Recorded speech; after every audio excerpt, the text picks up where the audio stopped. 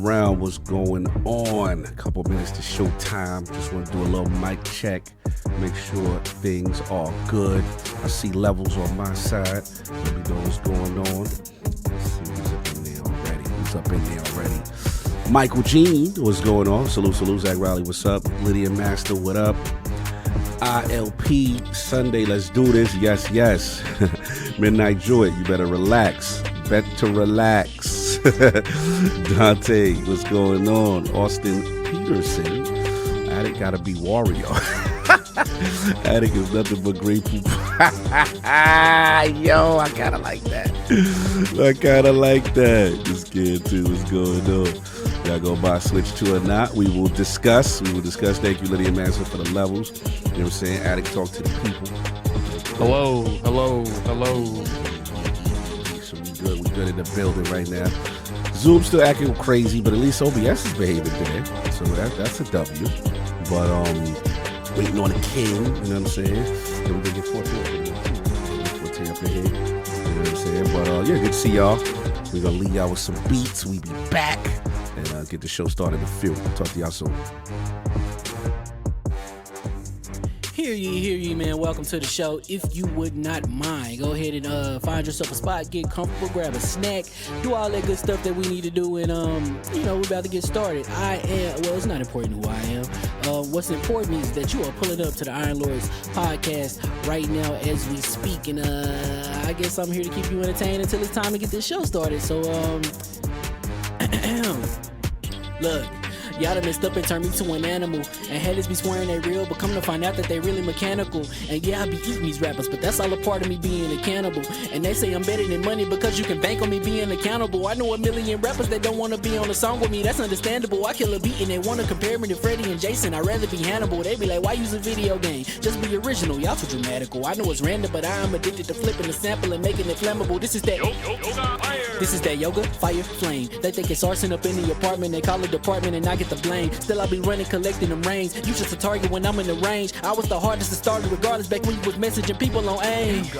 Check my vocals, all on Twitter, but I'm anti-social. Love my city, but I'm still bi-coastal. Let's switch that up. What is you doing? What I wanna do. Don't stop. No, that was dope. I'm just Keep that going. Look, I guess you could say that I'm very spoiled. For them to be your dogs, they ain't very loyal. But I ain't gonna hold you, I ain't here to boil you. You ain't gotta say it, I'm embarrassed for you. Always been a nerd, never been a loser. Making Voltron with a gang of cougars. And I'm going places, better tell a Uber. Cause it's pretty hard to sleep on Freddy Krueger. Let's do that again.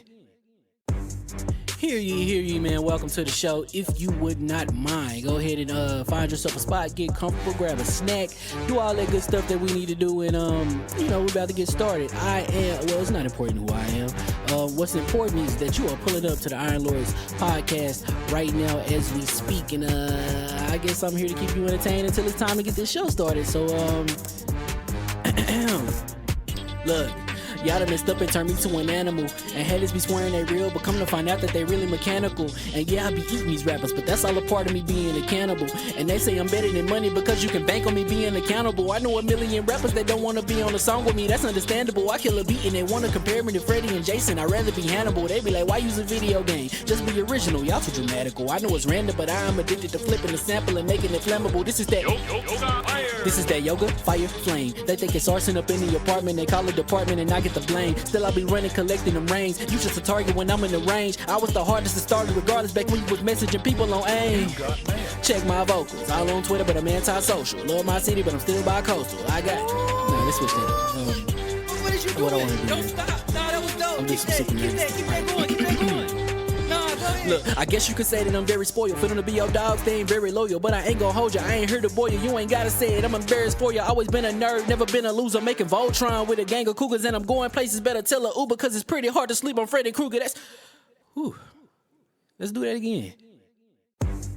Hear ye, man. Welcome to the show. If you would not mind, go ahead and find yourself a spot, get comfortable, grab a snack, do all that good stuff that we need to do, and we're about to get started. It's not important who I am. What's important is that you are pulling up to the Iron Lords podcast right now as we speak, and I guess I'm here to keep you entertained until it's time to get this show started. So look.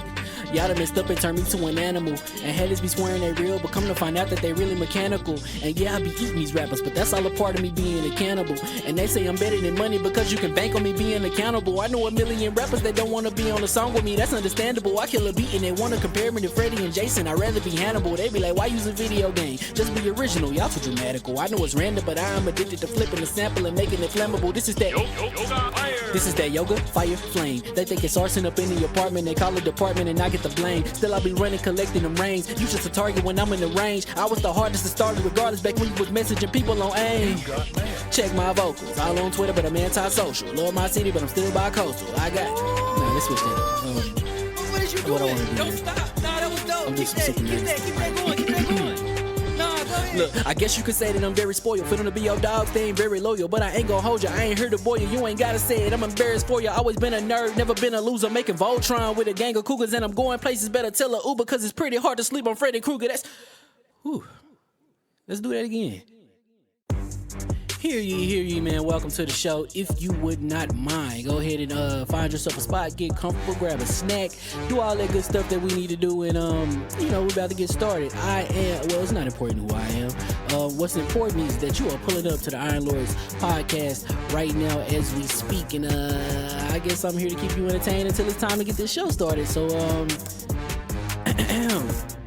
look. Y'all done messed up and turned me to an animal. And haters be swearing they real, but come to find out that they really mechanical. And yeah, I be eating these rappers, but that's all a part of me being a cannibal.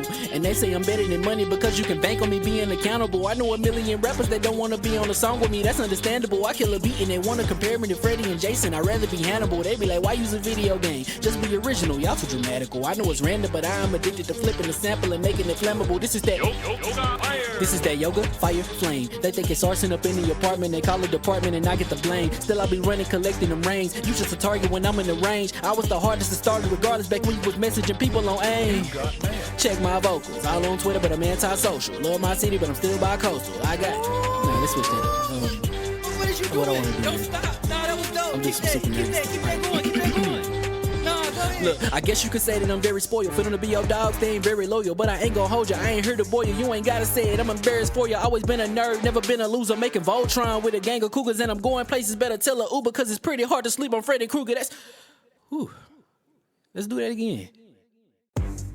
Hear ye, man. Welcome to the show. If you would not mind, go ahead and find yourself a spot, get comfortable, grab a snack, do all that good stuff that we need to do, and we're about to get started. It's not important who I am. What's important is that you are pulling up to the Iron Lords podcast right now as we speak, and I guess I'm here to keep you entertained until it's time to get this show started. So look.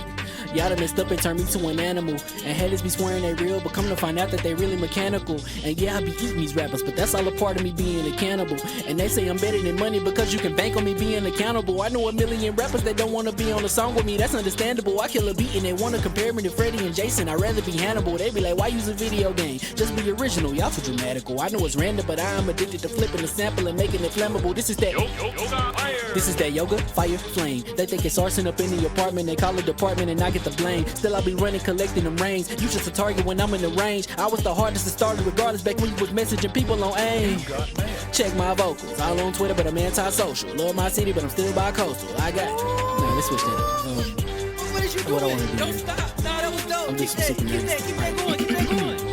Nah, go ahead. Look, I guess you could say that I'm very spoiled. For them to be your dogs, they ain't very loyal. But I ain't gon' hold you, I ain't here to boil you. You ain't gotta say it, I'm embarrassed for you. Always been a nerd, never been a loser. Making Voltron with a gang of cougars, and I'm going places. Better tell a Uber, cause it's pretty hard to sleep on Freddy Krueger. That's, whew. Let's do that again. Hear ye, man. Welcome to the show. If you would not mind, go ahead and find yourself a spot, get comfortable, grab a snack, do all that good stuff that we need to do, and we're about to get started. It's not important who I am. What's important is that you are pulling up to the Iron Lords podcast right now as we speak, and I guess I'm here to keep you entertained until it's time to get this show started. So look. Y'all done messed up and turned me to an animal. And haters be swearing they real, but come to find out that they really mechanical. And yeah, I be eating these rappers, but that's all a part of me being a cannibal. And they say I'm better than money because you can bank on me being accountable. I know a million rappers that don't wanna be on a song with me, that's understandable. I kill a beat and they wanna compare me.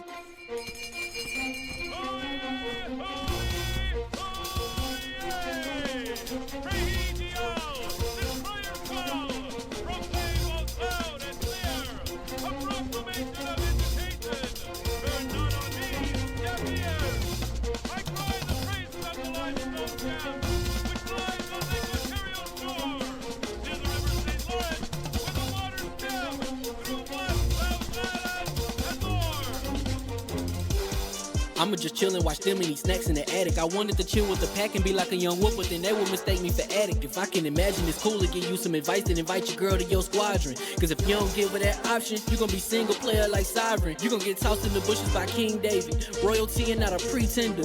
Detrimental to an elemental, what's an avatar to a knee bender? I gotta be me though.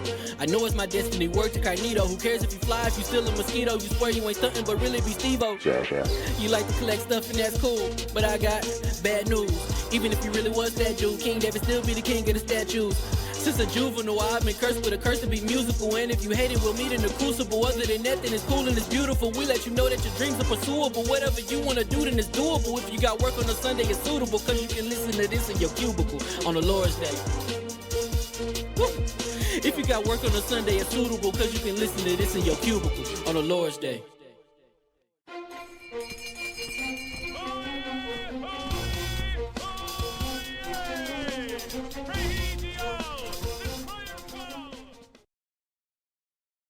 We're making sure the mics is right.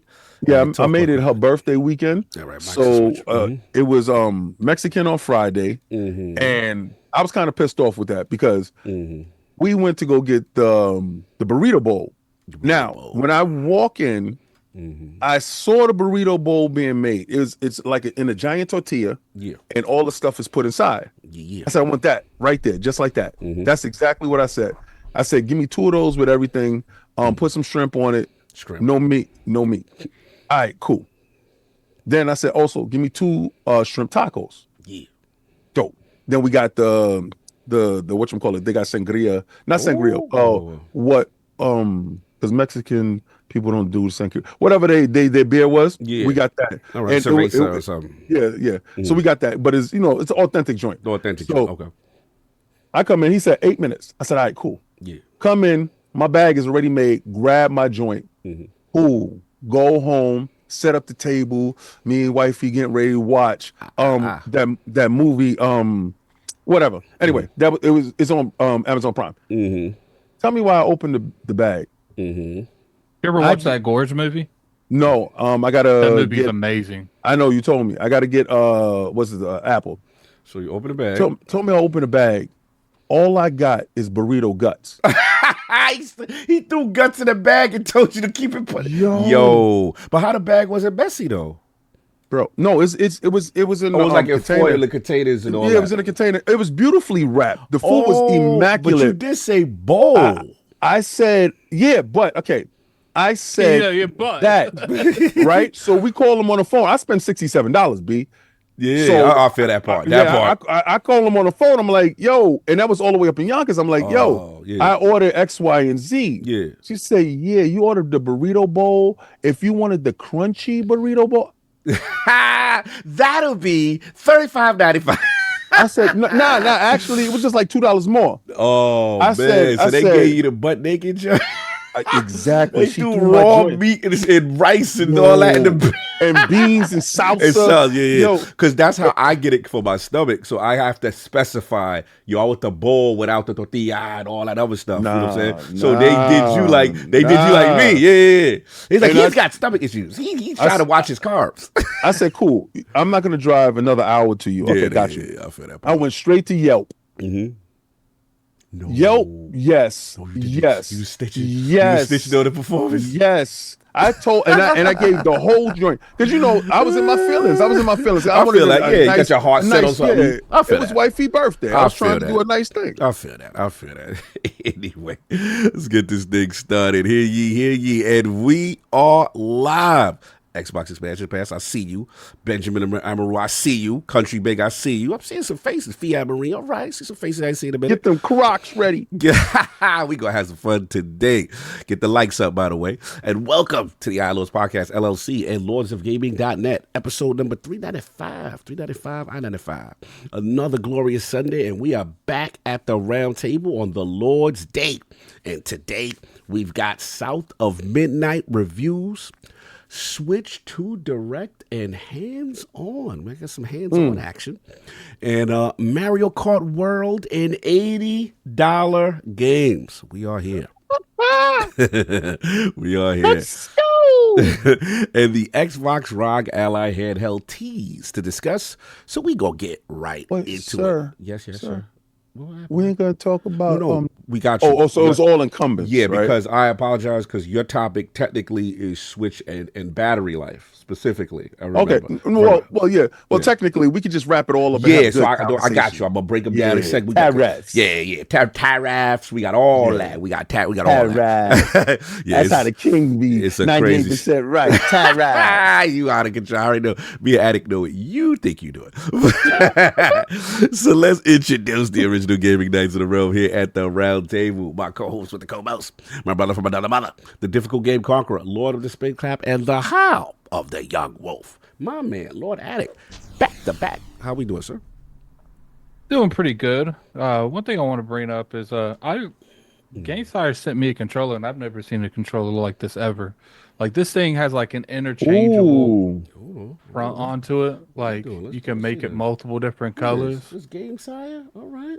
Yeah, I've never seen So a the controller face, like the this. face switches? How? What we doing? You got It face just plates? literally, it comes off. It's That's magnetic. clean. That's clean. It's magnetic? I like that. That's clean. Yeah. Yeah. We like that. We like that. Yeah. It's What else is interesting. I've never seen a So controller wait, like this. so it's just fashion. It's not functional. It's Yeah, it's more the for plates, fashion. right? It's just more for fashion, right? What do you mean the plates? The plates. It doesn't do anything like I don't know. No performance and boost and stuff. Yeah. It's more just, hey, you want to change the Oh look up. no, it's got like back pedals on it. Oh, and- okay. Okay. Yeah. No, I'm talking about Yeah. specifically the face plates. But can you get any face plate you want? Are they customizable? I am unaware if you can or not. Yeah. What about that charging dock though? It's got like what's that? Let me show that light up. Though. It's got like a little cool. I like see little that light up. Oh, Ooh, that that light up look is dope. clean. I like that. Yeah, Powering up. your camera is giving you a good angle. I wish I had that camera. Yo, you stupid. No, this is the camera. I'm using the camera you're on. I like. Oh, it's clean. That's clean. So what's they called? Who them? Sire? What they Yeah, called? GameSire. GAMESIR. Now this isn't an Xbox controller, unfortunately. Okay. But you can use this on the Switch. I would like if they use these. If they had these for an Xbox, because I feel like this. It kind of looks more like a. It looks more like a Switch controller than anything. Yeah. Because I'm wondering if this would work on the Switch too. Oh, you're looking at, so it looks like the Switch Pro controller like this? Yeah, a little bit. I mean, if you look at it. Yeah. Yeah, it got pro control Yeah, it energy. do. It It do do. got It pro does. control energy, no doubt. So besides the controller, what you been playing? What's been going on, man? I didn't really play anything this week, to be honest with you. All I did was watch. I've been watching the 100 again. Okay.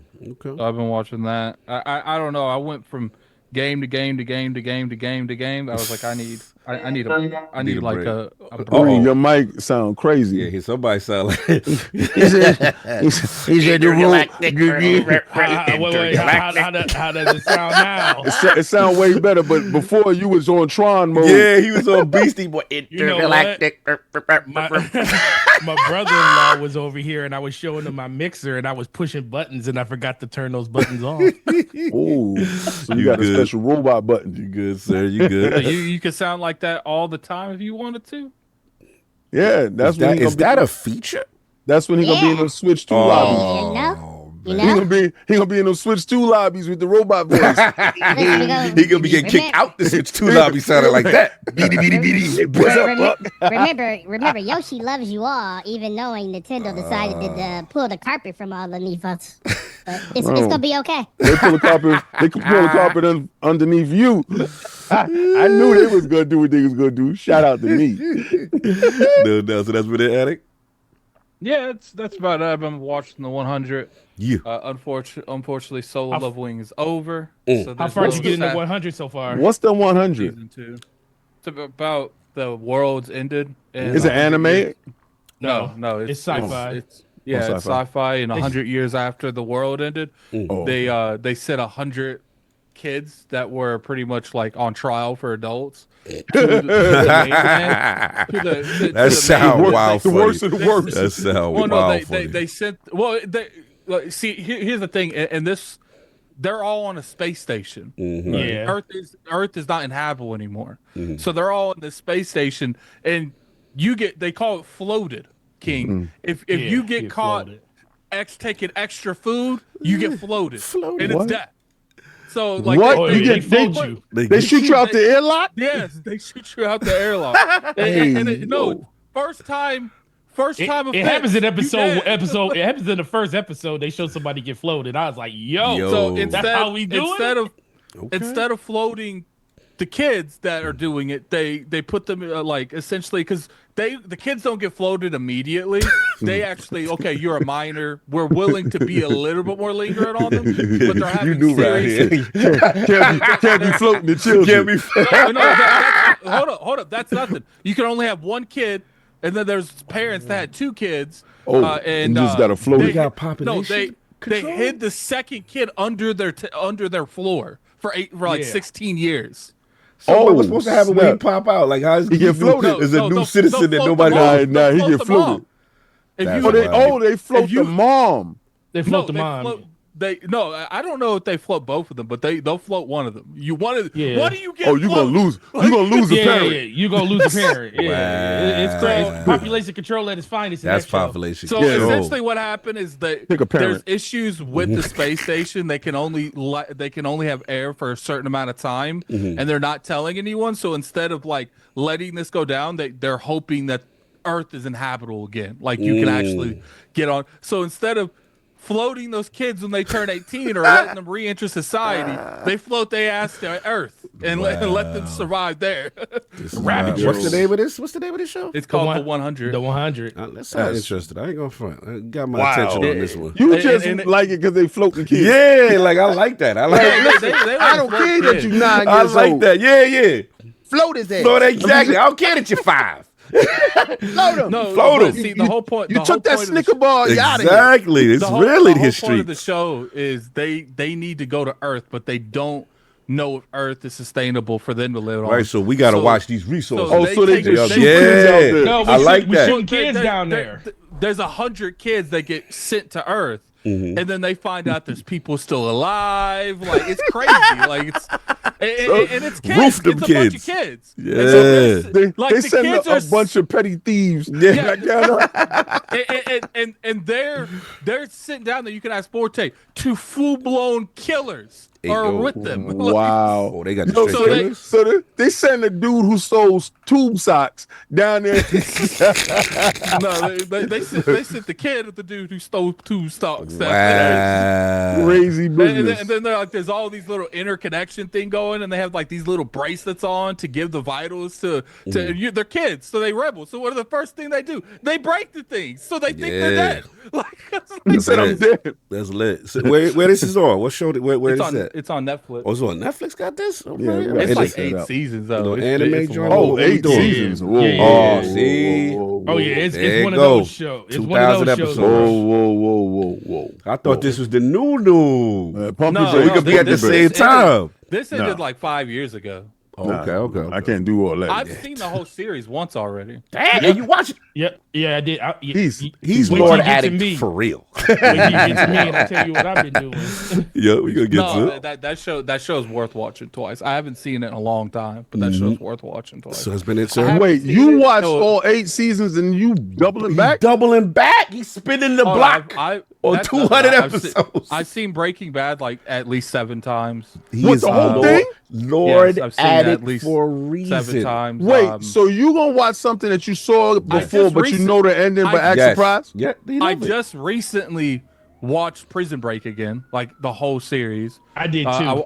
I watched Oz again. I haven't seen Oz in forever, and I'll watch that again. Yeah. Yo, you got the same 24 hours in the day that I do, right?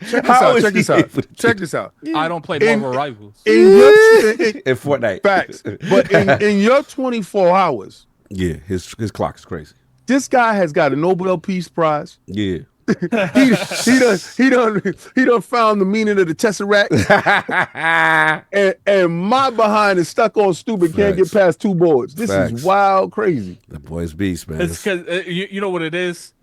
I have learned from Destiny that I cannot have a main boo anymore. Okay. This is what freed you up. Yeah, that's what freed you up. Yeah. You get the shackles of Destiny and things get accomplished in life. I don't need no Fortnite holding my hand and demanding my attention every 6 months. I don't need Marvel Rivals with its crazy, we're going to drop 1 hero a month thing. It's over. If you a Marvel Rivals person, you done. You ain't doing nothing else. A rival, I mean, a hero a month is wild. They just showed Daredevil yesterday. Yeah. Oh, they showed Daredevil? Yeah, like, as a character? No, it's a leak. If they get dead, it's word. It's over. Yeah, I retweeted that. What are you buying, Lieutenant Hulk? Yo Addict Snowpiercer versus the 100, which is better. 100 better. Snowpiercer is really good because Snowpiercer was a movie first. It had I like the movie with Chris Evans in it. And then the TV show's good too, but that 100. Some of the best TV that's ever been on screen, except for the last season. It's kind of Game of Thrones. I thought I would hear about kids being floated until today. I found out today that there's something I need to watch, but they 8 seasons in. So you know, it must have been wild successful too.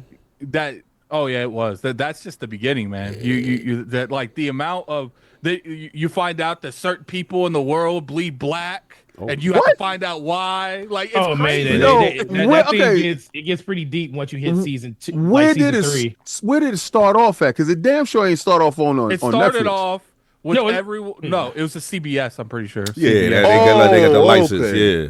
Okay, because I'm like, now I know damn well I'll be on my Netflix. Yeah, there's no way that would have said marketing. It's got a lot of Lost vibes to it. Wow. Yeah, it's got I like Lost. I like it. In the beginning, Lost was lit. I like the first season. Yeah, Lost was lit. And after that, they lost me.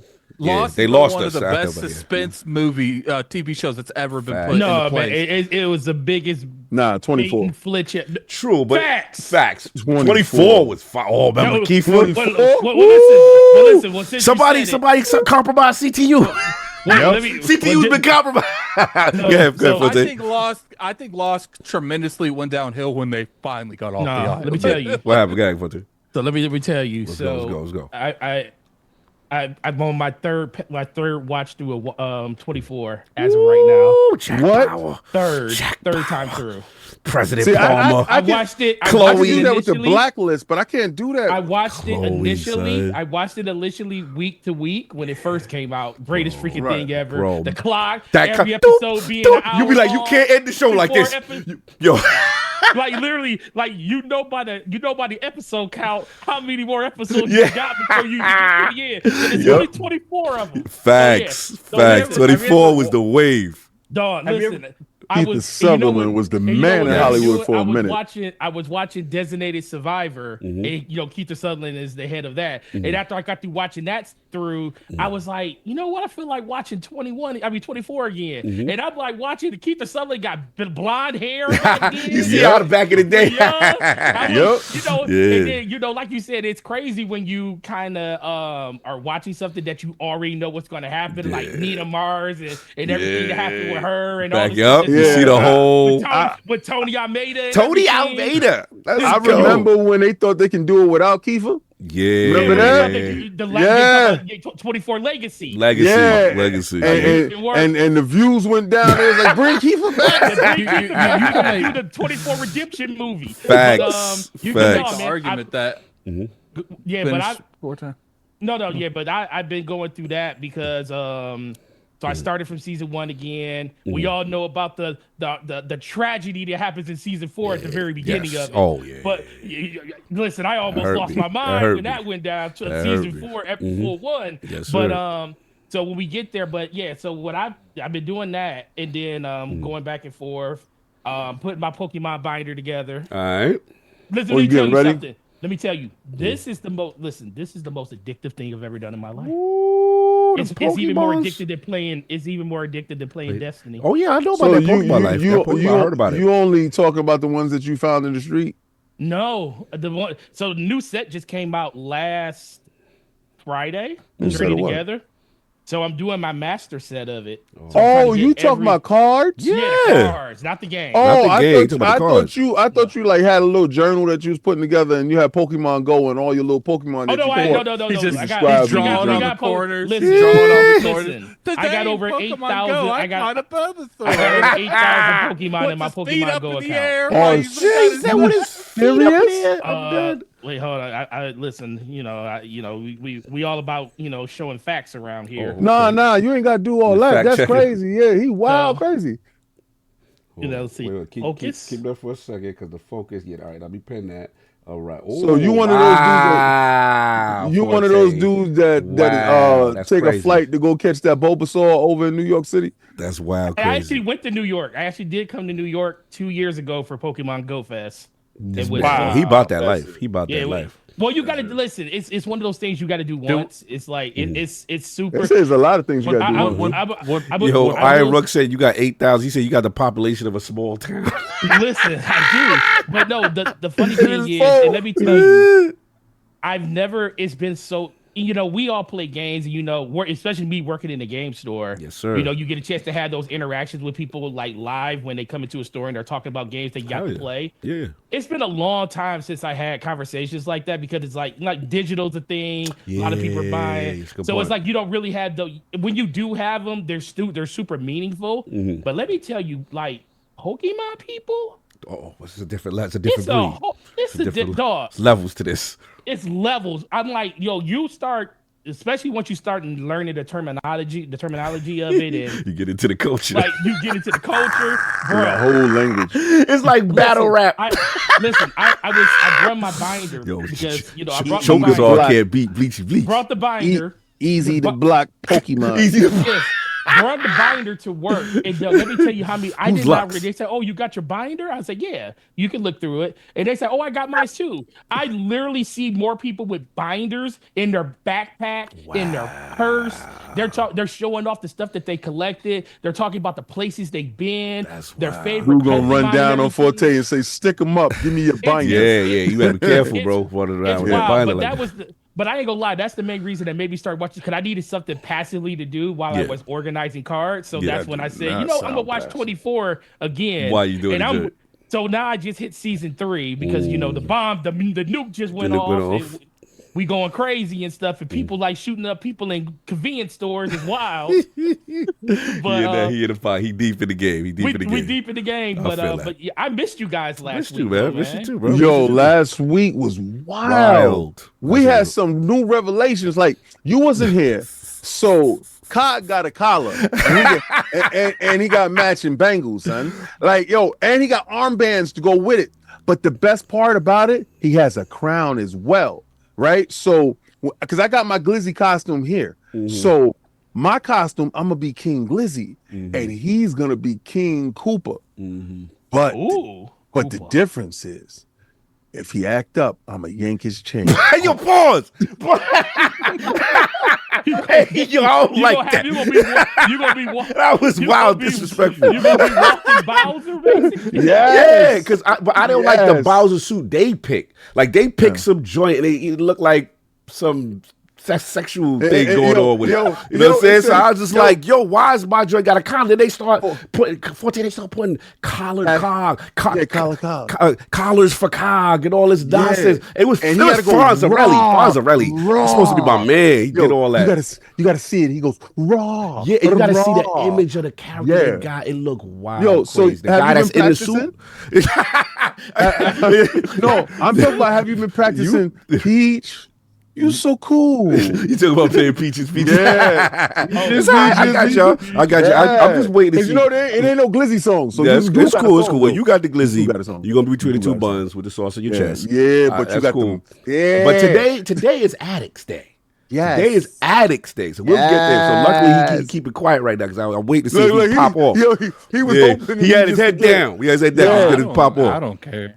You don't care what I say. But anyway, already embarrassed me. We gonna get the last 2 months. We gonna get to RoadToTokyo stuff. We just gotta get to midnight. What are you buying?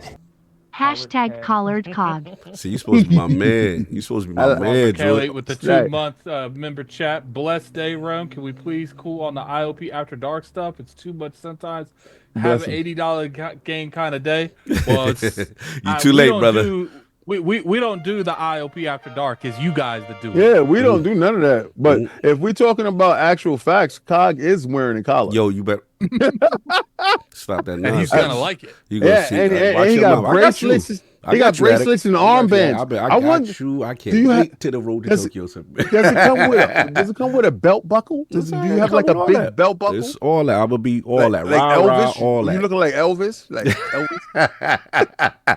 King Cooper in the building. That's what I'm doing. But anyway, shout out to my man Mahmoud in the building. Salute, salute, salute. You already know. And of course, now that we got through Fuente's intro, he introduced himself. Good to see him. And we got the incredible Hulk of this, aka the Access Gamer. Ooh. The prophet of Xbox. Swami. King of the statues, who demands nothing less than that premium experience. It is the ascendant one of the Xbox platform movement. Ooh. Beloved Lord King, how we doing, sir? I'm doing fantastic. I'm doing better than them Nintendo fans. Oh God, and them. Slander. Born in the USA. I was born in the USA. Do a lot of talking. Ha! Yeah. How you like me now, right? Yeah, you better watch out. Better watch out. Popping bottles is going to affect a lot of people out here. Me personally, I had a good conversation with Bill Gates over the weekend. Oh, yeah. Yeah, so I pulled up on Bill because he was out there doing his mosquito thing because it's mosquito season. So he was out there, crossbreeding mosquitoes, doing his thing. And I'm like, yo, Bill. They crossbreeding mosquitoes. Yes, he did. I got a question for you. These tariff things.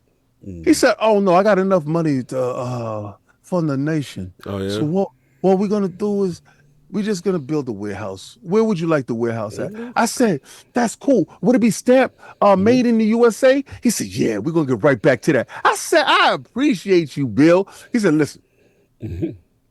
Xbox is gonna be the home of the brave. I can't wait, Bill. And then when King walked away, Bill Gates called security. Then I woke up and that part.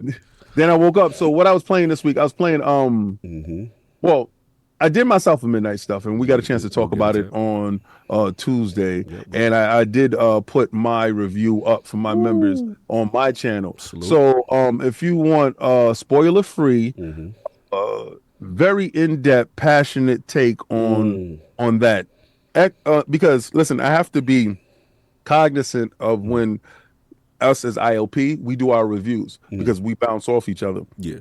But a lot of stuff that I did have in my notes and stuff like that, I did, talk to my audience about that and stuff like that because a lot of my family from my father's side is from North Carolina, and we do have ties down there. So, but I just want to say this, right, and just really quickly on that because I know we have the topic. For those people thinking it's like a black game, and I'm seeing a lot of people yell out like black pride and stuff like that, that I know you didn't play the game yet, because actually the South is made of many different colors, black and white, together, but it's really a game about classism. It's about rich and poor. So it's really not about any of the stuff that you may think it's about. So I highly recommend you guys actually go out and check it out before you making assumptions off of something that you've seen or may have heard. Because I had somebody tell me, because I tweeted it out, and he was on my tweet. He was like, I don't want none of that woke propaganda stuff. And I was like, I would never tell you to do something that's racist. Well, he kind of said racist. I said I would never tell you to do anything like that. If I can recommend something, I'm going to tell you to go check it out. And I think that conversation needs to be had. But this week I found out Marvel Rivals is on a tear. No. And they have direct competition with Fortnite. They took a screenshot head up. Wow, that's rare. They disrespected Fortnite.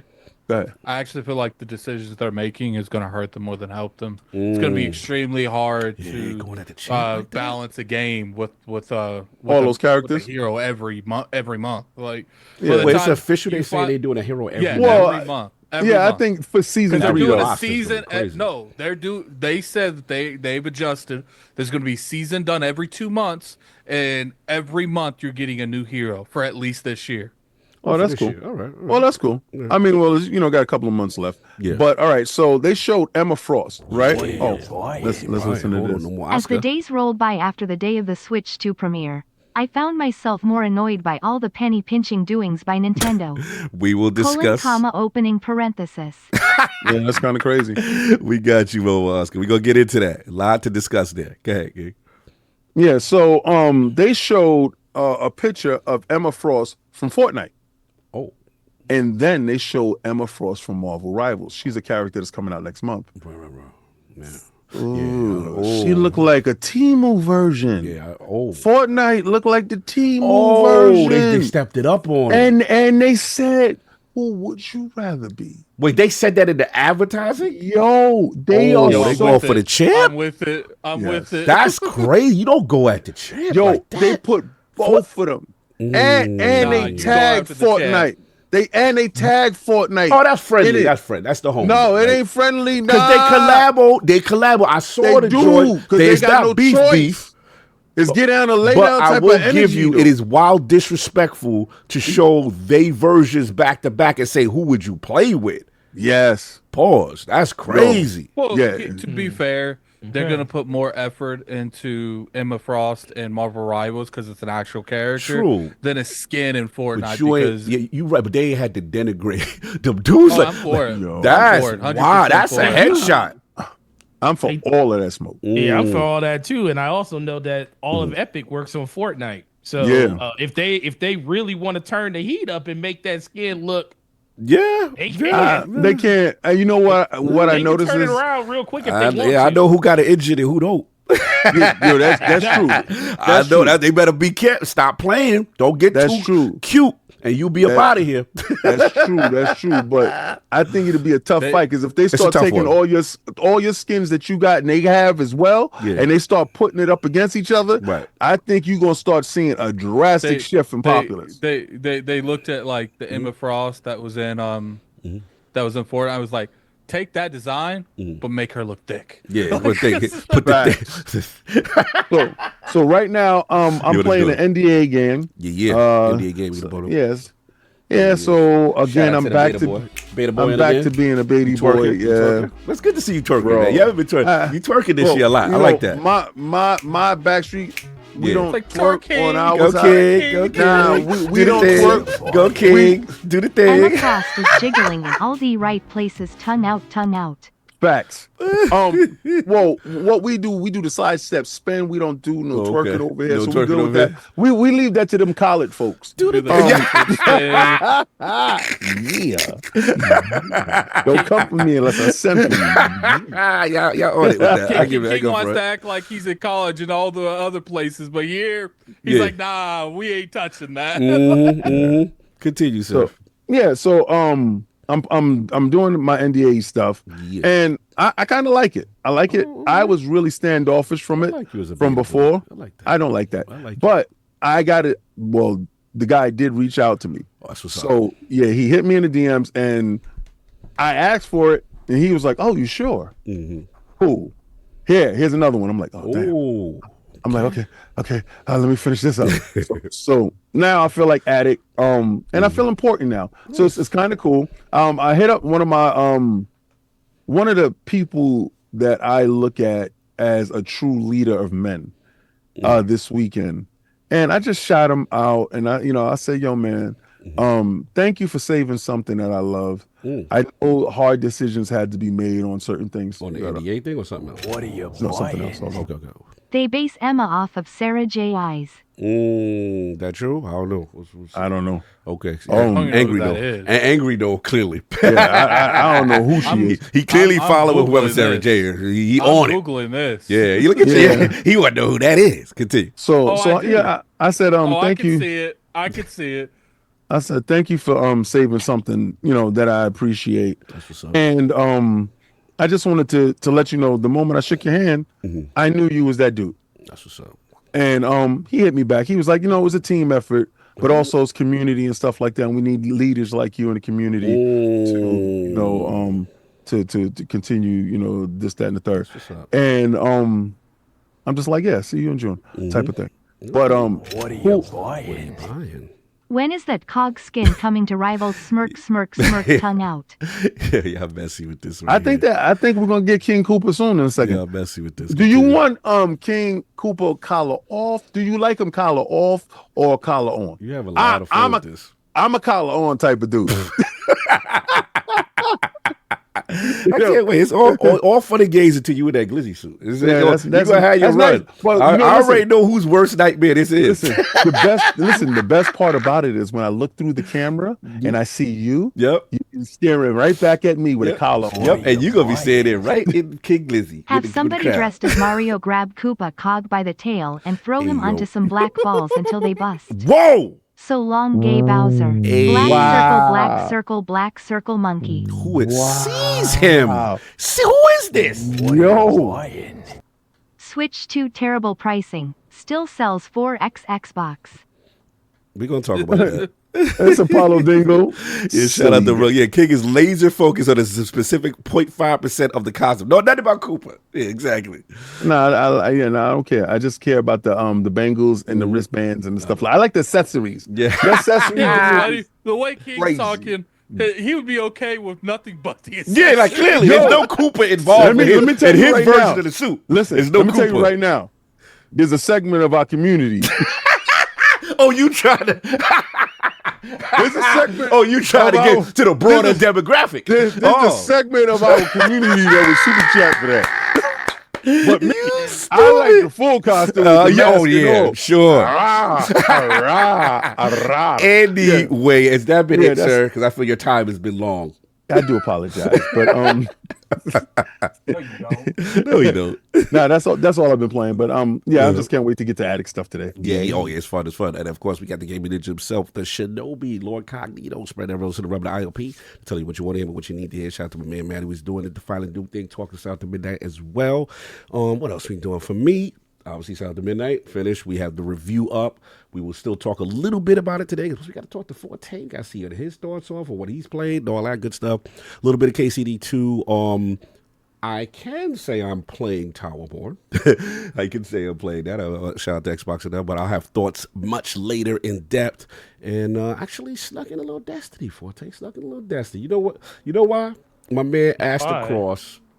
Our man Astrocross got me hype on just a specific Hive story. Whatever they're doing with the Hive right now is really cool. And I want to see where that's going. And then, when Bife's making videos again, and Bife's excited about just lore. Because we got to admit, Hive lore is the best lore. That's just, but yeah, it's really cool, that part right there. So I just want to see where that little story goes. They brought somebody back that we love, and I'm like, I like this. You know that meme where it says when in doubt, and it says like bust out the glass? Yeah, Hive. Like there's this Hive, Savathun, all that. Yeah, Hive. So I was like, all right, they hit that emergency Hive glass. I'm with this, and I like what they're doing. So I just want to know where that goes. And but enough about that. We do got a couple things we got to do to pay the bills. We got a couple things.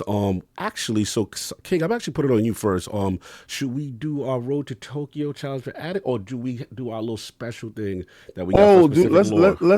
All right, we got a super chat coming in. Super chat. Forte, when 24 was on my kids' new Leave Dad Alone, he's in his bag. Jack and Palmer relationship was top tier. Facts. We are running out of time. We're running out of time. We're running out of time. He always yelling. Yeah. We're running out of time.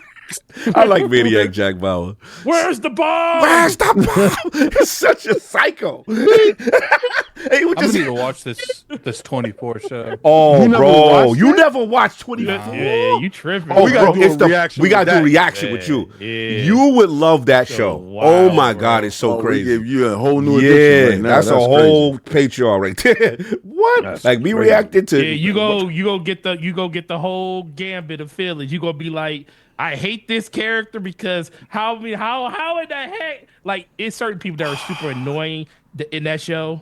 When I watch it, You and I'm ain't like, never wow. watch it too? Oh, that's crazy. But anyway, Dip Down don't watch anime. I forgot. Hello? Yeah. What's up? We hear you. Can you how many seasons there, Forte? 9. Oh yeah, I ain't watching. Too many seasons. No. Listen, you only really have to watch at least the first 4. 4. Yeah, about first 4. That's about it. You watch the Too first many 4. seasons. 9. Wait, That- did you that's- just say? that's- Wait, that's hold This on. fine. man Too just many. watched. Wait, Yes. hold on. You Get just him, watched Forte. 8 Get him. episodes, Get him. 8 seasons Get of him. of freaking Lost in Lost Space. 2 times. Breaking Bad 5 times. I'm just shaking my head. Beat 280. This man Hey, played Metaphor, beat it again. A 100-hour game, and just to do some special editing. I don't want to hear about he ain't got time. You can literally finish. You can You literally talk about the old me. I've matured. Nonsense. Not Since yesterday. Since yesterday he matured. I Oh my realized god. I was making mistakes. You realize what went wrong. Mistakes that could get you floated. Anyway, so King, I'm gonna leave it on you. We're gonna do our little That's special exactly thing, how they or say we're it, gonna too. get to the attic. Yes, Oh, let's do the Road to Tokyo thing. Our tribute to Solve, and a special shout out to Spoonie Love, one of the members, one of the founding people from the realm that's been here since we had like 20 people in the chat. Facts. Spoonie Love from up above. Love up He's above. in Japan right now. So let's check this. Let's stuff check out. this out, y'all. Need to see this.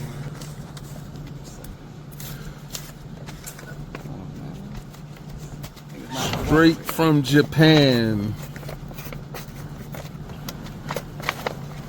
Got people out there that love you, that can't wait to see you. Yeah, I gotta see. Yo, this is amazing. Yes. Wow. That's straight from Japan. That's Spoonie Love from up Shout above. out to Spoonie. Yeah. Yes, I heard this. There's great things about this. I've seen it. People playing it on YouTube. Yeah. This is awesome. Oh my God. He said amazing. He Shout said out to he's Spoonie. he Thank said he's you, sorry man. about your pops. Thank you, He man. said he wants you Appreciate it. back. He wants you back, game, and he can't wait to meet you in Japan. Yo, shout out to Spoonie. Thank you. Now, a funny note, and I'm gonna say this: I have to get my disc drive because the one that I purchased, I gave the king. So I gotta get on PlayStation now and order that right now. But this will be getting played probably more than the show this year because I said I heard great things about this. I heard the hitting is something special. I want to really try that. So thank you, Spoonie. I appreciate you, man. I can't wait to see you in Japan. Appreciate it, man. Wow. We switching over. Yeah, shout out to Saul. Shout out to Spoonie Love. Oh, that's what's up, man. Baseball Jay, you pulled up on him.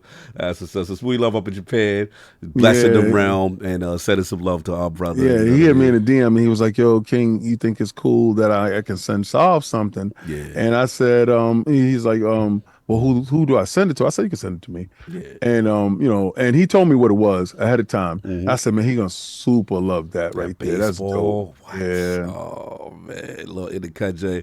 Shout out to Saul, man. Shout out Because to Spoonie had lost his father as well. Yeah. So he was like feeling it. He just, we got some dope people. in Abdul our says, community. King, how did you and Soft meet? He want history time.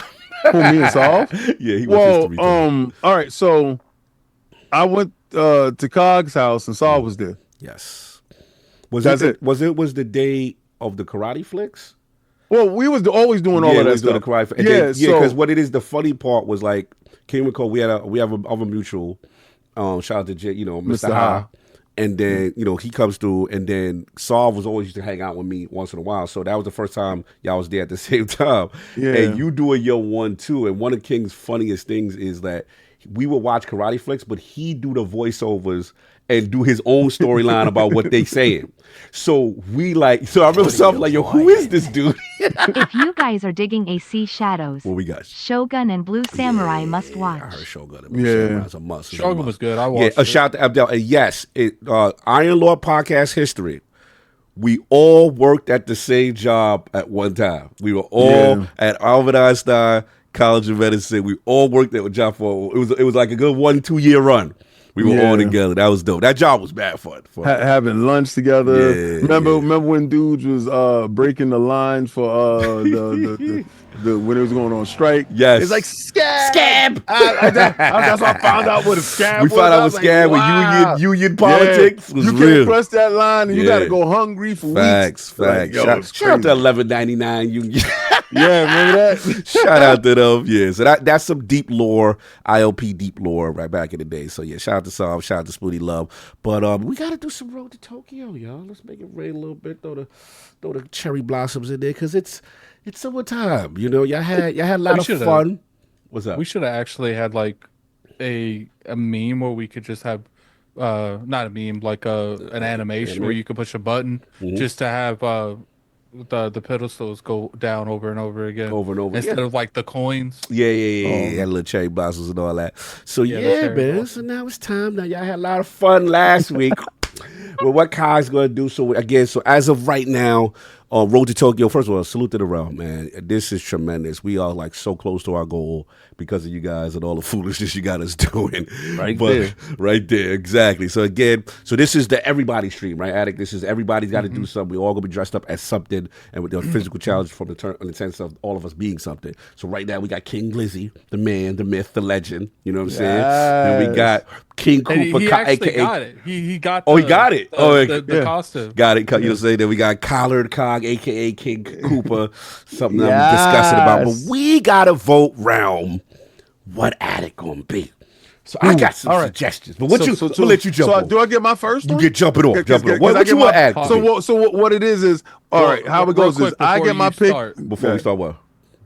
I still want Hargy to pick the fourth. Yeah. So, okay. Cool. Yeah. Put in the chat what the fourth is. Yeah, Hargy the nigga put the fourth. So I get a pick. You get a pick. Yeah. Addy get a pick of his own, and then Hargeet gets the fourth pick. Right. All right. So I'll let Forte pick mine. I don't think it's fair. I pick my own. My pick is a baby suit. Okay. All right. So with a diaper and a binky and a baby bonnet. I want the baby bonnet. So they got it in Amazon. Hey, Attic, could you bring up adult baby costumes? I cannot. Adult baby. I got my. Okay, you got your links. You gonna put it up? Because he gotta have the bobos and all that. You want the baby costume? Okay. Yeah, adult baby costumes. Baby costumes. So Ram saying Geef Attic should be careful. Okay. They got suggestions. He gotta have a baby bottle and all of that. So you pulling it up, Attic, or you going, or you just okay? So you're gonna share that to the realm and see what we doing. So we doing babies. That's what you want to do. I got my suggestions. Let's see. We can make them float too. What are you, boy? All right, here we go. Attic wow. Oreo. All right, so go off for a second. Go off for a second because it looked like you. Wait a second. Where'd it go? No, he switching it up, right? No, he posted it. He posted it. He took your sharing off. Yeah, he told me to take it off. No, I Why said does go everything up. Addict has to do involve freeing his nipples? No, his nipples ain't gonna be free on that. You're gonna see. I'm gonna show you. That's what we doing. I'm gonna show you. I'm gonna show you, man. I saw it and laughed in my car and almost crashed. I was like, oh man. I was like, that's too much joy. All right, so I think you went down too much. You went down too much. Go up. Yeah, okay, hold on. That's one baby. So go up again. The next level. This is all. There it is. There it is. Which one? It is. Go down. There it is. That one right there. The one, right next to him. This one? Nah. Which one? Yeah. This one? Okay. So you want this is your choice. This is your selection. Yeah, because I like his little feet like that and that little diaper and that little binky around his head. So that way he ain't gotta have his nipples out. I will say that I don't know how realistic it is for me to sit down with that on. That's gonna be interesting. Oh, so you like the other one with the diaper? All right. So long as it's a baby costume. I put it on. Right, I don't care. So Attic, I'm gonna send you something in ILP chat because I figured, you know what I'm saying, I got something for you. I was like, one thing that, you're a guy that likes platformers, you know what I'm saying? And you always clamor for platformers to come back, but I want you to get another platform. I think this would be perfect for you. So blow that up. I put the link in there. I want you to. Let's show this one. Let's show this. Show this for the people. Yeah, I think this would be good for you. I think you know what I'm saying, because you was really into it. You was doing your little rah like a Dungeon Dragon. So how about we get you literally as Spyro the Dragon? Like, look at the head. Look over there. That's where I want you. I want you just like that. I want. Yeah. With the tail, you go get it. Keep it when he get low. I like the one where that's how I want. Spyro. Your Forte laughing. I want you Spyro, son. That's how I want you, baby. You down with Xbox? Because they said you not down with Xbox. Or if that is, it's a second option, backup option for the realm. Because a lot of times people were happy with you during the whole Xbox putting their games everywhere.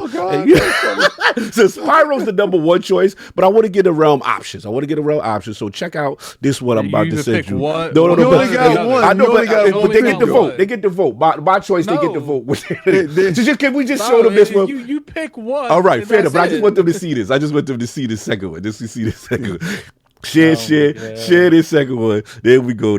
Share that to the joint and then to the left. We can have options, but I think number one definitely is gonna be Spyro. That's what I picked. You know what I'm saying? But you have been deemed the mustard heart, and I think also that's the other option for you. Option B. You know what I'm saying? Just in case, because you're real spicy with your mustard heart. You know what I'm saying? But so I leave it to the realm. Do as you must. Do as you will. You know what I'm saying? But if y'all like that Spyro, he can get raw, he get low with it. You know what I'm saying? Or if y'all feel he a mustard, whatever y'all want to do, I'm just putting out options for the realm, just in case we got. What are you picking, Forte?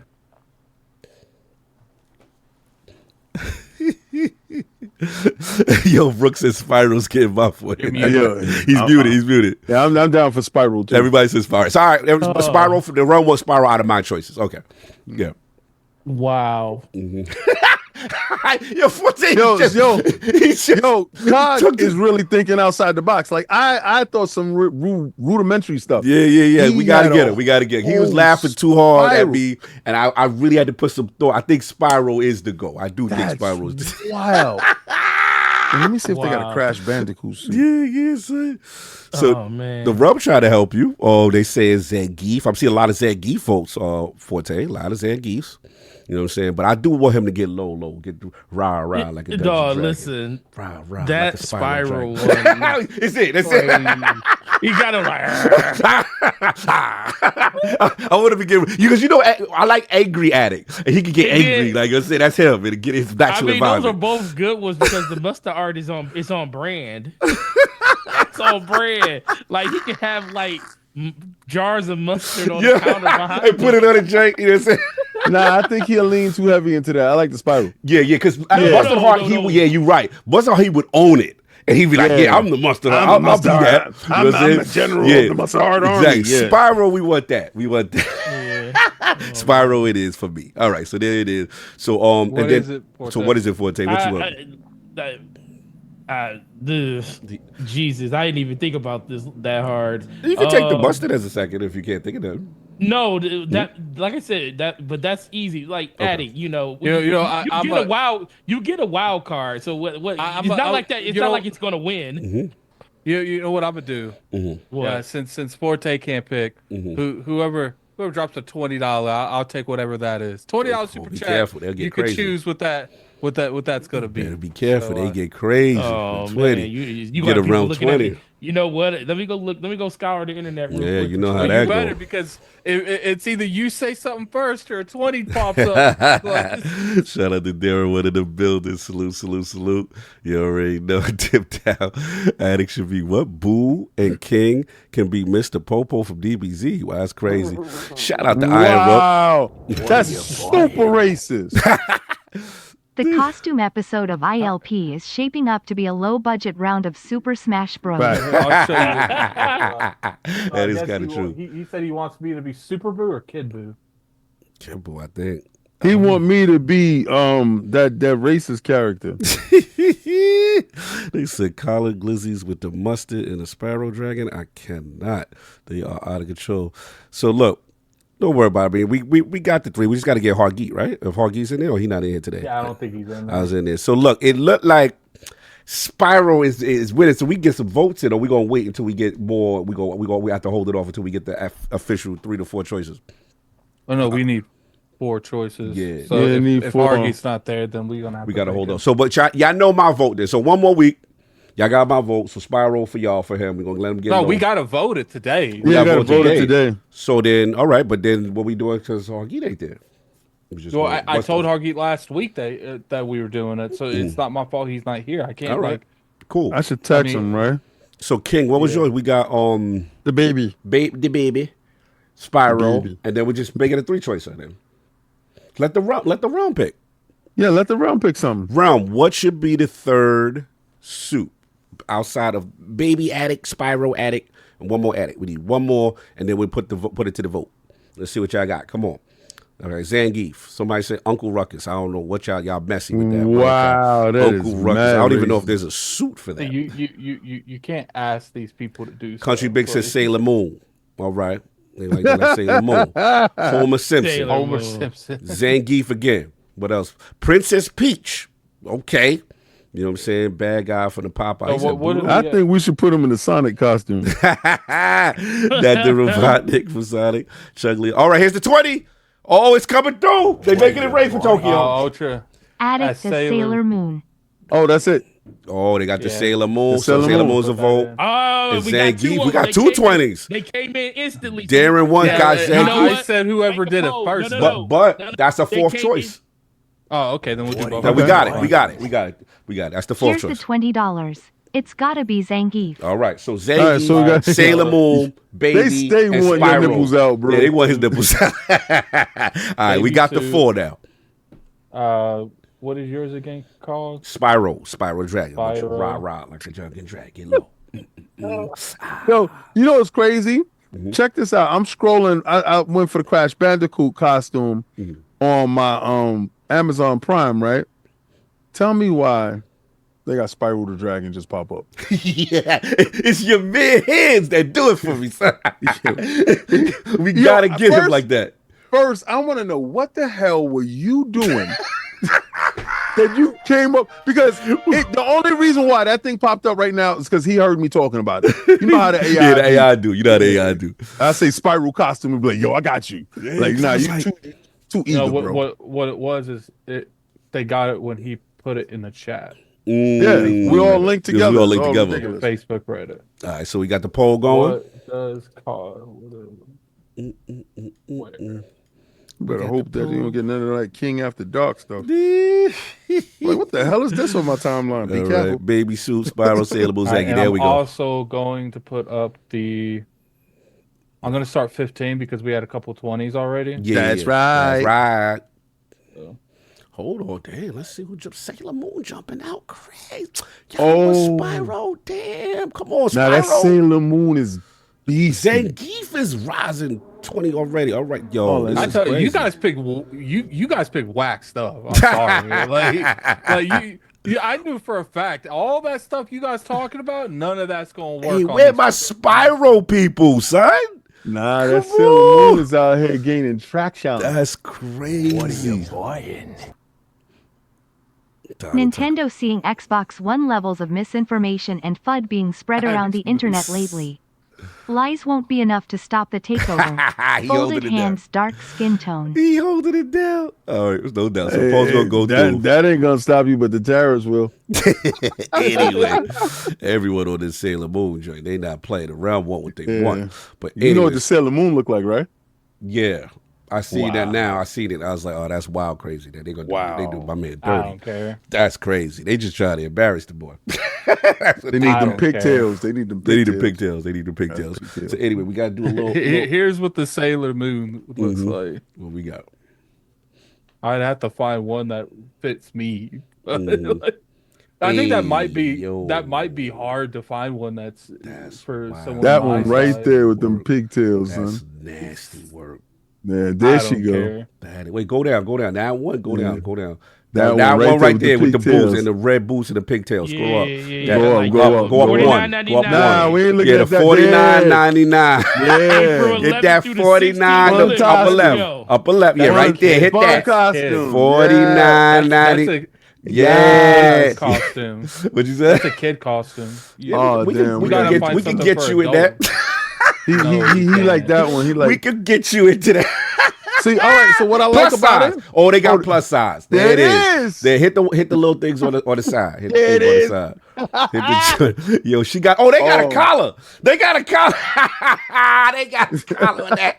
Yeah. Y'all gonna be the Collar Brothers. The collar brothers. Y'all gonna be the Collar. Oh man, that's nasty work. I think that's the dude off Street Fighter. Isn't it? That's they said there's a plus size. There's a plus. It's on deck, son. It's on. All right, Spiral's on coming up deck. the second. Yo, He Sailor had Moon is wear winning by a fishnet landslide, stockings, bro. That's The with fishnet stockings was the problem. Is Yeah, he got yes. Had my man on the corner with the red boots. No, I actually don't think they have costumes for that dude. Nah, we gonna find it. Don't you worry. for Zangief, all he does is wear red underwear and his chest out. Yeah. Oh, I don't know anything about these characters. And Anyway. was it a Street Fighter? I don't play Street Fighter. Okay. Anyway, look, got some LogNet business we got to take care of. LogNet time of the month. Salute to all in the realm that have contributed. That Sailor Moon winning by a long shot. Yes, what about LogNet? We'll get back to it. Let me just take care of LogNet, Scribe them up. So, yeah, man, first shout out to the entire team out here killing it, putting out good work, some great new additions to the squad. And, yeah, we got to celebrate with one particular scribe who went above and beyond last month. Absolute tear. Thought-provoking pieces with the resurgence in the retro scheme. And, oh, the super chats are coming in crazy. Let me pause it for a second. It's going to be wild. Let's see what's going on. Give me a second, y'all. I don't hear them. No, I heard the because they're about to come. Trust me, they're about to come. Yeah, here they come. The member chat is what went off first. They'll be up next. I just paused it for a second.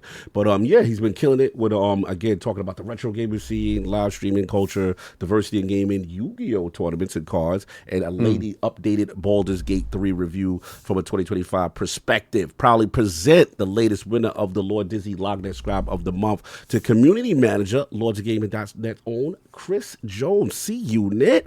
So he couldn't be here, so shout out to C-Unit, but he did give us a little speech. So I'm just going to read it real quick paragraph. He said, once again, the MJ of LogNet is back. Apologize for not being there and no video this time. A lot of things going on in the background in life. Great to be selected once again for Scribe of the Month. Trying lots of different types of articles and seeing what people like. Everything from Sweaken in HD, Remaster Review, DEI in Gaming, Cozy Gaming, and the resurgence of retro gaming, plus much more. Look for more reviews and some cool stuff in the future. Everything day by day, right? But appreciate the team and all the support LogNet and ILP has shown me. Shout out to the team and everyone. I'll see you again soon. I know we're going to get to all that other stuff. I see you laugh. We still got LogNet stuff, so I'm ignoring what's happening until we finish the LogNet stuff. Also, our secondary, no, we can't do it because we're not finished. And our secondary LogNet award, honor of the month, my brother, kind of the nurture the talent, you know what I'm saying? Shout out to the editors and everybody behind the scenes doing their thing on the site. He said, this is kind of like a nurturing award, people who teach and give the lifeblood of the site. So the editor is not only from our OG from the early days, but he's honest voice of the editorial team and our developmental plans. Also our Amtrak, a seller travel agent. We proudly present the winner of the Lord Dizzy LogNet editor of the month to the video producer of LogNet and communications officer, Lord Petey Leone. He has prepared a speech for the realm. How you doing, everybody?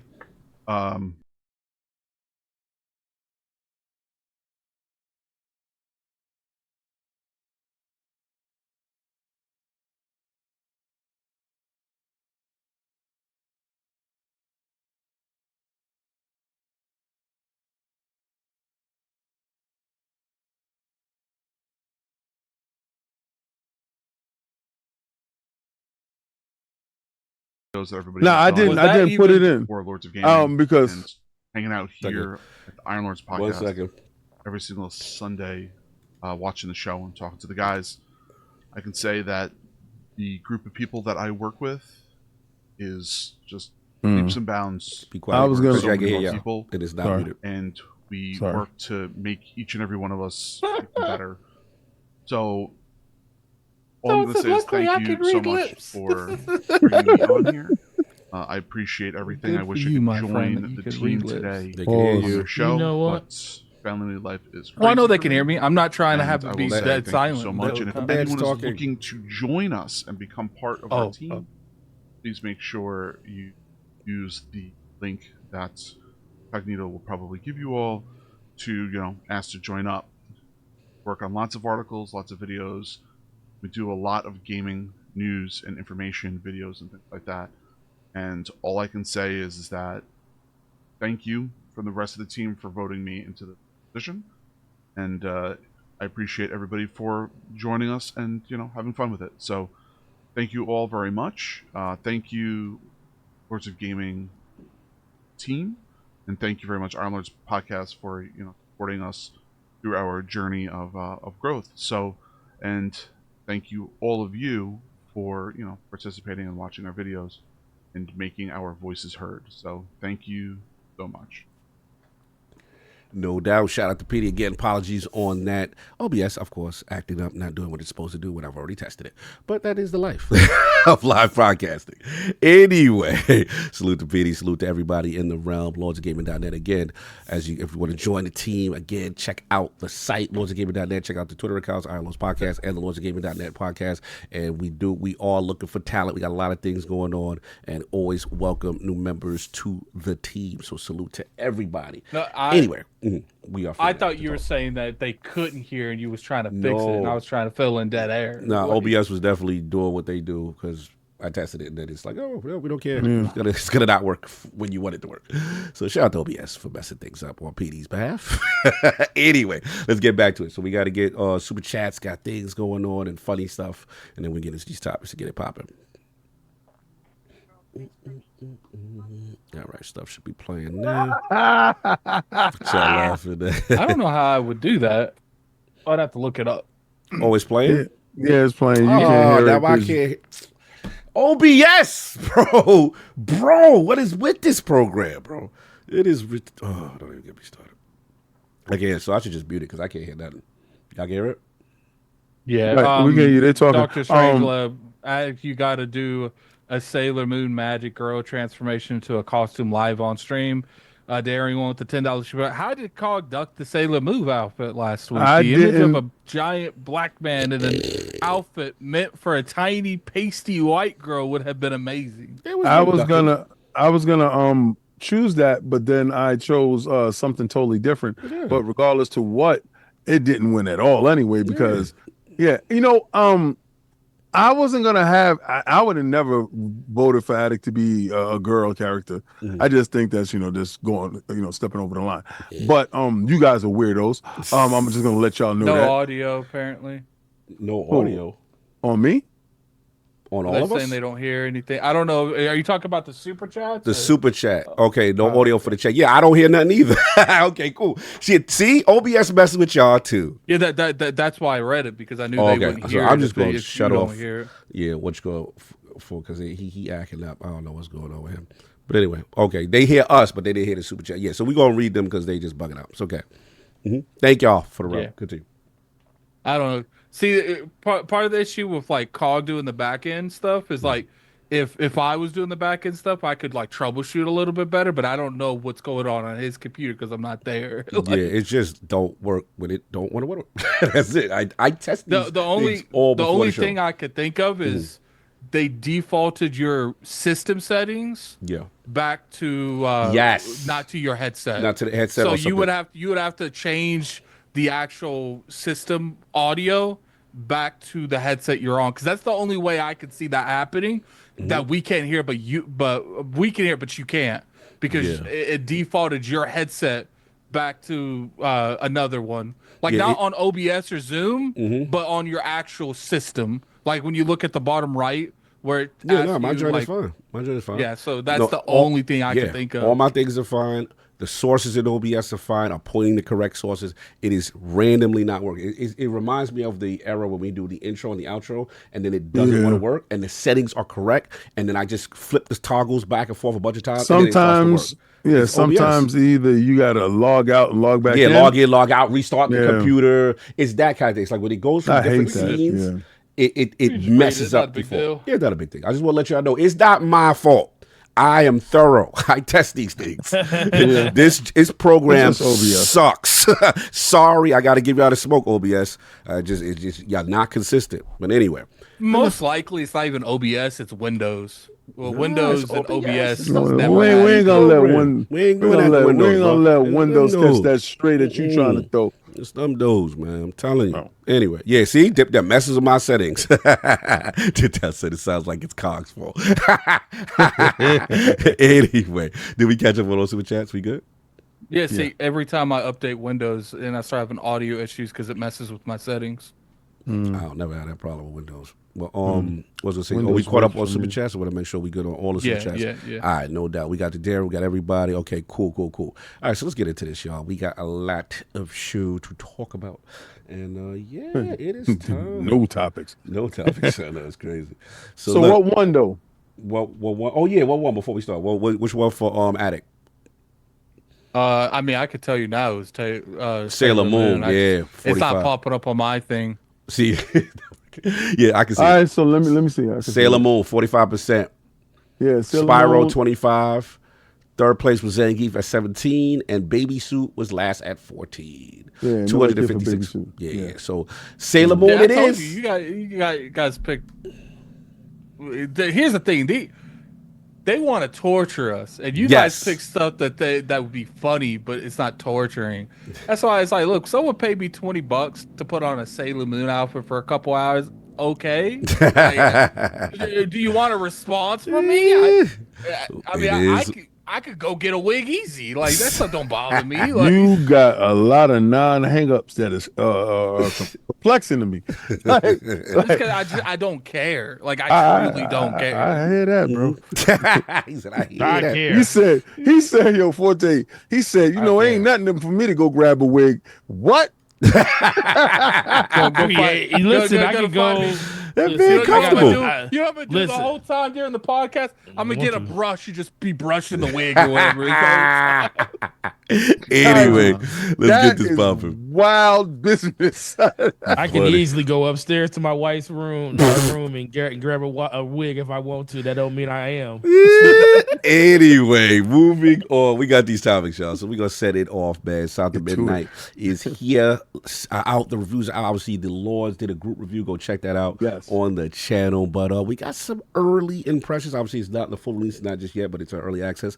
And sitting currently at a 77 Metacritic. So I wanted to bring this to the realm, how we feel about the industry reaction, our thoughts, and then also future of compulsion. I want to talk about that as well, as far as the results and stuff like that. Let's start with Forte first, because obviously we did a group review, and I didn't know if you got a chance to play it at all. Yeah. Okay, cool.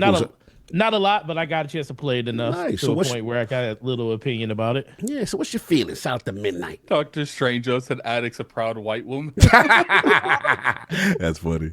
I like that. Hey, that's hilarious. Listen, clauses were invented for a reason. Oh, don't do that to my boy. Don't do that. Wow, crazy. Let that man live. Let everybody live their life. If he want his free flag to fly, let it fly. Let everybody live their life. Listen. It's great. You love it. I like it. I don't know. You like it. I love it. You like it. I love it. I don't know, man. It sounds like you kink shaming. Because Attic like to wear a wig in his part time. Let's do it. You don't know what I do. You don't know what he do. Listen, I'm gonna tell you damn well for sure. I do not.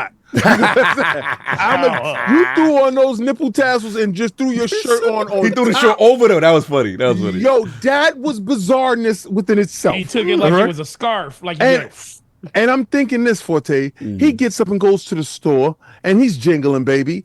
And he gets a bag of potato chips and a drink. And the guy behind the counter, he puts his money on the counter, and as he says, "Have a nice day," and he gets a glint of what's going on under his shirt. And the guy's like, That's my guy, Attic. They know about Attic. Anyway, so Forte, South of Midnight. Your thoughts? What you played? How you feeling? Tassels right now, King. You don't know. Hey yo, Yeah, yo. That was wild listen, work. all we did was send it. Is We that didn't how say you- that you can only have a one-time use. I'm pretty sure those stickies have been Definitely reasonable. ILP after dark. So let's continue. I did realize that those wings on that Batman shirt are sticking out a little bit on the ends. Little extra elevation on them.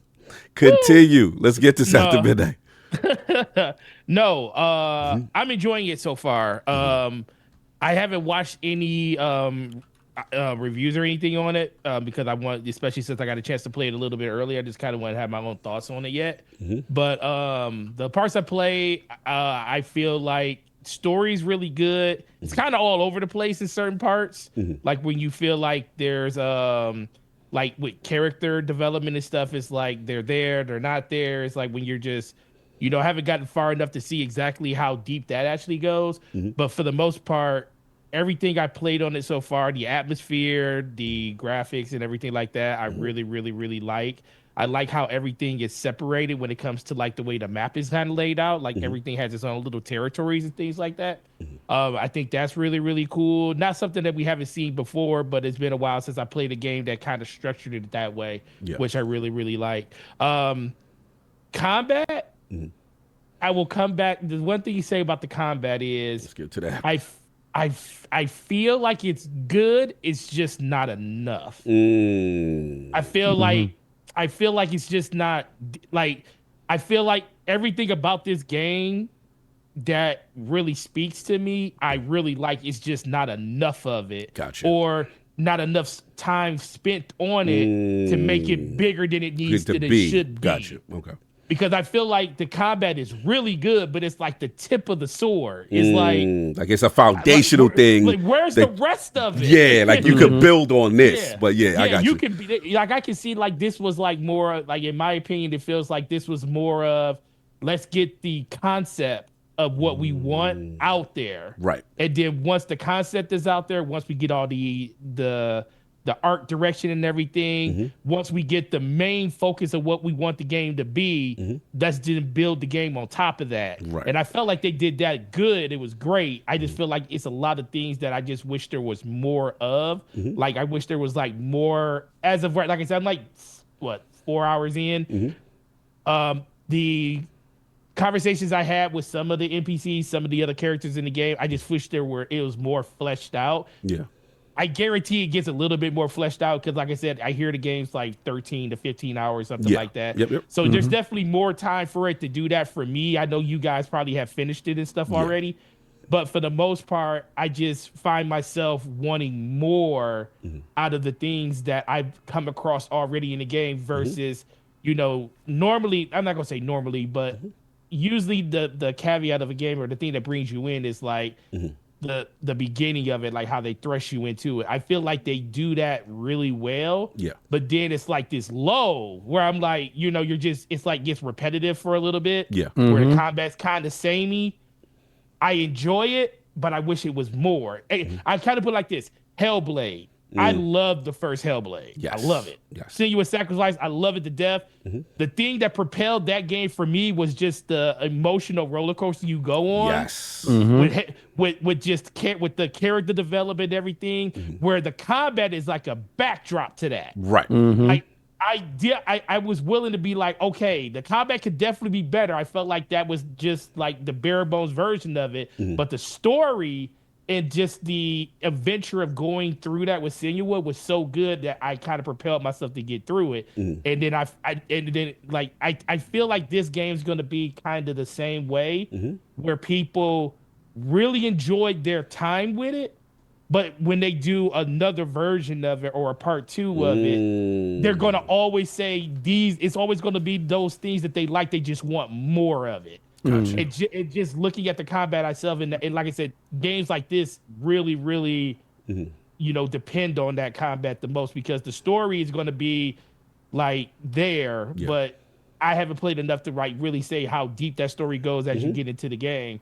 I can just only focus on like the thing you do the most which is the combat, and I just wish it was a little bit more than that. fleshed out. I don't have all of the abilities yet. I know you get more and more stuff as you go, but for some people I talk to, they say, yeah, it kind of gets to a point where it kind of stops and it kind of plateaus, and you just kind of wish you had more of that too. And you kind of get that early in the game, because it's not like AC Shadows where you start out the game and you're like, you see what the potential of your character is, and then they pull it away from you. Then you kind of see the drastic difference in like, wow, I can't wait to get back to that version of me. And then you kind of going through that. But as of right now, 4 hours in, I really, really enjoy the game. The story is really, really cool. I think the overall ambiance is really great. Yeah. The first thing I did when I turned that game on is I turned that freaking stop motion off. You don't want the autistic vision? No. You want that anyway in your platform? Part of me feels like it doesn't turn it off for her. It just turns it off for the world around her. Like I still feel like you still kind of get that that jittery effect with her when she's like traversing through the environment. And it's still on in the cutscenes, but it's only in gameplay where it's cut off. Yeah. Gameplay where it's cut off. So that's the first thing I turned off. I was like, yeah, this got to go. I feel like I'm moving at 2 frames per second. We got to turn this off. But outside of that, everything else about the game is great. And, you know, I just don't, the thing for me is I don't want people to like look at this game as like, okay, it's a Game Pass game. And I think it's more than that. I think, you know, that's kind of been like an anchor for a lot of games, especially when people feel like it needs to be more to it. Yeah. And I think this game could fall in that, but I think they did a good enough job to actually entice you to want to be in that world and experience that world. It just needs to be a little bit more fleshed out the next time around that they do it. But we'll talk about it even more when we get to the spoiler. What do you mean by it's a Game Pass game? You know what people mean when they say Game Pass game. No, actually I don't, because Xbox puts all their first party titles there.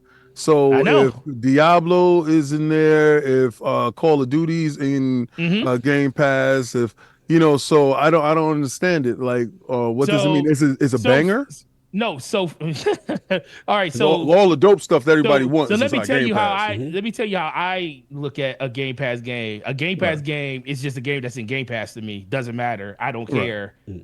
If I ain't got to get Xbox, I told people years ago, if Xbox gives you I said, people was like, oh, it's a game. I said, listen, we can complain about if a game is good or if a game is bad. We're not going to complain about the fact that people don't want to pay full price for games, and you guys act like you guys do, and nobody really truly does. Everybody's rich. If that was the case, people wouldn't walk in my store every day or walk into retail stores every day and ask people like, hey, can I get a deal on this? No, because nobody wants to pay full price for anything. But they don't say that they're premium gamers and they're going to buy everything in there? No, screw that. Gamers? Nobody listen. It sounds good on camera. Oh, that's right. I thought everybody. How about this? Do you got that used? Yeah. See, that's you said you deal with the real life people. Well, listen. I want to. People you hear. I want to support the developers, but then you want to walk into the store and not support the developers because they got it for $5. So that's just echo chamber. That is social media. Okay, I got you. That's all. So for me, a Game Pass. Yeah, Game Pass game is just a game that's in Game Pass. But as the young kids would say, that's cap. For the people that we're talking about that say Game Pass, it's always like, this game. For every 2 or 3 games that hit Game Pass, that's like really, really good. You're gonna have like 3 or 4 that don't hit that mark, and they feel like it was something that they just wanted to rush out there. And we're talking about games like, they're going to say this game was probably rushed out there because it could have been a little bit more added to it, and that might be true.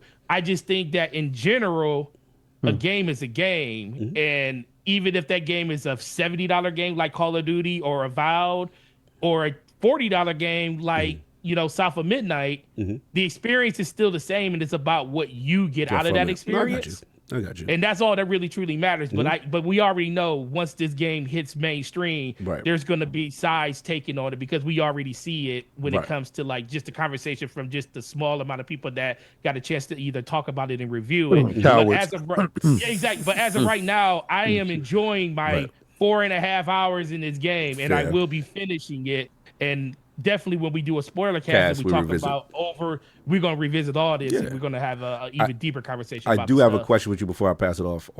Yeah, I wanted to get, because obviously I know you just started pretty much getting into it, you're playing, but I do want to talk about obviously the Metacritic, right? The Metacritic right now is sitting at about a 77, right? So the talk is, and this is something that I think me and Maddie actually discussed in reference to compulsion, right? And yes, you know, with this type of reception, right? What happens? Is it a situation where you think, you know, some people may be worried, like, yo, it wasn't necessarily a 90 Metacritic. People say it's solid, it's good, but it's not like great. At least that's what, you know, kind of somebody says. It's a good game. Not that it's a bad game, it's a good game. So the question is, what do you think happens? Remember, this is their first one underneath the Xbox banner. What do you feel like the future of compulsion holds? Will they be allowed to make a sequel? Do you think they get put on something else?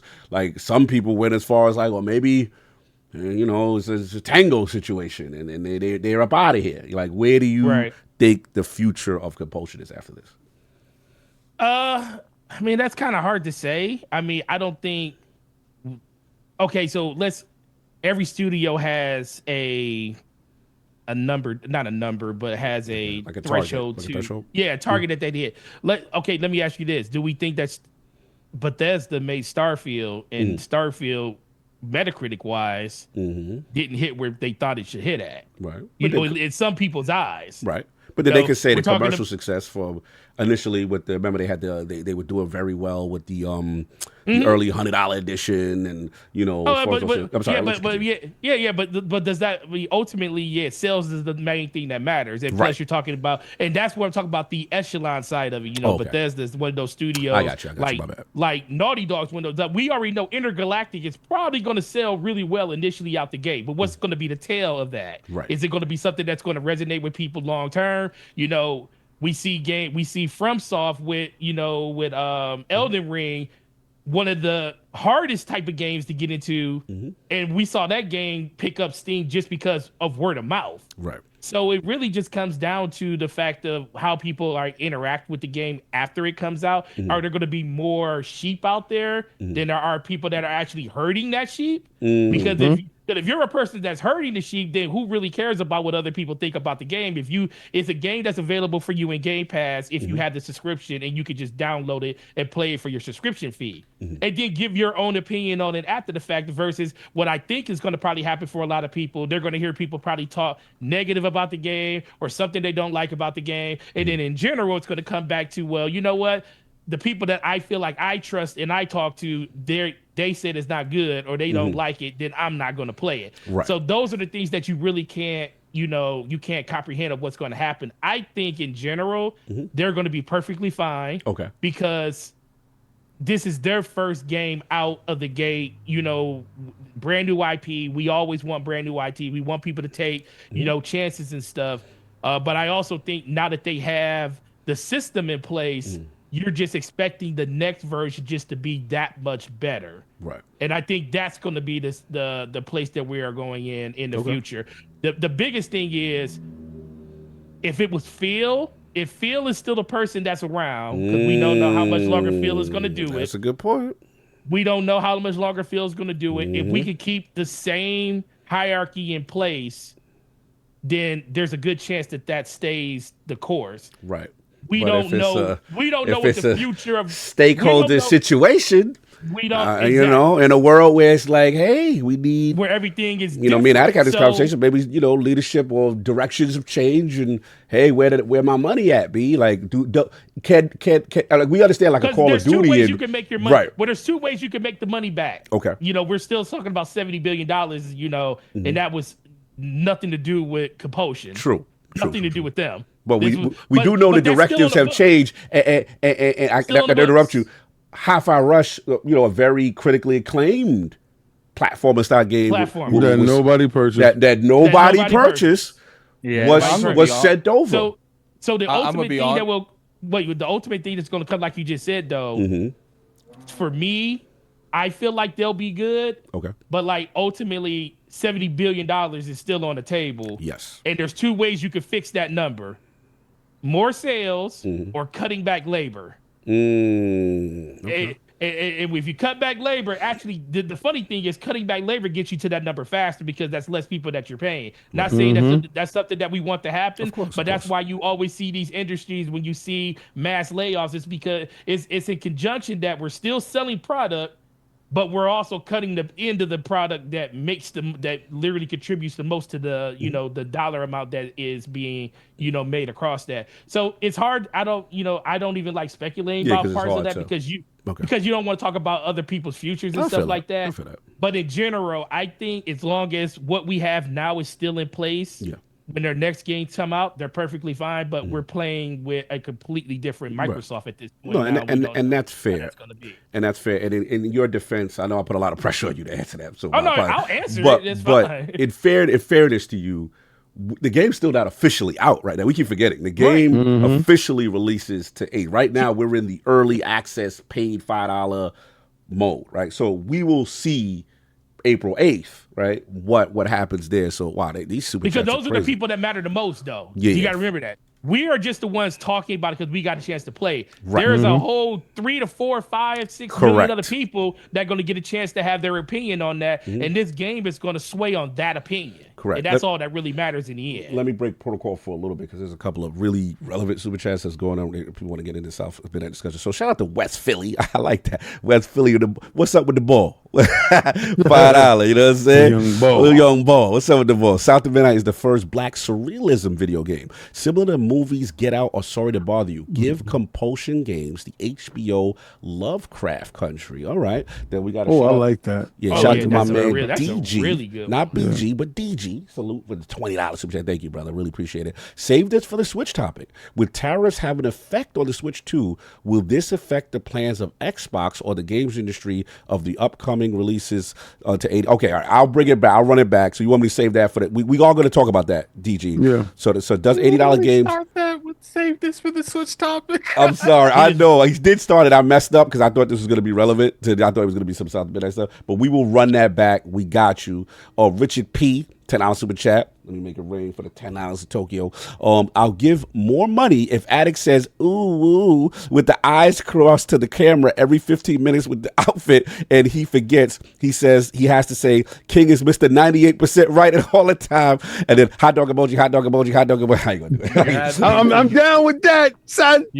You had me until you said the King thing. That's where I did. So he said he will wear a wig, do his cross-eyed business, woo, but he won't say King right 90% of the time. Because I only speak facts, not fiction. So. You don't want to say 98% right? Shout out to them tariffs. Yeah, just say the smaller number. Say he's only 2% of the time wrong. It sounds better. Sounds way better. Sounds better than 98% right. Here's the thing when it comes to like the South-Midnight thing and like the direction of the studio. Yeah. I don't know. It depends on because I do think there was a lot of variables that people don't take into consideration with the Hi-Fi Rush thing. You know, the person who started that studio left. Yes. Took a lot of the bets with him. Good point. I will say, even with that, in my opinion, that was their only Japanese studio. They should have just rebuilt and not shut down. But that's just my opinion on the matter. They shut down like Roundhouse Studio, didn't even make a game yet. They shut down a bunch of Bethesda studios. So it's just like, I look at something like this, I don't know. It just depends on what Microsoft's expectations was for this project. If they were expecting, look, we would just like to make the money back we put into the game, no more, then I think the studio's safe. Here's the thing. They said last year they were shifting more focus on bigger AAA games. They said that about like Fallout, Starfield, Elder Scrolls 6. They said that last year. So it's just like, does that mean going forward, or does that mean that what was actually in development or what the plan was? Was there a plan of making a South-Midnight 2? Does that change if there was a plan to make a South-Midnight 2 because they are doing different direction? Going multi-plat, does that mean they are willing to take more of those risks making those things? Because we got to ask too, is South-Midnight coming to PlayStation or the Switch? So I think it's looking better for the studio if those games do come. It's looking worse if they don't. Because if they don't, means it was so bad they didn't even want to spend the port money to get a port to get it to the other platforms. I mean, we still waiting for a Hellblade 2 port that supposedly had happened and ain't happened. And we kind of got an idea that, maybe financially, I don't know how well it done. They didn't talk about the numbers, but it is interesting that Hellblade 2, people have been saying it was coming and still we ain't hear nothing. Well, I mean, Indiana Jones was announced like a month. So, true. But I mean, we kind of got the inkling, and then obviously the Jeff Keighley thing or whatever. But no, I'm actually agreeing with your point. But what you were saying. Mm-hmm. So I think if I were to put like a number on it, I would say it would be like 70-30. 70% chance they stay around, 30% chance they don't. Because I do think it's higher than like a 10% thing, but I don't think it's like. I don't think it's a 50-50 thing. I do think that Microsoft will take stuff into consideration. What kind of layout does Compulsion have? Do they do a South of Midnight? That was my question. Was kind of built from the ground up for South of Midnight. Like, I used to know a bunch of people at Compulsion. I don't know anyone at Compulsion anymore. So if they don't go with a South of Midnight, the studio is built for that type of game. So do they restructure again? Depending on where they go from there, I don't know. Like, there's a lot of variables that we just don't have. In my personal opinion, I think the studio will be fine, but it's also one of those things. It wouldn't surprise me in 6 months from now we hear that they've been the studio's been shut down. Oh wow, okay. And I got a follow up question to you. If they, according to you, if they do survive, do you think? Let's just say I'm just gonna put out some fake energy. I'm just making stuff up. Let's just say it comes out. And they still don't do nothing commercially crazy. Like, it comes out on PC, and it's like, all right, middling numbers, whatever. If the studio is allowed to exist, right? Is it a situation? Do you think that they will be forced to kind of be like, yeah, all right, now we're gonna put you on support, or you go to work on another type project that we think is a little bit more profitable as opposed to this very, beautiful art style and, this very, Lovecraftian kind of experience. We want to kind of push you into the, more profitable style of a game kind of thing. Do you think that could happen? Or do you think they're allowed to just do whatever they want? If they don't work on a South of Midnight, I do think they will be turned into a support studio. Okay. Because it's like I said, like if you go from this to like a different type of game, people don't realize, like, especially if you change game genres, you have to hire people that's used to making games in that genre. Like, look what happened with the Fable thing. Like, they made a whole other team to make Fable instead of shifting the people already making Forza to Fable, because they knew that there are some people that's going to be able to cross make both games, but they knew they needed more people with expertise on making a style game like Fable, and that takes time. That takes a lot of time. So that probably takes a year of that anyway. I love the chat. The crazy part of this chat is, like, the same people in here going to be saying doom and gloom are the same people when we talk about this Nintendo thing. They're going to be in there with W's in the chat. They're going to be in there popping bottles. I keep the energy on everything. Look, do I think South of Midnight's going to sell amazing? No. Do I think it's going to sell decent? It could. Because we saw Hellblade 2 didn't seem to do that hot out the door. And we had the same energy with Hellblade 2, did we not? Correct. We don't know what the future of... Because these are conversations. Stop acting like every week we don't see studios getting shut down. At that time with Xbox, they weren't as this full steam ahead, no red lines Xbox when Hellblade came out. So with that thought process, you're looking at a different viewpoint when it comes to it, because like it's not apples to oranges, right? This year Xbox is not the same as last year's Xbox. Completely different. And I know dudes is gonna say, King, you just sticking up for the home team. Yeah, my home team. I don't know about you dudes. But I didn't want to jump in your segment. I just was saying that part at it or Forte, whoever was still it was talking. Attic. It was Attic. No, it's like it's just a realistic, like, things like this happen, guys. I understand you guys want to, like, put your heads in the sand, but we're in a very trajectory, explosive industry right now. We're in a results business, right? There's people make studios, they want to make money, right? I mean, we can't ignore that part, right? Like, and they spent a lot of time on this game. It wasn't a couple years. Sure, maybe full-blown production was maybe 2 to 3 years, because that's generally how that works. But they spent about 6 to 7 on it, and overall, right? That's money. Well, look, fair enough. And again, in fairness to the chat, because they're a little upset right now, is I got y'all. Don't in fairness to the chat, the game is not out officially. It's only out. He said this used to be fun.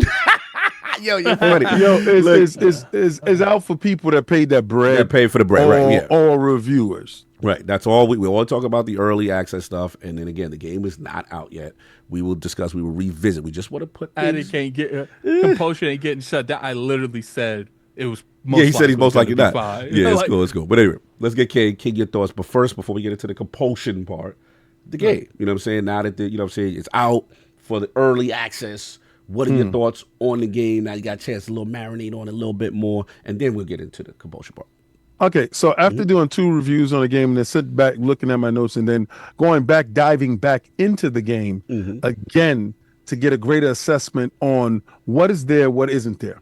All right, so my game of all time, everybody knows, is The Last of Us 2. Yes. Now, the reason why is probably one of my favorite games. It's my favorite game, is because it was a character that was introduced in the beginning that I absolutely hated, and they did a flippo changeo, and I wind up loving that character immensely in a protective way that I didn't want anything to happen to the character.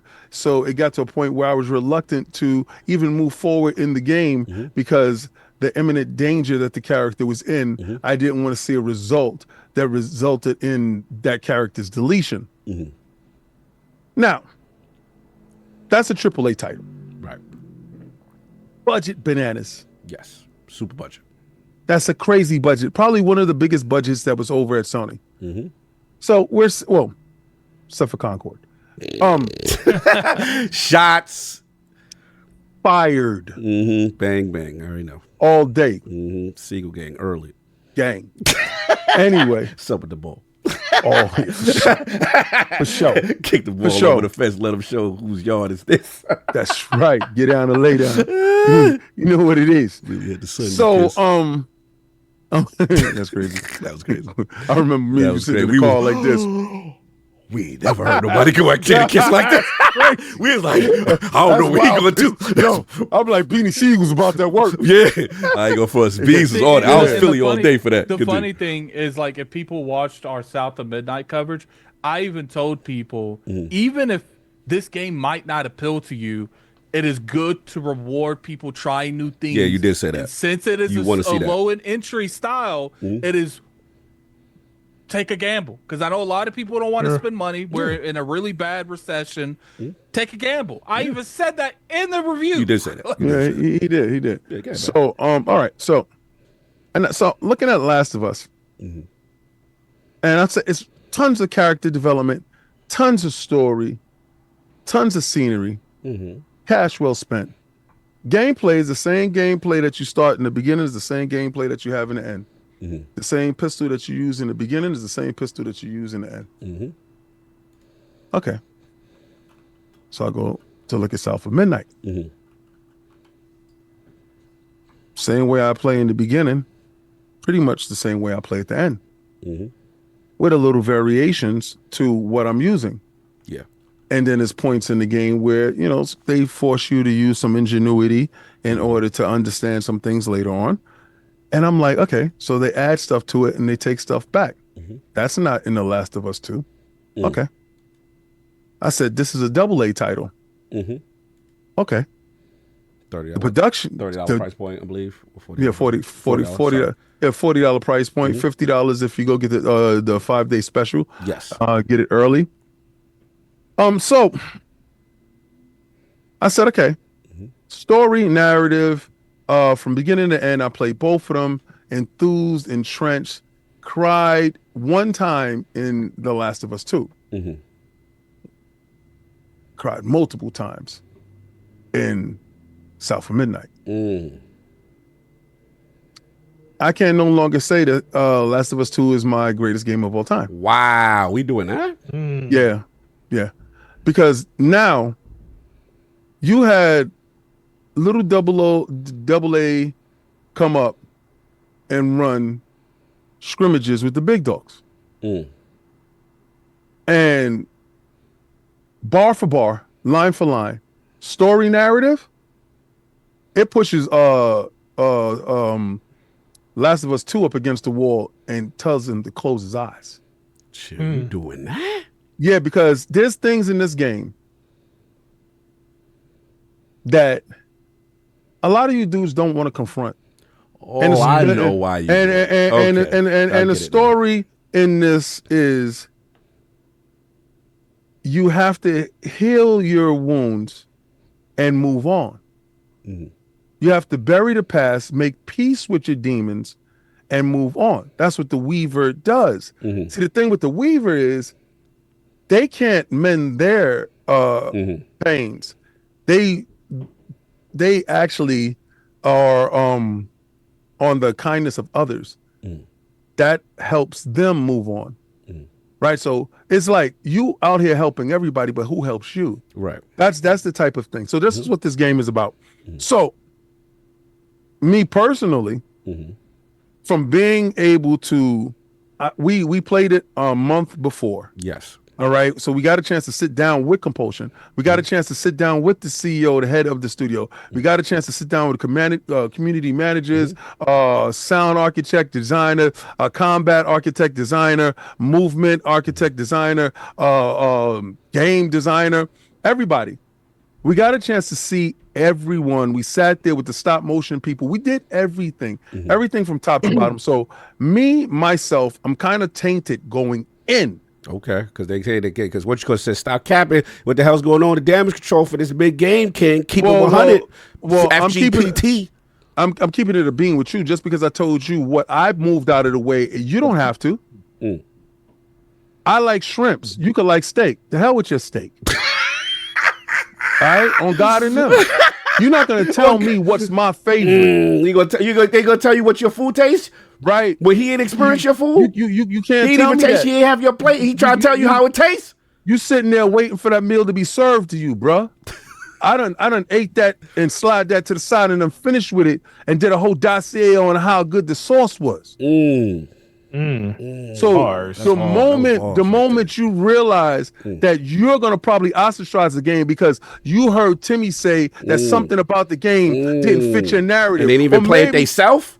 Facts, or maybe you have a thing against women and say I don't want female leads, or maybe you have a thing against black people and you say I don't want black leads. But check this out, little known fact: Hazel Father's white. But they wouldn't know if they played the game. Facts.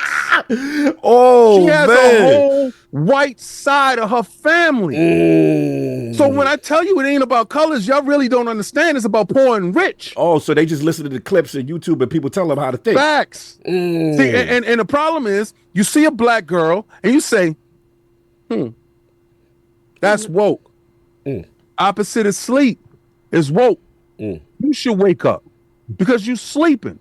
You sleeping on a game that could probably educate you and help you with some traumas that you got going on in your life. Let's speak on that. I heard that some people they don't want to play games like that because it's too dark. It's too many issues. Too many deep stuff that people don't talk about in video games. So let me tell you this.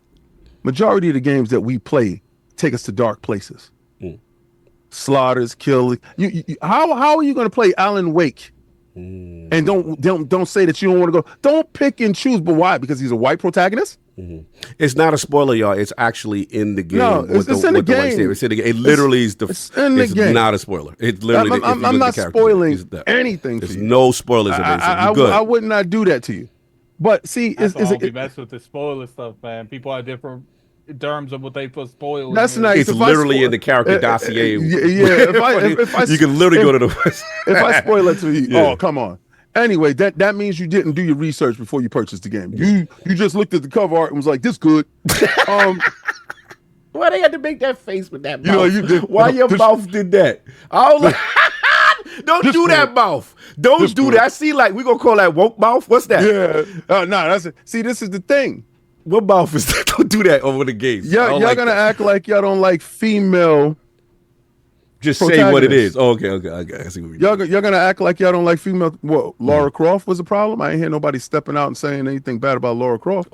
About let's say The Last of Us. Y'all like Ellie, right? Y'all like Abby, right? It's fair that some people ain't like it though. Some people people spoke out on both. People spoke out. You know what? You know what they spoke out on her when they got to the part where Ellie is LGBTQ inclined. Okay.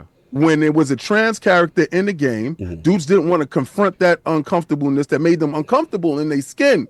Because apparently, if you read about it in the game, you can be affected. I got you. Just don't do that mouth. I'm just. I have to push back on that. Yeah. When it was first announced that Joel was going to be replaced by Abby, people lost their mind. Yeah. Good. But that's not what you just said. You said no one said that. Listen. Now you're saying it's good that they were. They did say so. I also think the biggest reason people were mostly upset with Last of Us and the whole Joel thing. Yeah, that's what. That's a spoiler. That's the third of people because I agree. That character wasn't that character was a completely different written character throughout all of Last of Us. And then all of a sudden Joel is in a situation that we would never see him in ever. And that's why everybody was like, listen, the thing that you made this character be, you completely flip that on its head for what reason? And that's why everybody was mostly Hold on, I gotta break protocol because this is funny. Amazing for the $5 super chat. He said, I didn't make that face, King, but carry on. You gotta stand that face. They don't like when you do. They call it that woke mouth. That's what that's when you have no information and you making a predetermined assessment of something. Yo, that face is wild. I'm sorry. That's the majority of everything is. People love talking about stuff they know nothing about. That's a fact. People talk about movies they know nothing and about. Try to tell you in your comments that they know nothing about. They try to tell you how to feel when you beat the game and they ain't play nothing. And that's the part right there. They're gonna tell me I'm not playing that woke propaganda. Listen, bro. Stay asleep in the Matrix. Do your thing. I'm the 5%. I'm here to enlighten you, and I'm going to tell you exactly what everything is. All right, I'm going to give you the real. Maybe you might not like what I'm going to say to you. You know, like this, like I told you, it should have had an M rating. But you know why? The majority of the people that you look to for your reviews on this game can't give you the real because they sped through the game. They go and find the laws on it's okay. So throughout the game, there's little notes and little stuff that you can go around and do. You guys say all the time, you want a game that is sensibly priced. You want a game with a deep, rich story. You want a game with great musicality, good platforming, good fighting, right? Well, hello. Game knocks on your door and you said, I don't want that woke nonsense. That's exactly what you did. Before even giving it a shot, you already condemned it to something that you have no idea what it is, but it hits all those high watermarks that you've been asking for in a game. Now, I felt that it's supposed to have an M rating because if you actually go inside some of these houses and you keep read it real with stuff, you, King, there was something you found out that I missed that I didn't even know about. And I told you about that. Yeah, and I was like, wow, I missed that. I didn't even realize. And it was way more traumatic once you explained that. Once you put it together, I right? didn't know that, yeah. So this is what I'm saying. See, when I see somebody say the characters aren't fleshed out, you didn't flesh them out. All right, but can I push back one thing though? Yeah, I think people can't attack From Software for not fleshing out their stuff unless you go out and look stuff and then say, okay, now it's okay to flesh stuff out. Listen, I did not attack From Software. No, but I'm saying people do that. I know. Say, listen, I want you to tell me what I need to know. Right. Not have me go and look at stuff that I some need people to know. need hand holding. Right. Some people don't like grimoires. Right. Some people don't like this. But you know what? There's a large segment of individuals that do. This is why game developers and people do this. Now, they again are a AA game. There are constraints to their budget. Their budget says we can't put voice and everything They can go into a deep. That's the only why. That's the only reason Right. why they give it a just one energy, because I knew it was AA. That's the Exactly. people like Cog. Why you ain't giving this a just? It's I was not a like, triple A. because I know they don't have the full AAA budget like someone else. That's the Right. only reason why it's not a just one game. I just want to jump because you're cooking. I don't want to interrupt, but I have to mention this point. Yeah. The only thing I want to push back, because you are right with the notes and the lore and adding a different flavor, adding more context and depth to the characters' rest.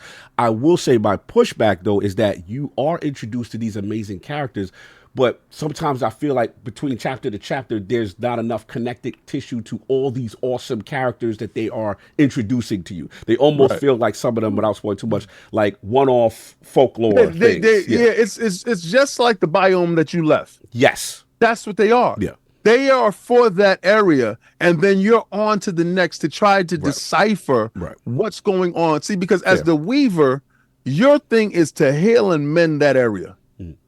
Move on, because and remember, it's a race against time to do your thing. Right.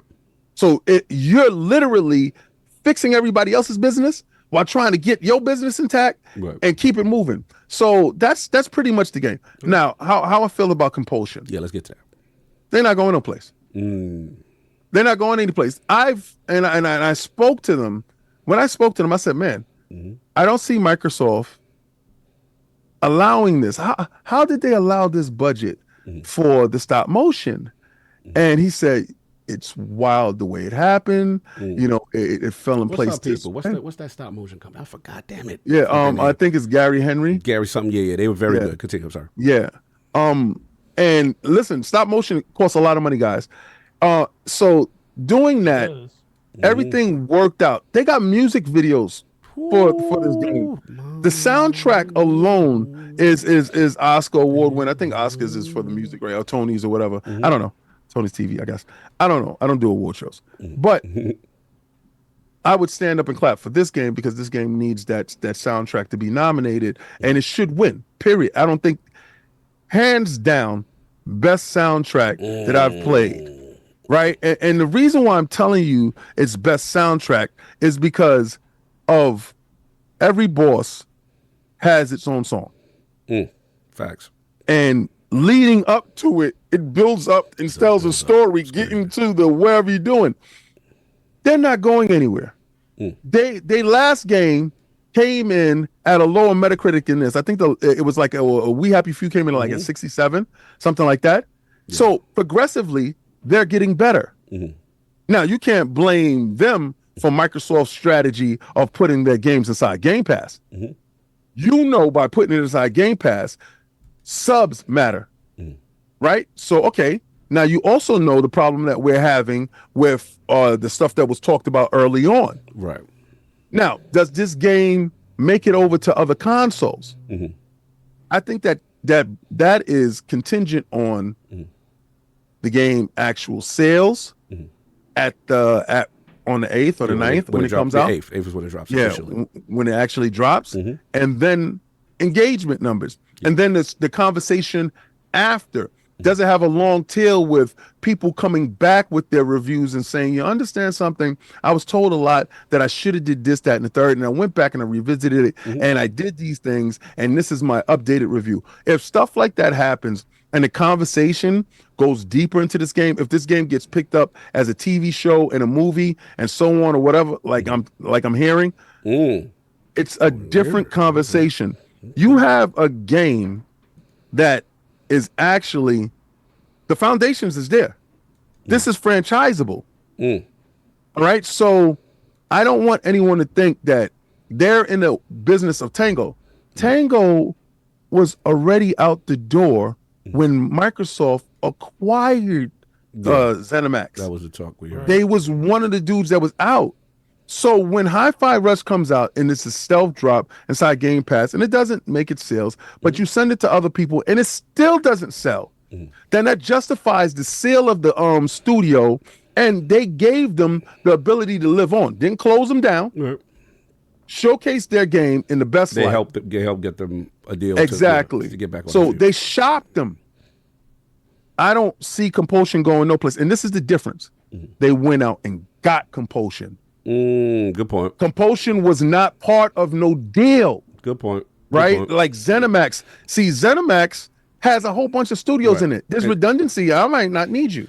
No, and to the point of the thing we also forget that being a Japanese studio, when you're not making a game, when if you're another studio based in the States, you could be put on support duty to do other things. Exactly. And it's harder with that thing. that is a factor. I will say that. But good. Right. So again, they were targeted, they were purchased, they made their deliverables, and they did it in grand fashion. So at the end of the day, I don't see them going anywhere. Okay. And I think that's a 90-10 split. 10 saying they might go, 90 saying they're not going anywhere. Okay.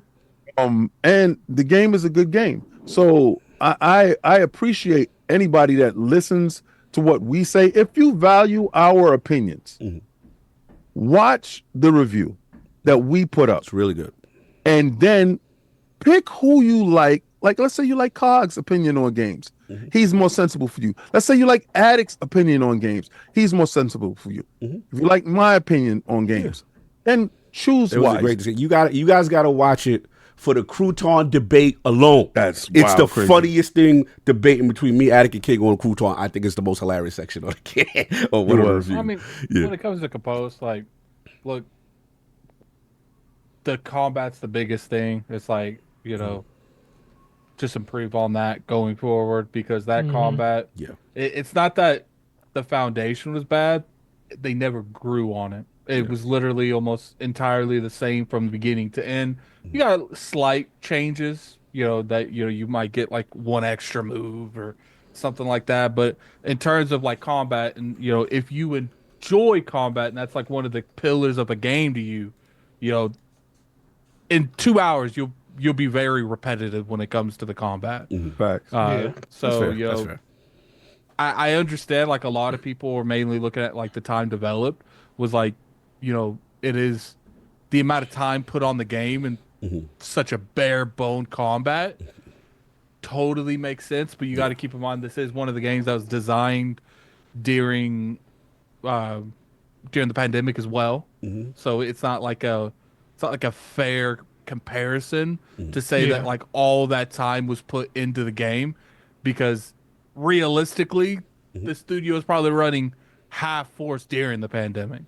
So there were some studios that took like 6 months. There's a lot of Microsoft studios that I was told wasn't even set to work from home. I heard when portion of that wasn't even people complain like, what were they doing for 5 years, whatever, and they didn't even have a studio built before they could work on it. So it was really a 3-year development, as opposed to they were working on the day the Xbox Series consoles was announced. No one Ninja Theory. So there's a lot there. We're gonna get some. I want to get some bars off though. I'm sorry if you didn't finish. Pandemic was 5 years ago. The pandemic started 5 years ago. It wasn't just 5 years ago. Yeah. We had 3 years of the pandemic essentially. Like stop trying to like skew the argument in your favor, because that's not genuine. Yeah. Look, it's not. Well, I always tell people, if you want to look at it in the reverse, look at where PlayStation was at the beginning of the generation, where they had all their games basically already mostly done before the pandemic hit, and then look at where everybody was complaining about Xbox not having any first party games, especially since they had just purchased all their studios and they released games. We all said that it's going to be a while till we see these things. And then everybody was, well, PlayStation was able to do it.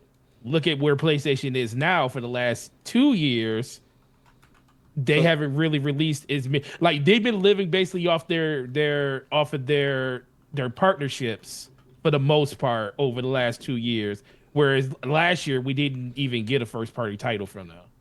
So someone said the story carried the gameplay. Shut up, Addict. I never said anything about the story. I literally was just talking about the gameplay. Someone said God of War gameplay is repetitive for hours and no one complained about it, and it's AAA. God of War gameplay evolved the gameplay. It gave you new weapons, new abilities on the weapons. You're constantly getting runes. It's not fair to compare the two. Yeah, use The Last of Us 2 or The Last of Us, and you win that argument every day. All right. So look, I'll get my bar, unless you finish, I want to get a couple bars off for this. So essentially what I was going to end it with is like, look, so I even said in the review, even if something like this isn't your tea and you're curious to at least give it a try, I would say it's still worth the money to you, because it's like, unless we start coming together as a community to start funding people that's breaking boundaries, doing new stuff, you're going to continue to get the God of Wars that keep it safe, the The Last of Us is the keep it safe. How many Horizons we're gonna get. You're gonna continue to get. Well, Last of Us 2 didn't keep it safe at all. Everything. But my point is you're gonna continue to get the same franchises. Oh, you're gonna continue to get remakes and remasters of the same stuff over and over. Because that's where we're at now. Yeah, that's because it's safe. If you don't come out of your shell, facts, to risk your money occasionally, facts. and I'm not saying do it to every game. If you don't risk your money occasionally to reward developers that do something new, why should these publishers come out of their shell and fund newer stuff? Exactly, because we're going to get an assembly line of safe things that stakeholders think work, and we don't get new ideas. Live service games. Right. That's why the AA scene and indie scene to me is thriving, because you actually get new ideas. Let me get into this. So, if this was a AAA title, it wouldn't be made. Oh yeah, I mean that's a strong possibility. You know what I'm saying? But shout out to Compulsion and them. And look, this thing is Southern culture at its finest. You know, I'm a kid from the North. You know what I'm saying? I'm a Yankee / Met. You know what I'm saying? So at the end of the day, just see the representation of the South. It's just the art, the music at its finest, the swamps, the when you walk inside these houses and the furniture and the antiques and the tapestries, and it's just beautiful. The game we're not talking about enough is actually a beautiful looking game graphically. 4K, 60, HDR. The lighting goes super hard. This is Unreal 4. That's crazy. That's what's crazy. The budget. They ain't even on 5. They on 4, and it looked that crazy. Now, I admit, I took the stop motion off for my platforming, because I like my platforming with stop motion, whatever. But I'm not down for features that make you seem like you're playing a worse performance. Yeah, I want the smoothest, the highest fidelity. I'm just on my graphical bliss, and I was surprised that it was 60 frames per second. Yeah, 60 frames outside. A lot of people, because that's like. That's a style, but it's not my style. Yeah, you can keep all that. And thank I want God my they game got to feel the like option. It's running good. Yeah, thank God they got the thank option. You for giving the thank option, you, 'cause I ain't gonna lie. They recognize that some people may think it's a technical issue when it's a stop motion bespoke thing. I get it. I love that they got the originality, but they also catered to us fidelity whores who want what we want, right? So we got that. Boom. I already talked about ad nauseum the music. King is not doing it enough, bro. Like, this is the most I think amazing musical score ever. Like, if they don't get a nomination, your award show is invalid to me. You don't. If not only does it has original music, what we talked about, not only does it have, sound design where Hazel jumps and there's sounds happening, and Hazel when you go through the path, and when every little thing in this game, crescendo, from when you stop the combat is when the music starts. This is master class. Music design. So shout out to our man that we met, was Christopher Fox on the audio team. Shout out to Olivier Derevier. This man, he's in another genius. The way he going, a genius, bro. Mama will be there in the morning. That joint, bro. Genius. I cry. I don't cry in video. It's been a minute since the boy shed a tear. I was like, this is the chapter 11 for me. This game has a lot of amazing boss fights too. We ain't even get into that. You know what I'm saying? But chapter 11, without spoiling, hit me very hard, y'all. Because you didn't know. I didn't know. Bro. I was just like, and I had got to a lore that I read, and I was like, oh, Mama will be there in the morning, bro. That was hard body karate.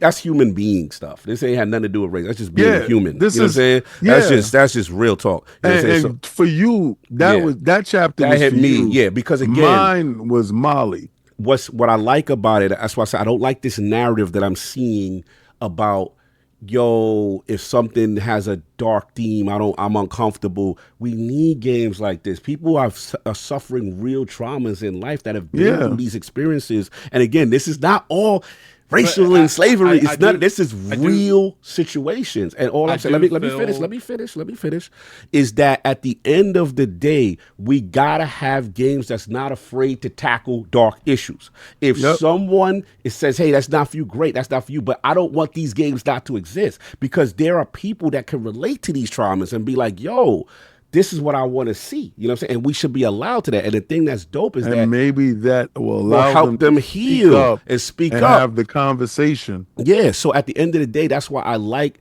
these different folklores. Apparently, these folklores, King, are real folklores, and Mali's a real thing, and Two-Tone Tom is I have no idea. Like, so I'm only talking about it from the northern black perspective. You know what I'm saying? Yeah, like, I don't know how people from the South, forget race, I don't know how people from the South feel.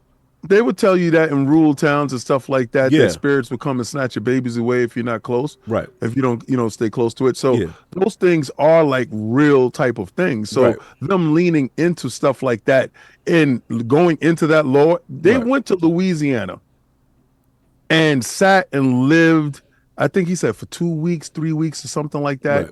With the culture to soak in the culture, and they send the expedition team out there like a month or two before to gain as much knowledge as possible. And they do some people that are from the area to give knowledge on things. It's very researched. Yeah, for sure. The research was impeccable. Whoever did the research was impeccable. So look, I get that. Now look, in fairness, and Attic, I'm sorry to interrupt you. I just wanted to get that part off. You know what I'm saying? But in fairness, I do want to say where I do align with Attic is that I feel like this game is good, but I want it to be great.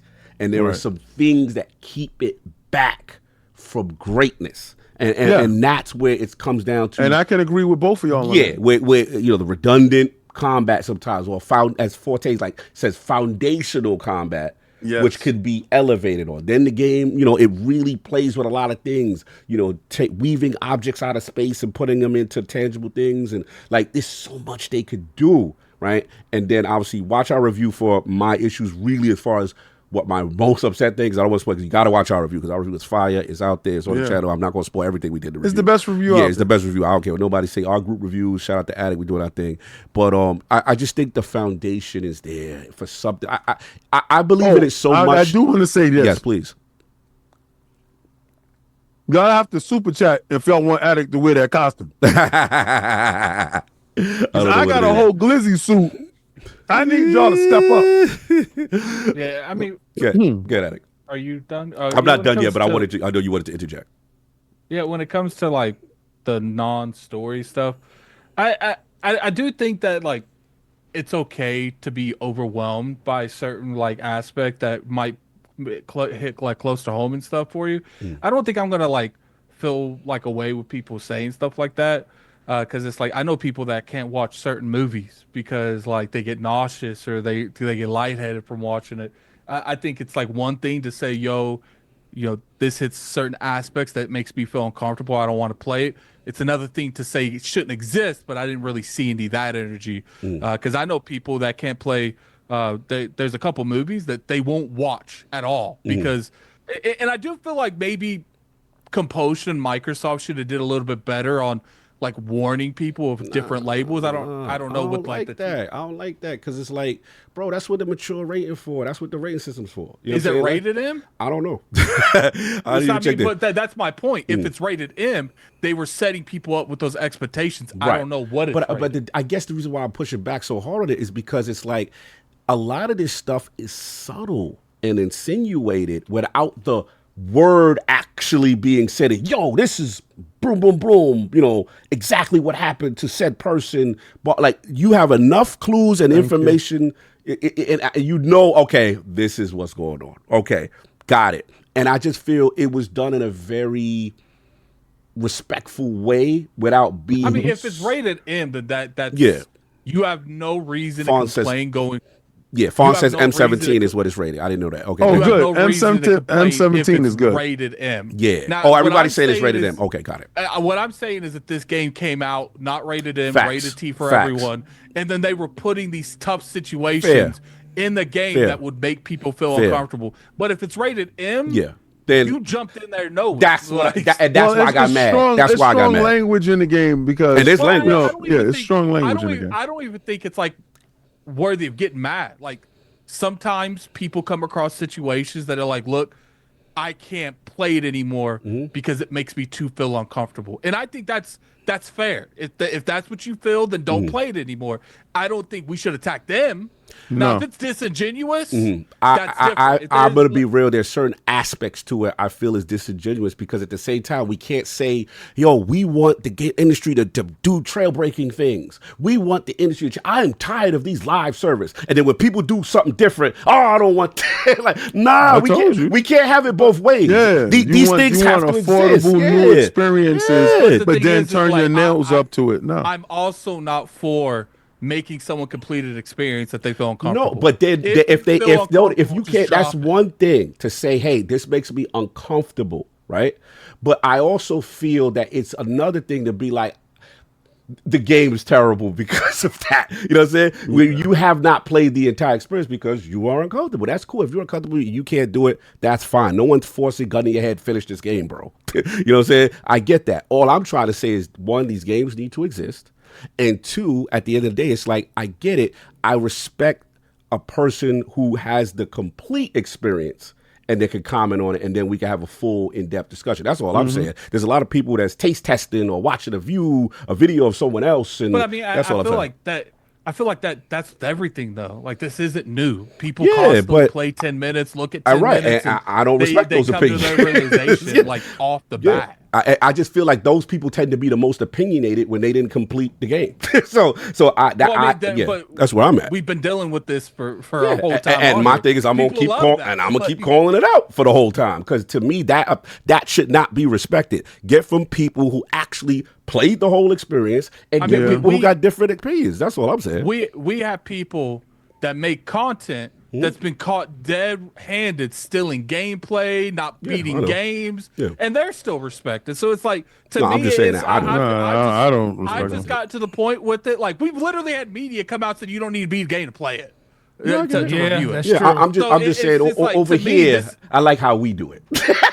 That's the nicest way I can say it. I've just got to the point where it's like, if these incidences are happening, you just decide in your head that's a person I no longer respect. Fair. No, absolutely. Absolutely. This is the internet. We're always going to lose. Right. We're always not fair, but I'm going to go extra hard in the paint for this one. I'm just going to be, because you know me. One thing about Mom, going extra hard in the paint because it's a black protagonist. Exactly. Don't get it twisted. I'm going to keep telling you till I'm blue in the face. She just happens to be black.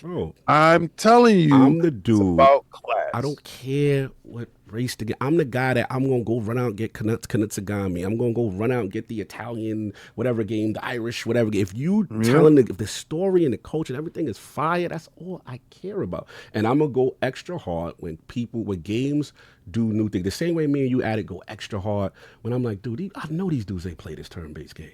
They frauding. You know what I'm saying? And they ain't got no opinion on whatever. And it's like Kid would tell me, like, bro, they didn't play this, that, and the third. And he'd be like, this is what happened. I'm like, oh, okay, cool. And for the games, we all got those subgenres of games that we feel should be way bigger than they are because we know people didn't play. That's all I'm saying. That's why I go extra hard. I'm always big on transparency over everything. I do think you could review a game you didn't beat.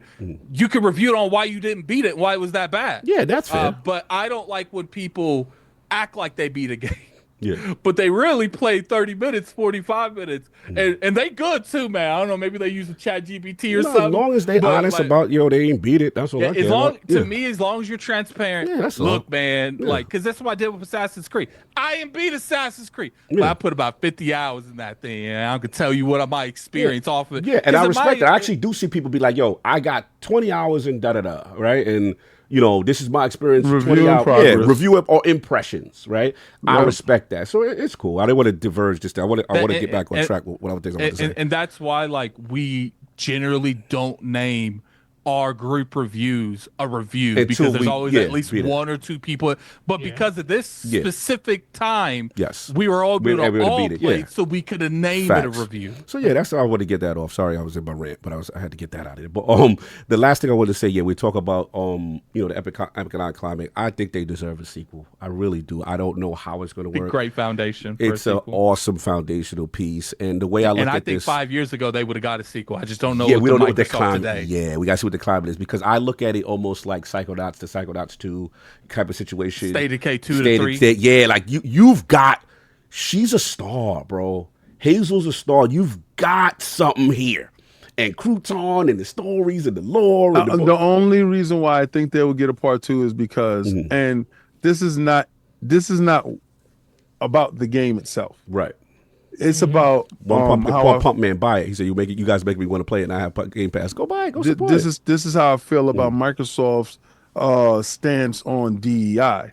The government said they would stop funding DEI projects and DEI stuff that's inside companies. Right. And companies that were getting funded for it had to remove everything. Microsoft had built a culture all the way up and said, we're not removing anything. Right. We're just not going to be calling it whatever you think it's going to be called. It's just going to be called people. Right? Because your company is made up of diverse people. Yo, the chat is killing me when I said I go hard for it. They all say, get hard, Cog. Yo, they are right. They are so. You got to ask him when he gets hard. Pause. Does he have a collar? Hey, yo, stop I'm just saying.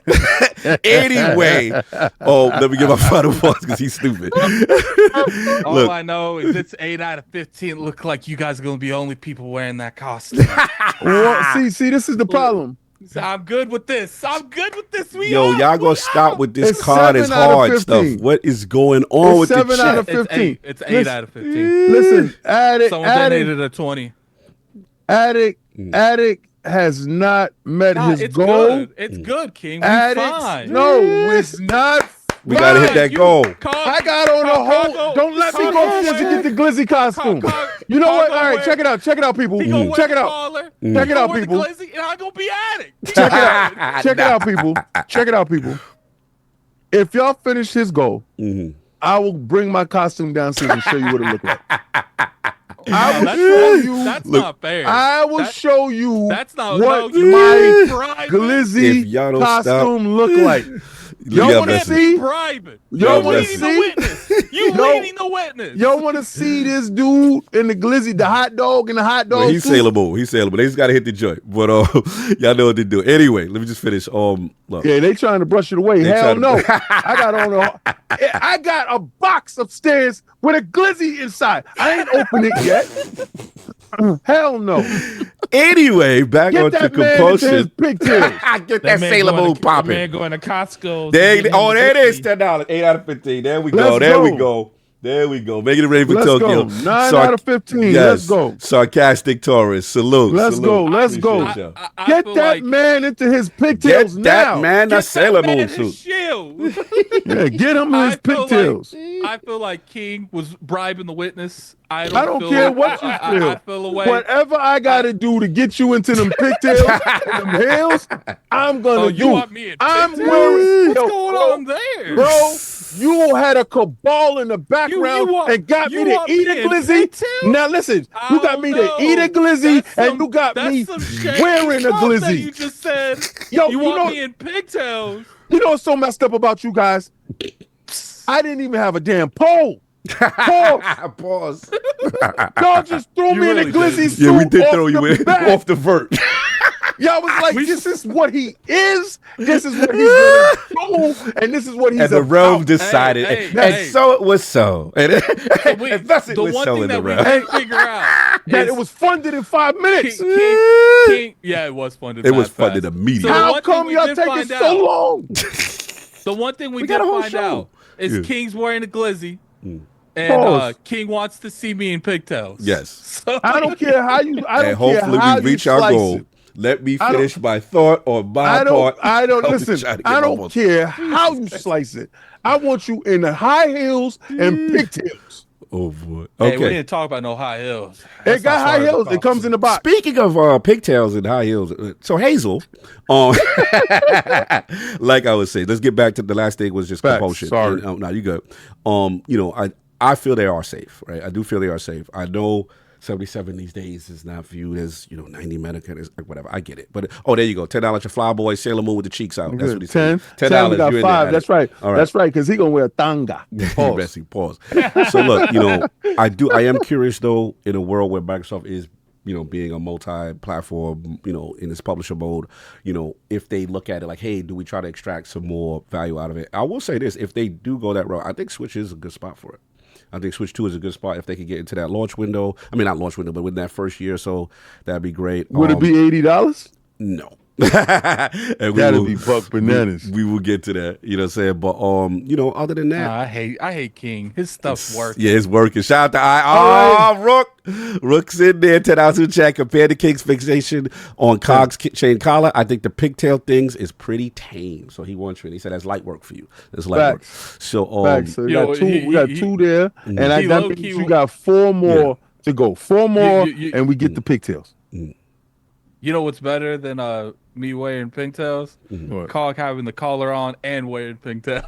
This guy. Nah, he's not wearing that, but he got his bracelets on. He got bangles. Walk like an Egyptian. Anyway, with last for or compulsion, just curious again, when you look at the hierarchy of Xbox Game Studios, the class of 2018, final thing I would say is they kind of like, because everyone kind of almost had a game before they got signed, right? Like a game that was a critical success. They were kind of ones that they didn't really have that hit yet. You know what I'm saying? Obviously, Contrast, we loved it. PlayStation 4 launch title, part of the indie thing. I thought it was really cool, very dark, the light, dark thing. And then obviously we got Be Few, you know what I'm saying? Go Take Your Joy, this, that, and the third. And again, dark game, but again, not the full thing. And it's just like, I feel like they should be afforded this joint, at least with this or their next project. And we'll see, because we got who's from 2018? Playground, Obsidian. And they've never made a sequel yet. Yes, that is true. They have not been allowed to make a sequel yet. So that's what I would like. Ninja Theory, Playground, Undead Labs, part of that. Initiative is part of that. I think that should be the bigger question. What's up? Would they make a sequel, or would they make an entirely new game? That's what I'm curious about. That's what we were talking about earlier. Look, the way, and another thing that we got to like worry about too is like, normally hardware manufacturers would have smaller titles to fill in those gaps between their AAA stuff and the AAA stuff in general in the industry. So, because even you see Sony even doing it. They're going away from the smaller Bunty titles. with the $10. There we go. We got 3 more.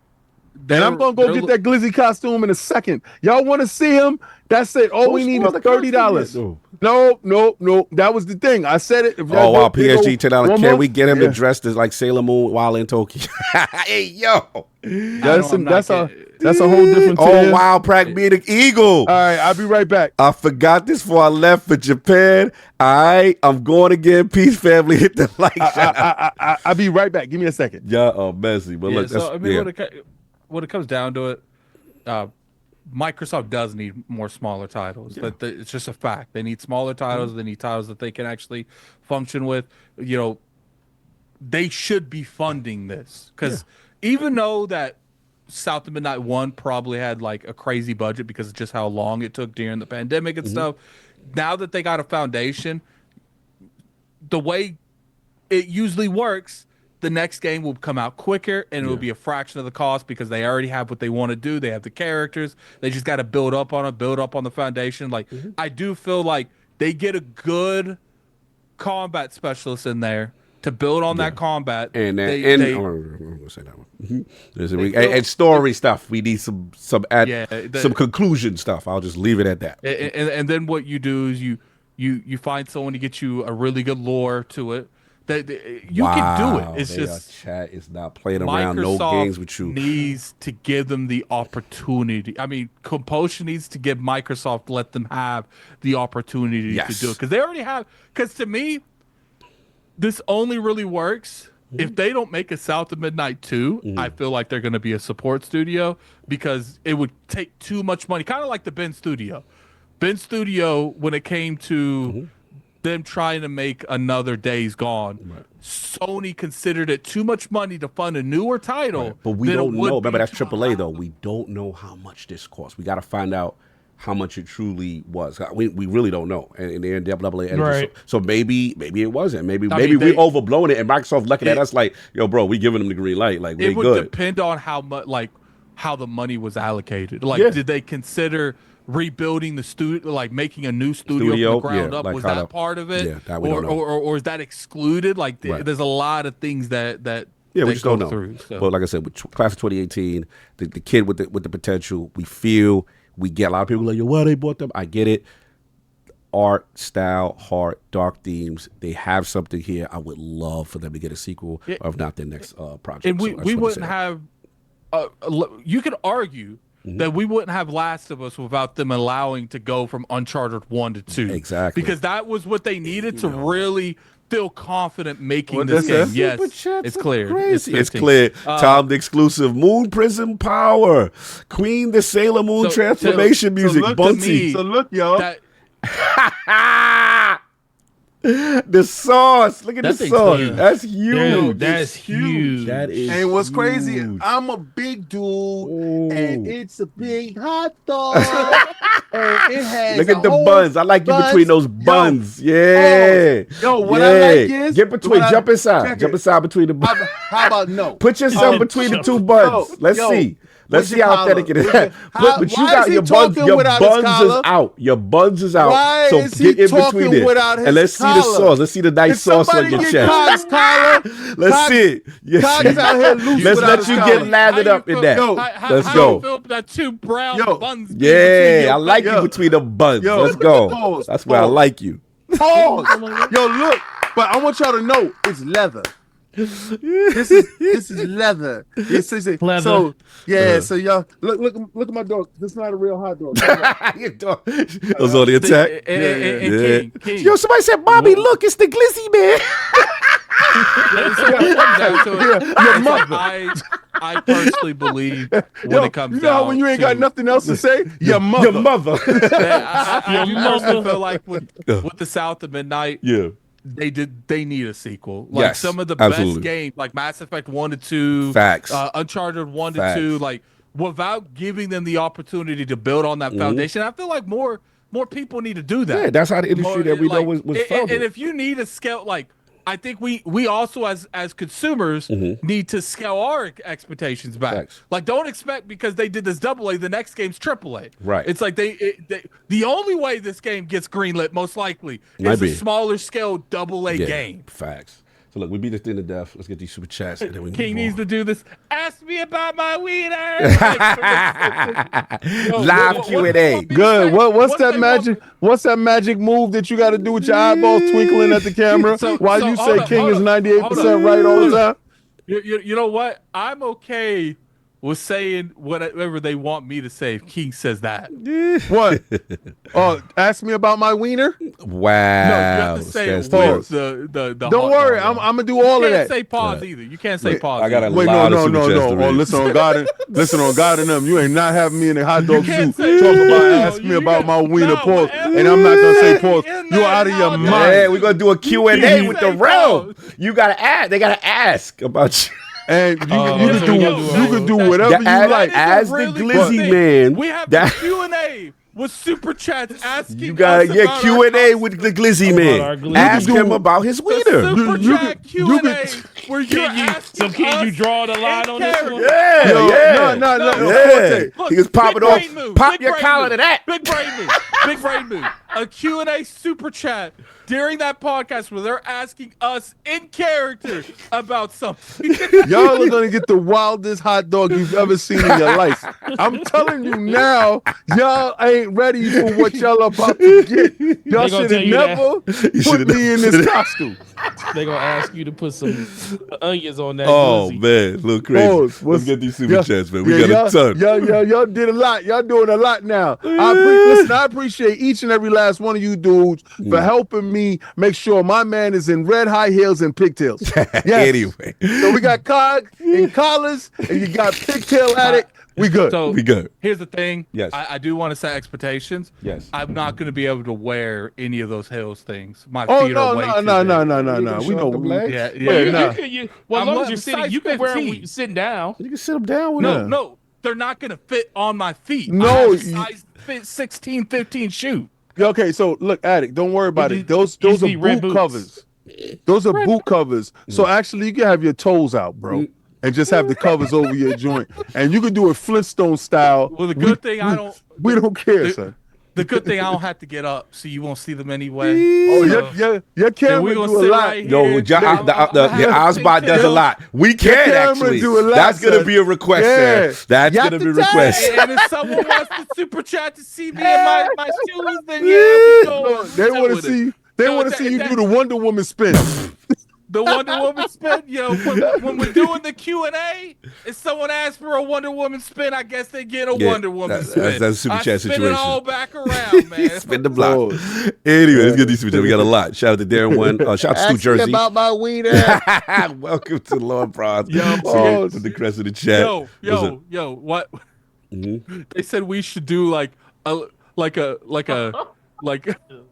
Man, bro. Yeah, Bessie. Okay. I will think I gotta get through them. Keep talking. The last one got a Daring one. We got a ton. We're gonna get to it. Daring one. Shout out Terrence aside. Are we stunned? There was zero Microsoft presence at the Switch 2 Direct. King going down to 97%. All right. Prolific. $2 super chat. What's up, fellas? Hashtag Turtle Wax Gang. Rise up. Salute. Hector the Macho Man. Make it rain with the $10 super chat. If Microsoft makes any type of game that people anytime again that people will downplay them. It's like King said, they just don't like Microsoft serving them. But if it's Sony can put the meal on the floor, they will eat it. Frauds. All right, he feels strongly. Jay Rember. We gonna get to it. $5 super chat. Y'all take it easy on Addict. Pause. I brought the game specifically for the points that he was trying to make. Salute. Bunty, member for 44 months. Anyone who admits to crying over a video game is one, real with his feelings, and two, I give my enough respect. Boom, boom, boom. Salute. Lord Metroid, member for 37 months. Don't forget Samus, Aaron, King, the OG. Salute to the lords in chat. He wanted you to remember Samus. All right. Hollywood Rules, $2 super chat. Our female leads new. Lori fought Michael in 78. Okay. Then we got Amazing with the $5 super chat. I don't make that face, King. Oh, you talking about woke face? What he's calling it? Woke mouth. Woke mouth. But carry on, my brother. So I don't like the cover. Is that a black character? Not that mouth. I don't like woke mouth. That's hilarious. I want to know if they from this land. Kansati. Like, whoa. Oh, like the Kansati, the followers are here to pay respect to Pastor King as he is preaching to the congregation. South of Midnight had me in tears a few times playing it. Please continue to educate. Facts. Amazing with the $10 super chat. Make it rain, right, y'all? Nah, as a black man, I know what they mean by woke, but I didn't know anything about the backstory because I'm going in blind. That's all, fellas. Salute. Facts. Donnie. Yeah, you know what they try to make it mean, but don't let them co-op your word. You know, listen, everybody needs to wake up from this matrix. So if they telling you that word means something totally different, they just want you dumb, deaf, and blind. I'm here to enlighten you. Stay focused. Donnie Jepp. That's a funny flip. $4 super chat. Some people don't want meaningful games because of politics and sorts of isms. Let's face it, there are a lot of isms in the gaming community. I know what you're doing. Bounty, $5 super chat. Even if you like someone's opinion, still check out something for yourself. Please, or else you still be a follower, not a leader. Facts. What's the expression, King? Yeah, no one can tell me how my food tastes. Should you, even with us. Facts. So I'm gonna tell you, dudes, if y'all are hell bent on listening to Digital Foundry, and I'm just not singling them out, or other people telling you about a game and stuff like that. Next time you're at the restaurant, tell your waiter to chew your food for you first, and then give you the rest of your portion. All right? See how that works out. Yeah, you gonna say something, Alec, before I do the more chats? Yeah, I was gonna say, I am a firm believer that don't buy nothing blind either. Educate yourself, but always take that last decision on yourself. Don't buy something because everyone says to buy it, but don't also buy something because everyone says to buy it either. Facts. Hollywood. I brought those tassels and I did mad research for them, Alec. Shut up. Hollywood for 30 rules, for 38 months. Happy Sunday to my New York City, West Virginia, Detroit cousins. I like you through the Detroit for 14. I'm about 6 hours in on South of Midnight, and I love it. Chapter 3 hit me. Ben Jesus' name. He was my brother. And I know where you at. Music atmosphere. Right. You literally smell the gumbo. Woo! Woo! Salute. Hollywood Rules, $5 super chat. I visited NOLA last summer. I had family there, man. They nailed it. 2025, can't be scared of games with balls tackling issues. Lore is just incredible. Salute. Shout out to Iceland in the building, my man. Jovar Ingi, $5 super chat. Love the ILP review. Keep them coming. Love to all you guys. Waiting with the travel guy when you drive them. Yo, y'all got volcanoes, bro. I don't know, man. Y'all got them volcanoes, bro. I can't. Iron Rook, the homie, $10 super chat. Yes, Your Majesty. This is what the Attic Sailor Moon run starts to happen. Danny Passion official, $2 super chat. Kina of Midnight gameplay looks bad. Dune coming in hot, going up. All right, so you got your eyes on Dune, man. It's all right. It's cool. Sarcastic Taurus with the $10. Let's make it rain for Sarcastic Taurus. He says 8 out of 15. Flyboy, $10 super chat. Sailor Moon with the cheeks out. We did this. This is when they were making it rain. Iron Rook, $10 again. Compared to King's fixation on Cog's chained collar. We read that. Okay. Legendary Yobi with the $5 super chat. He said, I nominate the whole ILP to be excluded except for Cognito. The way you narrated Addict, sir, we have Cog questions.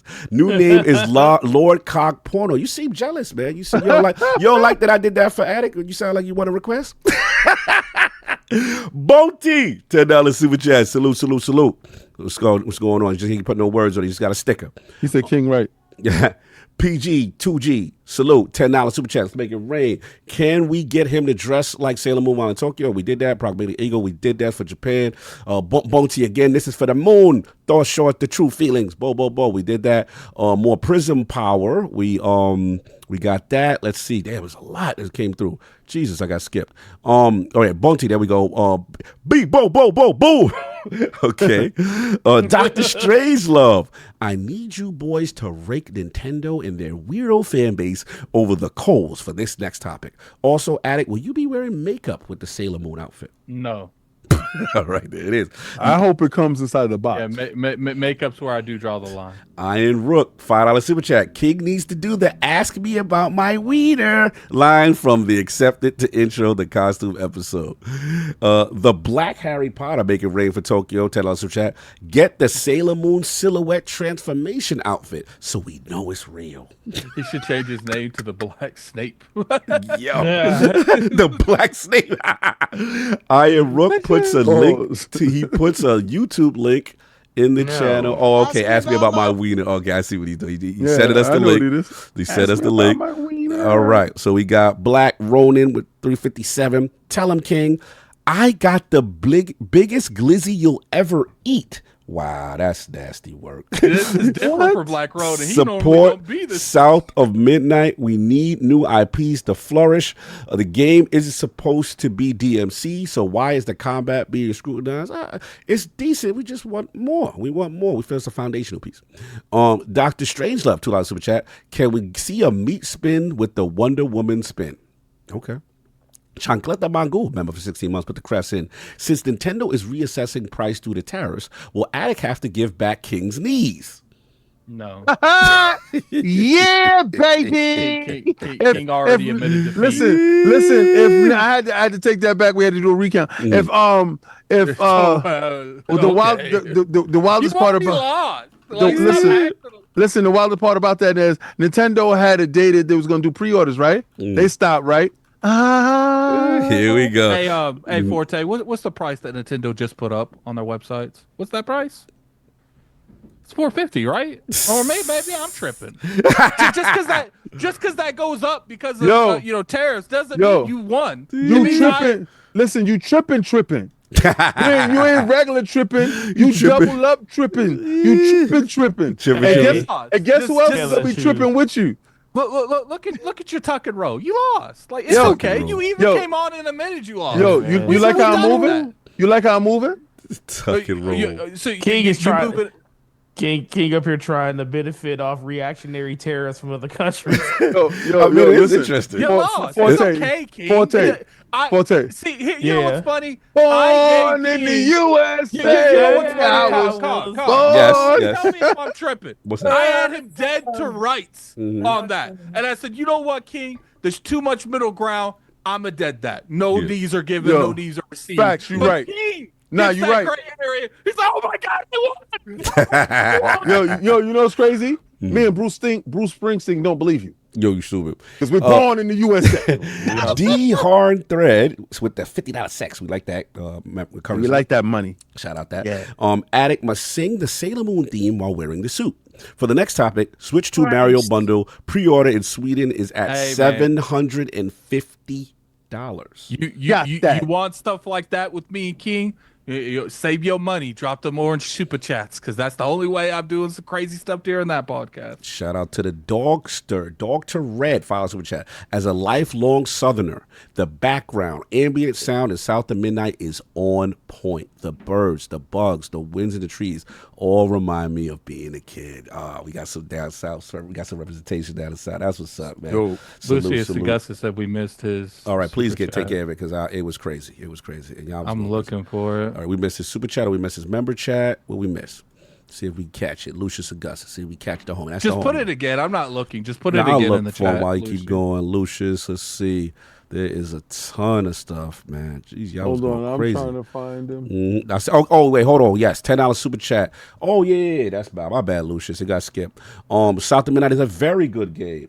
He was like, reminds me of Kina Bridge of Spirits, but instead of rural Japanese culture, it's rural Southern culture. The music is incredible and works with the gameplay. And I think Hollywood Rules, we got Addict, aka White Medea. $2 super chat was missed. Yeah, those are the two that was when they missed. were trying to get the Sailor Moon. You got caught up in the Sailor Moon, Lucius. I see it. Yeah, we see it now. Came after that was Will. Yeah, we got you, bro. We got you. Here's a forever.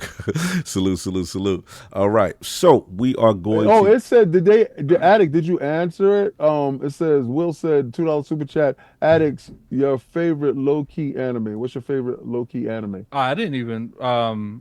My favorite anime overall is Death Note. But if I were to say my anime that means the most to me would probably be Inuyasha. I remember waking up to that outro when I was a kid, that's 2 in the morning on Adult Swim. That's what's up. So look, man, big topic now. This is the big one. Switch 2. Lot to talk about. I'm going to be talking for a little bit. Shout out to Arcade. Let me check his mic real quick. Make sure Arcade's mic is good. That's right. Lord's Gaming in the building. But we got to talk first. There's a lot going on. Obviously, we had the Direct. And then I'm going to read from, shout out to Nintendo, hooking me up with the official Nintendo press release here. Just read a couple bars for y'all for a little bit. Switch 2 lineup launches June 5th at 4:49. Brings a whole bunch of communications. They talk about what comes with the Switch. You get the console, Joy-Con 2 Joy-Con controllers, the grip, the straps, the dock, ultra high-speed HDMI cable, the Switch 2 AC adapter, and a USB-C charging cable. Which also will be available will be the Switch 2 and Mario Kart bundle for suggested retail price of $500 in the United States.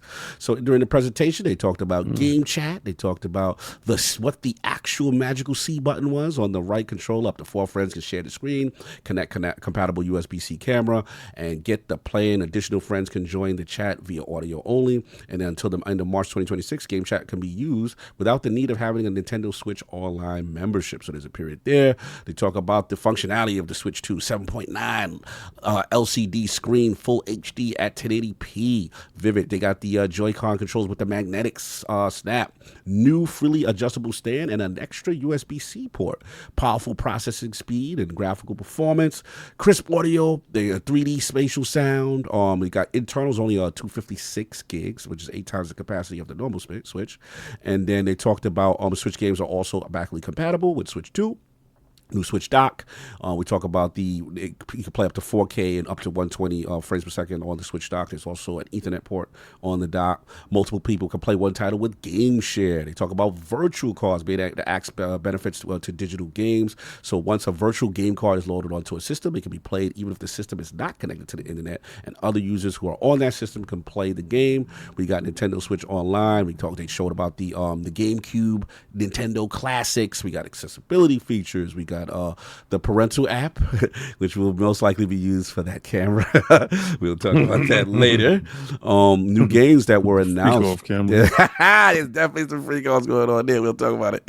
From brand new titles and system exclusives, Mario Kart World, Donkey Kong Bonanza, then a whole bunch of third-party stuff, Madden, Cyberpunk, Super Mario Party Jamboree, Switch 2 Edition, Civilization 6, and much more. They go into Donkey Kong Bonanza with King went kind of crazy on the show about.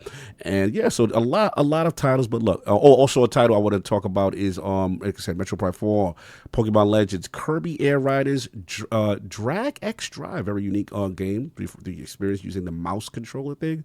And they talk about the publishing fair. So look, a lot of news, a lot of stuff. But we got our mans on the scene. We got Lords of Gaming.net on the scene. Got a chance to go hands on before a lot of people he has played Switch 2. So I know we're going to get into Mario Kart and you can talk about it. I know we're going to get to the price point, stuff. I want you to save the price point bars. But I want to talk about your experience. What did you play? New York City, Nintendo Switch in the building.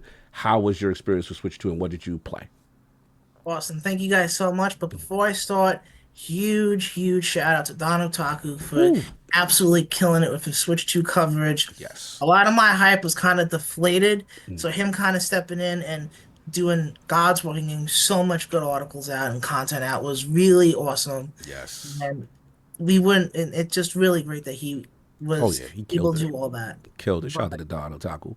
No doubt. But so how was he going to building? You know what I'm saying? Get your hands on what's the feel. Let's go. I'm gonna save Mario Kart for the very end then. Okay. To just organically transition. Yeah. But just to kind of go in order. When I first started going to the event, they let us all in like a little lobby area. We got to see all the whatchamacallit, like the console, the accessories and everything. And I just published an article, try to get this done ahead of time before being on here. And it's out on LordsOfGaming.net, and you can kind of see all the pictures that I took. I see you right now. We got you. And like I was able to see the GameCube controller, the Pro controller. Got hands on both of them. But I'll get to that. Okay, I'll let you get your balls off when you're ready. Sorry. Then it was the discount iToy. Then it was also but the main thing is, looking at all the accessories was really cool. But the main thing when looking at them I noticed was the dock actually looks really premium. It looks like a proper console that could sit next to the PS5 or Series X. Okay. I really loved how it's curved. I really liked how it feels like the fan has a lot of room to breathe, because unlike the original dock, there's actually stuff inside this one. So that means like it will help with performance and everything. But they had a hands-on like wrecked unit, so to speak, that we was able to kind of get hands-on with while we was waiting to start playing Mario Kart. And this thing doesn't feel cheap. It actually feels premium. The sticks, which I will... Yeah, how them analogs? Let's go. Thank you, Nintendo. Thank you for making good analog sticks. Oh, we got good analogs now? Yes. That's huge. I was worried. I thought them analogs would be trash. They feel premium. Let me... they don't feel like these cheap things. Yes. I had an issue with those. Okay. While they and I wanted to get an answer to this, but I couldn't get a confirmation. But these apparently are Hall effect joysticks, so there's apparently no more drifting. Thank God. Oh, wait, you know they had the lawsuits out there, so you think this is a subtle way to address it? With okay, so you think no more drift because of this? They look like they may be addressing it with the analogs. Yes, and the system and the coolest part is that when you have the Joy-Cons are kind of connected to the console, you can't wiggle the Joy-Cons and really force them off. The magnets actually do their job, and snapping them in place feels really good. So how you get them off? Then is it like there's a little lever on the back where you hold it down and you pull it off. Got it. So the strength of it, so it feels sturdy. Doesn't feel like you could just come apart easy. So yes. Okay. And part of my pictures that I took included the kickstand type thing in the back, and that actually feels it doesn't feel like you can break it. It feels premium. And we had that little cheap joint before, that little baby kickstand. Yeah, I can show you right now. I have my Switch on me. This cheap little thing here. The worst. Continue. Yeah, I never upgraded to the OLED, but regardless, I will save my thoughts on Mario Kart for later, but I will say this: that screen. I know people are people are upset that it's not OLED. Yeah, that screen is gorgeous. That's it. Getting hands on with the screen for Mario Kart. Everything I played was docked, save for Mario Kart. So being able to get that hands on with the system itself and playing a race. the colors popped off the screen. I don't know what frame rate it ran on, but it looked super smooth. It looked gorgeous on that screen. Nice. While I'll talk about everything else later about Mario Kart. Okay. So what was the so you get your head on system? What were the first games you played before other than Mario Kart? Mario Kart was the first one we played. Oh, they went straight to it. Okay. Straight to Mario Kart with standard racing on both docked and TV, and then there was the Battle Royale Knockout Tour mode. They did not give us access to the free roam, which again I will get into later. So after Mario Kart, we got to sorry. No, go ahead.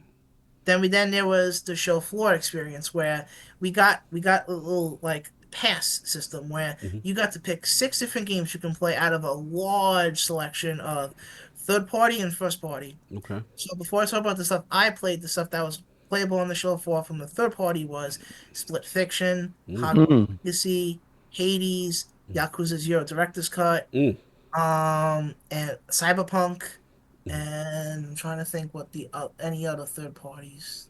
Cyberpunk was there. And Street Fighter. Thank you. And Street Fighter. That's Street Fighter 6. Let's go. And for Nintendo's roster, you have what should have been Pac-In games, the GameCube Online, the next gen upgrades for Kirby, Zelda, Metroid Prime 4, and Mario Party.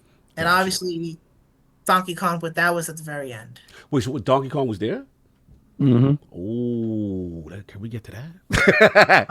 Can we get to that? Okay, we'll skip to that. Let's get to that. I just had a conversation with some online buddies about the Switch 2, and that was the first thing they wanted to hear about as well. Yeah, that's what made King. We got King with that. He became Switch Gang at that point. He threw out his flag. This. My Switch is right here, man. You dropped your flag. You picked it back up, though. I couldn't stop smiling with Donkey Kong. Donkey Kong was amazing. It was bananas, so to speak. Bananas. That's crazy. And the way there's another moment. I love it. So the game, it was a 20-minute demo, and it had the opening sequence where Donkey Kong is in the mine, just punching and breaking everything to kind of get the big golden banana at the end. Then you get the transition to one Bananium. Yes. Thank you, General. That's exactly what it's called. It's called Bananium. Yeah. No, he's right. Thank you, General. That man know the deep lore. Terminology. I'm gonna tell you right now, that was the only thing I saw worth getting. So I'm gonna know what to do. Continue. But King's right on the money. The Donkey Kong game is, if you're gonna be buying a Switch 2 this summer, that's what you get. That is exactly what you get, because it is a combination of the freeform nature of Mario Odyssey, the destructibility you would see in Red Faction or the Lego games, all DK's moves, not just from Country, but stuff like Jungle Beat. Yeah. Because you have a whole there's a whole music system where you press the button and DK whistles and claps like Jungle Beat, and you can actually collect items and see the path ahead. Yeah, because it works as a sonar. Yep. That man knows. And then Nintendo fan on the low. And then you have my switches. That man right there, so that is a game. I like that. Let's save the messiness for later. We're gushing about why you buy a Switch 2 right now. Yes. So, and the coolest part is that the mechanics are DK can punch forward, upwards, and downwards, and it's mapped to the different face buttons, with the A button being jump. And you button mash, and it's so freaking good charting your own path, because obviously there's the way the Nintendo level designers want you to get to point A to point B, but similar to Mario Odyssey, when hey, you can capture this dude and just turn into a little bird and fly, or you can just use your hat, long jump off that, and just get to the next spot. Same type of energy with Donkey Kong. There's a one spin area with a spinning platform, and I'm like, screw this. There's you just go over there again. Yeah, and I got the bananium. It was really cool. Salute. So that car was there. Now you said you also messed around. You got Kirby was there. Not Kirby Air Riders, but the next gen Kirby upgrade for whatchamacallit, the Forgotten Land, and basically what that is, it is a hard mode / Redux version of that campaign from the looks of it. Because the opening level was identical to the first game's level. I should know because I was a Switch game I loved, and I played through that. It was really cool. The 60 FPS felt really nice. I didn't get a resolution number, but apparently it's 1440p docked. Okay. And it just was really good. So you felt you feel the differences. I felt the difference, Okay. and even though I don't really think Kirby necessarily requires like the 60 FPS like a 3D Mario would, right? It was appreciated and it felt great. Okay. But I didn't play it because I already knew what it looked like. Look, I'm not the biggest Breath of the Wild, Tears of the Kingdoms person, so I just looked at off screen. I'm like, is that 60 frames? Does it look better? Let's play something else. Got you. Yeah, you like, all right, I already kind of know what that is. You know, they got the glow up and stuff like that. So yeah, so pretty much again, getting your feel. Most of your experience, it was docked, right? And then they had some third party games. They had some the 1 or 2 first party stuff. And there was anything else about the experience from the console itself that either surprised you or now maybe disappointed you? What are any of the negatives of your experience? The only real negative I would say is I feel like there's gonna be some growing pains when using the mouse mode for some titles. Okay. Like with Metroid Prime 4, for example, the mouse controls are good, they are responsive. Problem is if you remember Metroid Prime, you had the option to press the lock on button and you stayed locked on. It wasn't this is probably something that I noted this when I talked with the transparency with all the Nintendo reps. If I had any negative or any like feelings, I was transparent, including all my thoughts on Mario Kart, and there was okay. So with Metroid, I noticed that you have to hold the button down. So like it's so like I could just do a visual comparison since I have the Joy-Cons with me right now. You hold them down like the button as you're kind of like doing this joint, and it feels uncomfortable versus instead of just clicking the button and then just freely aiming the mouse. Was the game that supports the I didn't play that. Oh, it was there. Oh, damn it! I should have pushed for that one. I was what I wanted to know about the wheelchair kind of one where it's using the mouse control because I want to get King in the court. You know what I'm saying? 1 for 1. I want him to spin the block on his legs and then I could, you know what I'm saying, take it to the Baja, bang it on him. You know what I'm saying? That's the joy I want for him. So the problem is, your collar, be going too much, man. Like he really be going. Him, his collar, and his bangles ain't gonna get it to happen. So you don't want to play that with me? You don't want to play? Nah. You get down? It don't sound like you. It don't even sound like you want to play. You just want to watch him play. I want to play that with him. Yeah, that's what it sounds like. I want to take him to the courts on that, son. Whatever. Continue. I will say, if you want an example, to kind of cover Metroid, I feel like the something worth a note for that is it didn't have the quality mode option enabled. It had the performance mode option enabled. So it was 120 FPS. It was the smoothest playing game at the event. It looked beautiful. It ran very well. And I asked them, hey, what about the quality mode? I can confirm 60 FPS and 4K support will be in the Switch 2 version. It just wasn't playable. It just wasn't playable at that thing. Go ahead. Be in there. Oh, that's what's up. No, it's just a final question for me before I open it up, and then we'll get into America. But a final question for me is just kind of like, you know, you had that experience. The undocked experience. You said they didn't let you play it just undocked, or that was one version of Mario Kart that you played it undocked.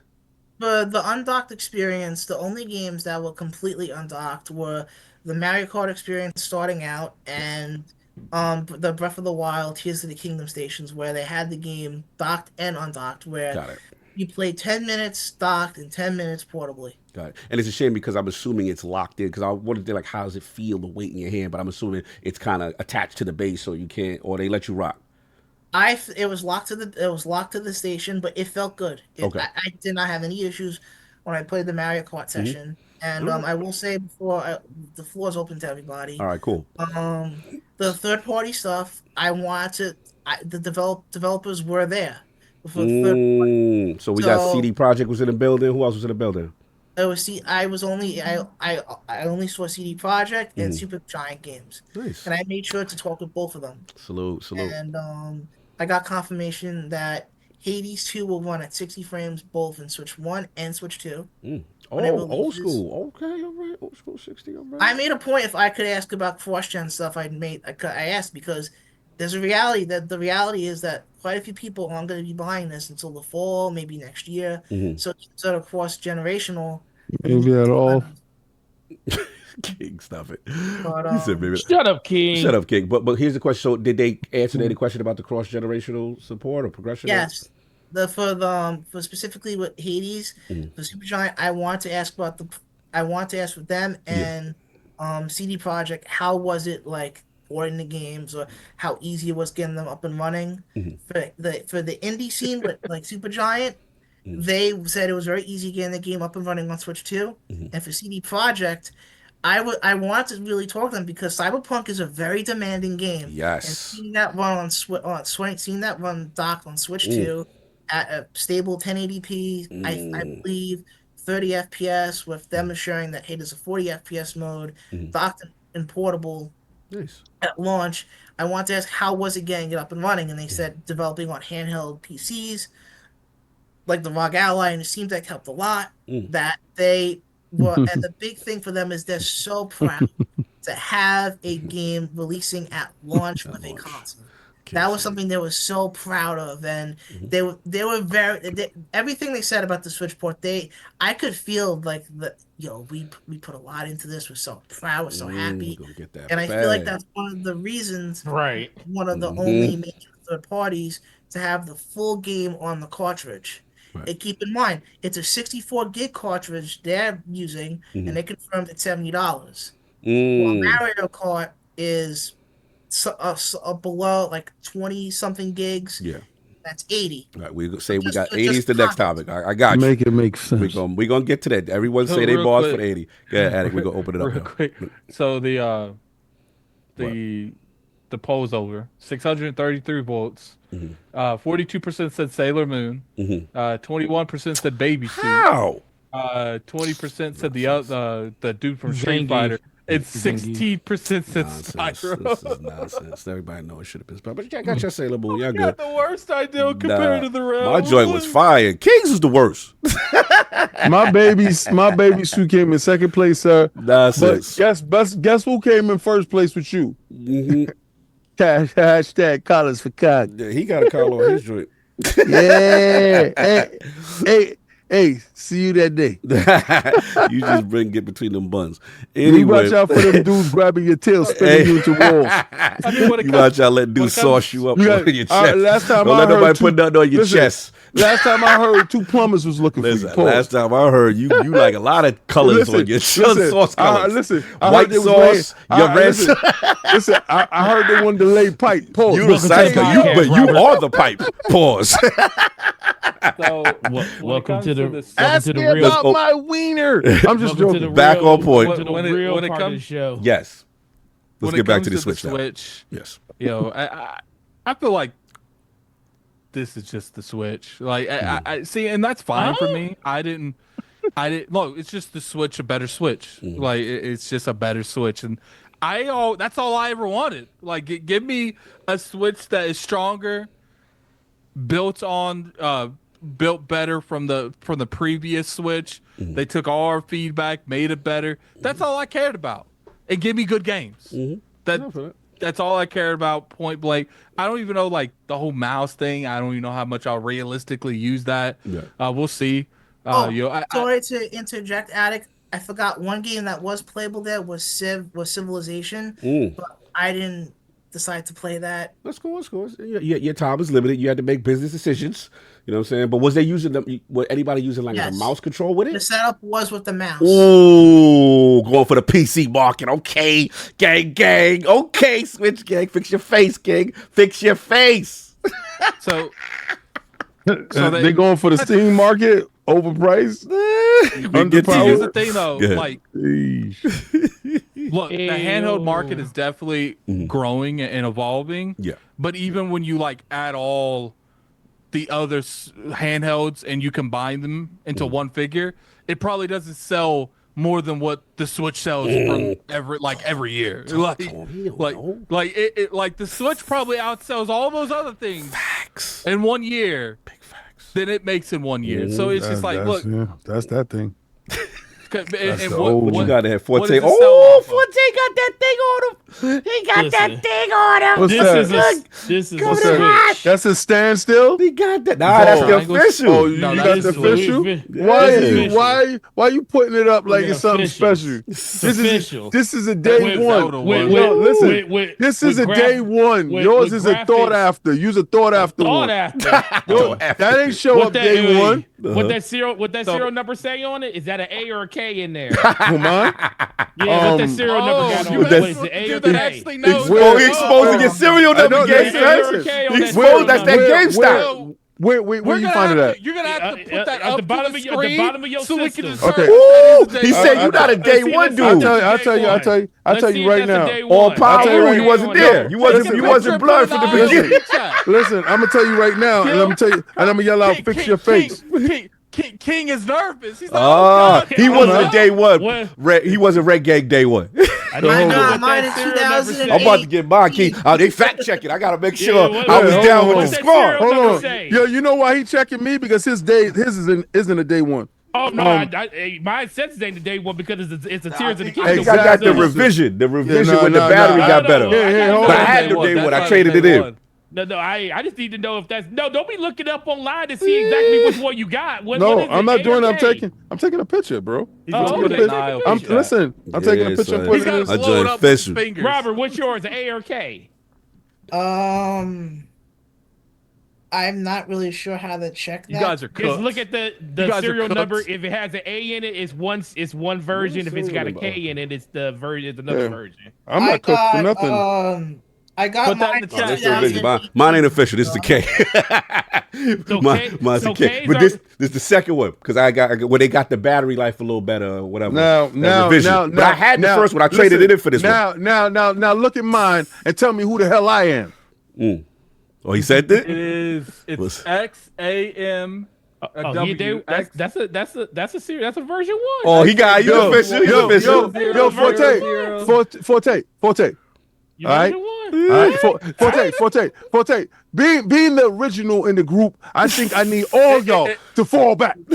Well, see, the reason I didn't question it is because put your switches back. Put your switches back on the game. See, I had to take one to about a week ago. King on the damn homies. Listen. I got. Hold on. Let me see that. Yeah, thank you. I appreciate that. Pin that. Well, let me see that. Okay, put your setup. Throw your setup. Let me see your switch game. Okay. All the way higher. Yeah. Put it up. Higher. There you go. Listen, on the green screen. There's the green screen. That's why. Okay, but we can see it now. Okay, cool. You good. On the damn homies, he there. Your joint's not official. I just want y'all to understand, right? All right, OG Bobby Johnson. Who's the OG in this right here? Deuce. Y'all sitting here. All right, Deuce. Y'all sitting here throwing up switch gang. Switch gang for real. You know why it's still alive? Because I don't play it. Your usage rate.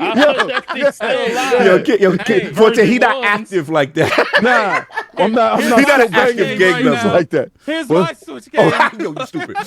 Yo, don't bring the ops in here, yo. Don't bring the ops in here. This is a gang conversation. Your joint coming in hot. You are not switch, sir. You are not switch, sir. Use an Xbox, sir. I like those Joy-Cons. A lot of people don't see this. Yeah, those Joy-Cons are fire. I can use the look what's behind my monitors, and a lot of people can't see it. It's that Iron Lord. Yeah. I see the Iron Lord. I see the ILP. I see the Wolf. I see it. That's fire. But anyway, let's get. Yeah, that's just for reflections. That's what What about Steam this? Deck can Is do. this a Switch? Oh, we got that Vita. We got that Vita. Hey, is that a two? Is that a 1, a 2, or that look like a 2? That's a 1.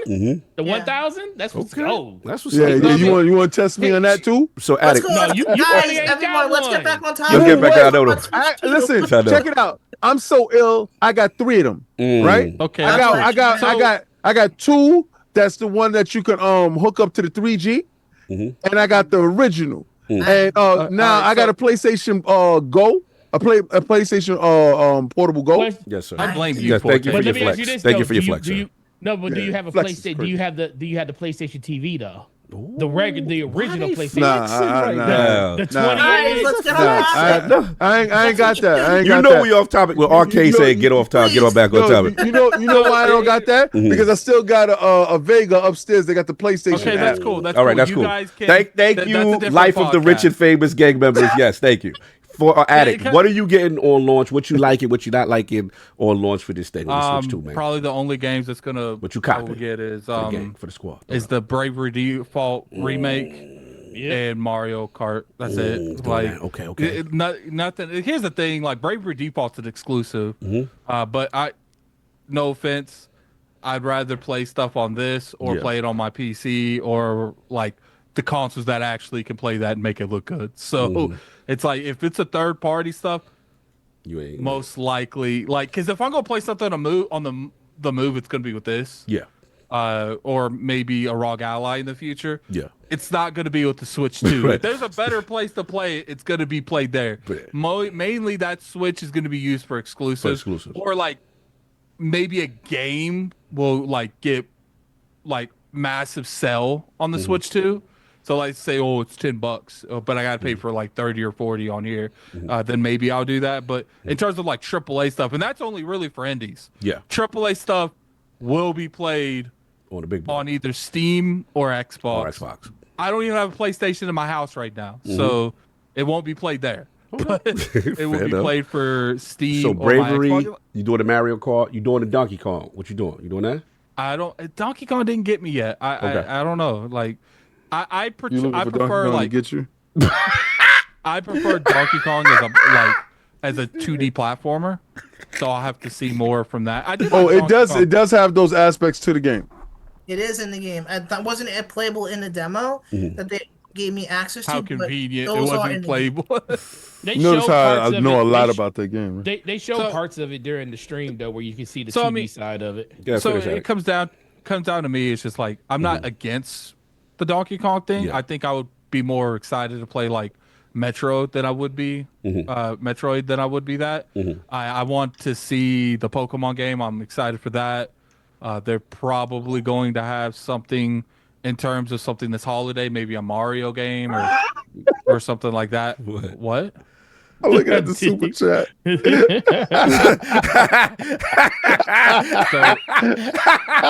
Actually, I gotta break protocol. Shout out to Yosemite Blam with the Diddy Kong will get at it. So it comes to that. I will say that Direct disappointed me in terms of first party. Okay. I don't mind not Donkey Kong. I don't mind Mario Kart. Yeah. But I would say out of like the anarchy when it comes to games that excite me for a Nintendo platform, it is one of the lower ends. It's a game that I'd like to play with people, but I don't see myself playing it for more than like X amount of times at a time. Right. So it comes down to that. I was disappointed. Disappointed on the launch lineup for you. Yeah, launch lineup for me particular. Yeah. Now I understand that's a huge platform for a lot of people, and love that you guys get that. But me in particular, I would have like maybe like a Zelda remake of like Ocarina of Time, or a re-release of something, or a new Zelda or a Mario or something. But the one thing I will say that definitely excites me with this is like the fact that this is going to have a lot of backwards compatibility. Yes. Because there are some games that I didn't beat on the Switch that I'll be able to play on there. And I'm not Cog, because Cog is like thinking that like, he's excited to play some of these older games because in his mind he thinks they're going to run better. I don't. Put that old thing away. I think the Switch games are going to run unless Nintendo. You ain't first generation. I'm second generation blood. Unless Nintendo specifically works on certain titles, those Zelda games. What y'all know about that? Y'all don't know about that right there. Guarantee you. You know about that Astor chair. Y'all wasn't there. Here we go. I was outside. And what's funny? Cog didn't beat that game. But anyway, I highly doubt stuff like Astro Train to be worked on. I got day one games. Studio. You got day one games. I get games the whole generation. So I'm excited to play. I'm still getting it day one. You still get it. Like, you're doubt. just a little disappointed with the launch lineup. In terms of what I play, I'll probably play Mario Kart for like 2 or 3 hours, not touch it till someone else. Mario Kart's the thing, addict. Let's play Mario Kart. It's not the thing that I specifically put on for myself after I played it for a couple hours. Addict, I got a question. So, would you be more willing to be sold on Donkey Kong if you knew that the 3D Mario team was working on it? Because everything seems to imply the Odyssey team are the people making this. Platformer, you like that? Yeah, I would be a little bit more. It's not about. It's just the Donkey Kong brand. Like I remember, like Donkey Kong, the N64 one that was 3D. The Congo. I can't remember what it's called. The joint that came with the bongos. Yeah, that was Jungle Beat. They did the rap. Yeah, Jungle Beat. Yeah, Jungle Beat. They did the rap at the beginning. I can't remember what it was, but Donkey Kong rap. So stuff like that is a I'm not against it. I just need to see a little bit more from me, particularly. I like monkeys, at that bro. point, and me and Fortes argued about this a couple times throughout the years. I personally feel like Nintendo doesn't mind third parties coming to their platform, but they don't care if they do or don't, because it means that their stuff's going to sell better because there's no competition on that platform. Because it's like, what am I going to play month 2 into the Switch 2? It's got to be Donkey Kong at that point. So I would have to buy it just to have it to play it. So yeah, it's something I'm definitely entertaining. That most likely I'm still going to play, but I'm more excited for like the Pokemons, the re-entries of Zelda, the GameCube thing. Now, you want me to comment on that, Addict? I got hands-on time with the GameCube stuff. So when it comes to like the Wind Waker one, I'm pretty sure that's going to be the GameCube port. It is. And I'm less excited for that because the way they did the Triforce in the GameCube is so time consuming for no reason. So I don't know if I'm excited to play that because they fixed that in the Wii U port. So I don't know if I would jump into that. But they are having like the Pokemon Coliseum games in there. DX is going to be in there. So I'll play those games. I'll probably start Wind Waker. I don't know if I'll actually play Wind Waker. Do you want impressions on how the GameCube stuff feels? Yes, please, quick, because I got to get Forte a kick. Okay, so the GameCube, they actually Did you use the GameCube controller? Yes, it feels exactly like the GameCube controller, 1-to-1. Nice. Same analog stick, same pressure sensitive triggers. You mean this? Awesome. Yes. Hold on, keep that up, Alec. Let me see that. Let me see that. There you go. Keep it up. There we go. Ooh, the old school. That's what's up. Yeah, but it just got a Cash App button at the top. Right? Yo, do not call that the Cash. That's C's for Cash App. He said they got to deal with Cash App. Yo, you stupid. We gonna get demonetized. Someone said, Addict's like, shut up, let me complain. What did I complain about? Oh my God, this mess. I swear, this community, I can't look at it the same no like more. any criticism whatsoever unless it's PlayStation. would you Cash App me? I said, would you? I'll I just said, would say you? about the GameCube stuff, This like, man it said it's runs, yeah, I'm sorry. It's a tip button. I'm sorry, we derailing the conversation. It's wild thinking about tipping $1 billion corporation. Continue RK with your assessment of the controller. What else you play? Okay, hold on. So, someone's given. You cannot compare the repetitiveness of South of Midnight comparing it to a Pokemon game. Like, that is a wild comparison. There is a variety of things you could do with Pokemon that is nowhere near repetitive as South of Midnight. Like, that is such a disingenuous take. Shows me you don't even know anything about Pokemon. That was a super chat? No, actually, I'm saying I don't know why he be battling this. Exactly. Oh. Put it in color. All the time in the chat. True that. Don't even give me True that. We do those. Actually, not me because I can't read. It's me. Yeah, I got on shades. You can't see the screen. Time. Let's get back on focus. We got a lot of Switch stuff to discuss. Continue, RK. Finish your ball, and then I gotta get what you go for. Take it. So the GameCube lineup, what was playable was F-Zero GX, Super Mario Strikers, Soul Calibur 2, and Legend of Zelda Wind Waker. Can you back that up? Can you back that up? Zelda in it. Did they have the link? Yeah, Soul Calibur 2 was he's in it. Yeah, he's in it. He's in it. Yeah, he's obviously. It's Soul Calibur 2. He was in there. I never copped that one because every console had their own exclusive. That's what I'm saying. I think it was, and I never got a chance to play with Link in Soul Calibur. That was the first thing. That was the first game. Yeah, Link was I played with Link at Soul Calibur too. Back in the That's day. that's cop day one. Continue. So he was the best character besides Spawn. Yeah. So yeah, the grappling hook and everything. Yeah. Well, so play. I know we keep interrupted like hell. Okay. What you call it had Link. PlayStation had Spawn. PlayStation had Hayachi. Xbox had Spawn. Xbox had Spawn. Yes. Yeah. Hayachi was there with his fist. With his fist. Yeah, it was whack. Okay. Good. That's kind of crazy that the only true exclusive character was Nintendo. Yeah. The other one was third party stuff put on other platforms. Yes. Continue. Okay.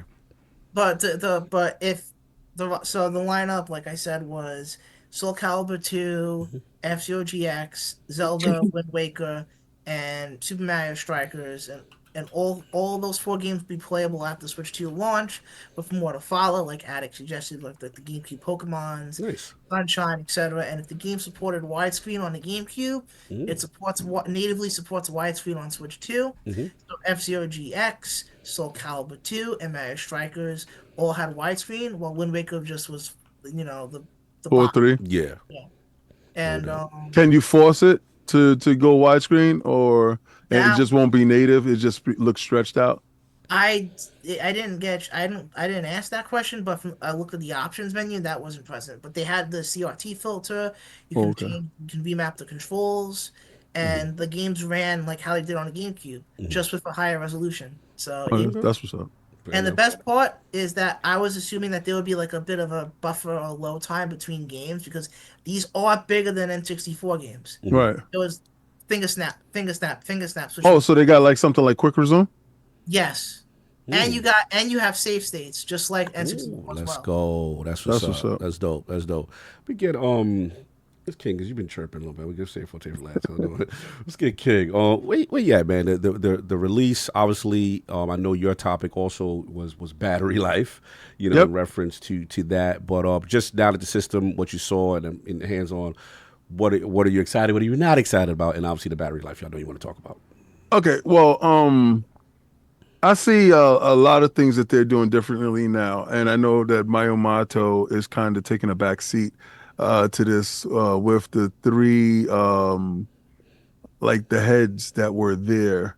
I apologize. I got the picture of them. The young leadership. The young leadership. The younger leadership. Yeah.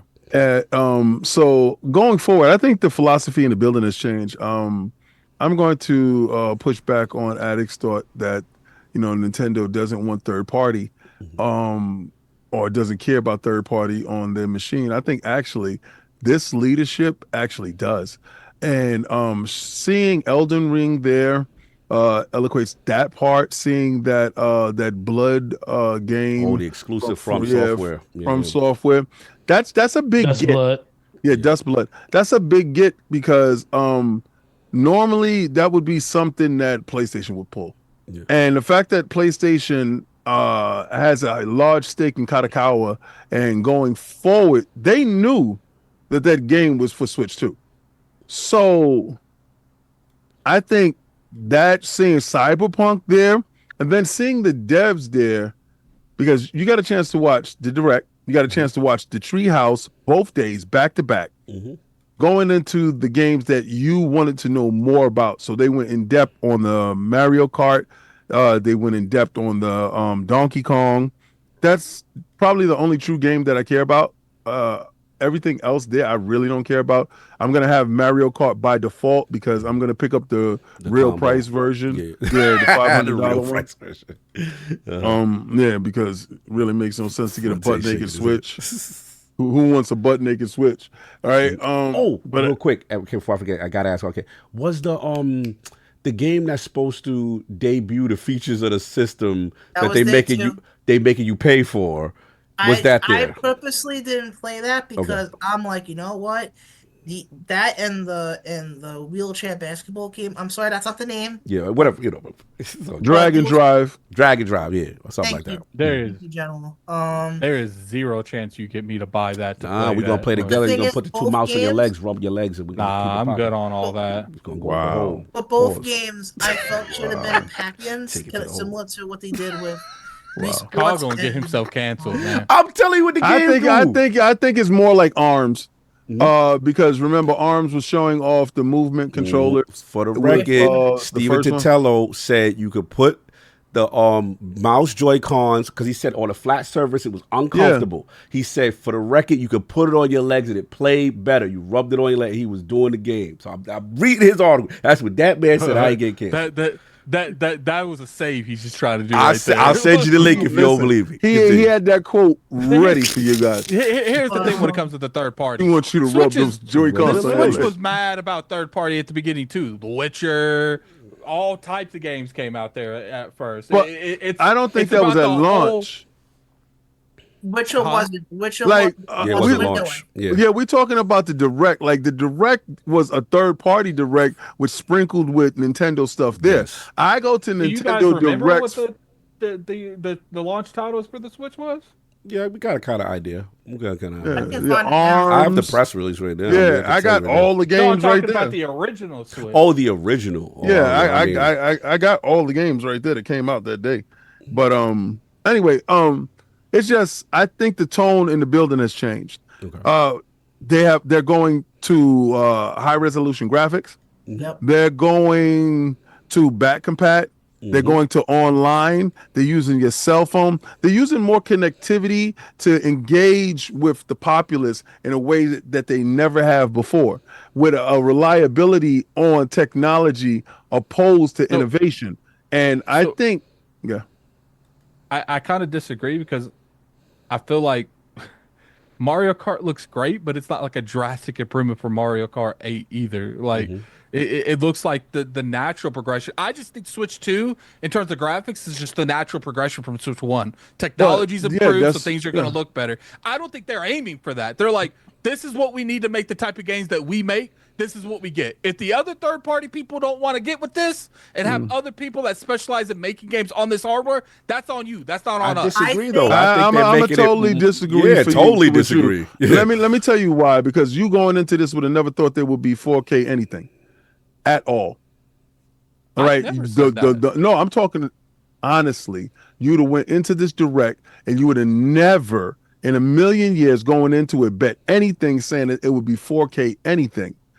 The fact that they said 4K anything and they said screw the battery life, it's the battery life is 2 hours. Like they said we don't care about that part. What we do care about is I think this Nintendo Switch is out to play ball now. Yes. I think they see, before we would say they off to their own thing. They doing their own thing over there. I think those three dudes that you saw there want your pie and your pie and don't give a damn. And they will listen, the doc tells you everything about it tells you that they're gunning for space with that consumer. That's a console. It is a console. It's a console now in the sense that if I could see channels put up Cyberpunk going against the PlayStation 5 Pro, their version, and then you see their version of Street Fighter going against the version of Series S. Yeah. And joint looking better than the Series S. Do you understand? That's the part that I'm talking about. They are unapologetic in setting pace, in pushing the technology forward. You would have never saw Nintendo put a camera anywhere. They put a camera right there. They're putting voice chat. All the stuff that these other guys are doing, they got it, and they're doing some innovation to it. So you are directly competing with these dudes. When you can go out and get a game in a Souls-like genre from Software, and you got Elden Ring. So what you're doing is you're setting that person up that purchased Elden Ring to get ready for the next From Software game that's only available on the Switch to come and purchase a Switch. And that's where I disagree. Because, I mean, we can disagree on that. That's fine. We can have different opinion on this. In my personal opinion, the reason you're seeing a lot of these third-party games go over so easily is because of stuff like this. It's because of stuff like the Xbox Series S. More developers are working on smaller smaller platforms like this that aren't as strong as the other ones, and that is why you're seeing more of all this. Series X paved the way. Little man paved the way. Intentionally pushing for it. Switch is encouraging. I'm sure they're sending people to help with it, but I don't think Switch cares if you port to it or not. Now, if you do port to it, that's cool, and I think they encourage that because of the money that they'll get for it. But I don't think that's like their number one priority. Like okay. What I'm trying to tell you is they're competing now.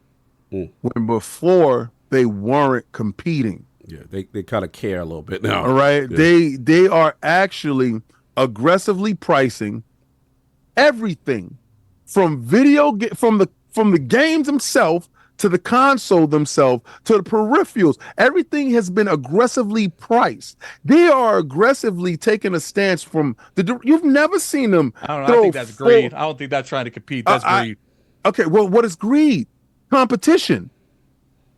Because if it's about competition, let us have competition. And I don't disagree with him on that when it comes to what King's saying. So, King, I'm sorry to interrupt. Yeah. Are you arguing that Nintendo's higher prices is more of a statement of we're not the second console, we're the first console? What they're saying is they set that's pace. Like backwards. You compete when you lower prices to meet your competition. No, see what it is. Raising prices to they exceed their competition. understand what they have. They understand their worth. Right. When you understand your worth, you set pace. Now everybody's saying, "Oh, is PlayStation gonna raise their price to meet with the save the $80? That's the next one. Save everything on $80. I understand that, but I'm just saying is. They are aggressively attacking the market with the only game that you thought to command that type of price, and I know that's the next thing. We'll go back to what you were about to just say on that. Go to just last year alone. They did a live case study of that with their biggest IP on the Switch with Tears of the Kingdom. It said we're going to put this out at $70. It's the only Switch game that is, and I told people as soon as that I was like, bro. They know what they're doing. They know that this game is going to sell no matter what. They just want to see how much it's going to sell. Money bars. Yeah, we finish the experience, and then I got to get on the experience. Yes. So the fact that they did one direct for the ending of the original Switch, right? And the symbolic nature in that within itself told me Miyamoto was on that last stage. Yeah. For the last Switch. Good point. We ain't see him. Oh, exactly. We did not see the god. Exactly. And the last game was Xenoblade Chronicles, right? Yes, yeah. Xenoblade Chronicles came out for the Wii U. It was the last big title, last big RPG for the Wii U. I got it. It's the last big RPG for the Switch. It's a changing of the guard. This is their machine. Young boys in the building.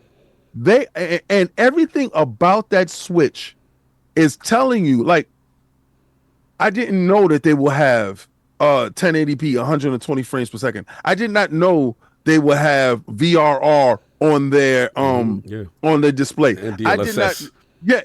Bro, they are using technology inside that handheld, docked and undocked, to push it forward. They're pushing up against the Steam Deck. So my question is, are they competition? Yes, they are. All those directs and Treehouse, they brought Treehouse back with all their games. But that Treehouse what happened to Treehouse, Eddie? Why you said that, baby? Let's keep going. You gonna tell me that Treehouse was where? They just brought it back. Eddie had a funny reaction to Treehouse. I wonder what happened. All right, go. So they have two Treehouses back to back.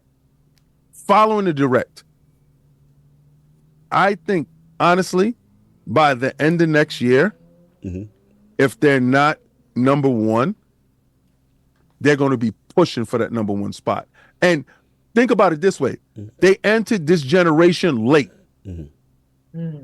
So by next year, I'm predicting that they already done sold 80 million consoles. Damn. Because of the fact of what they're doing in Japan, with we'll talk about price later. Yeah. What they're doing in Japan and what they're doing in America. Attic is screen sharing.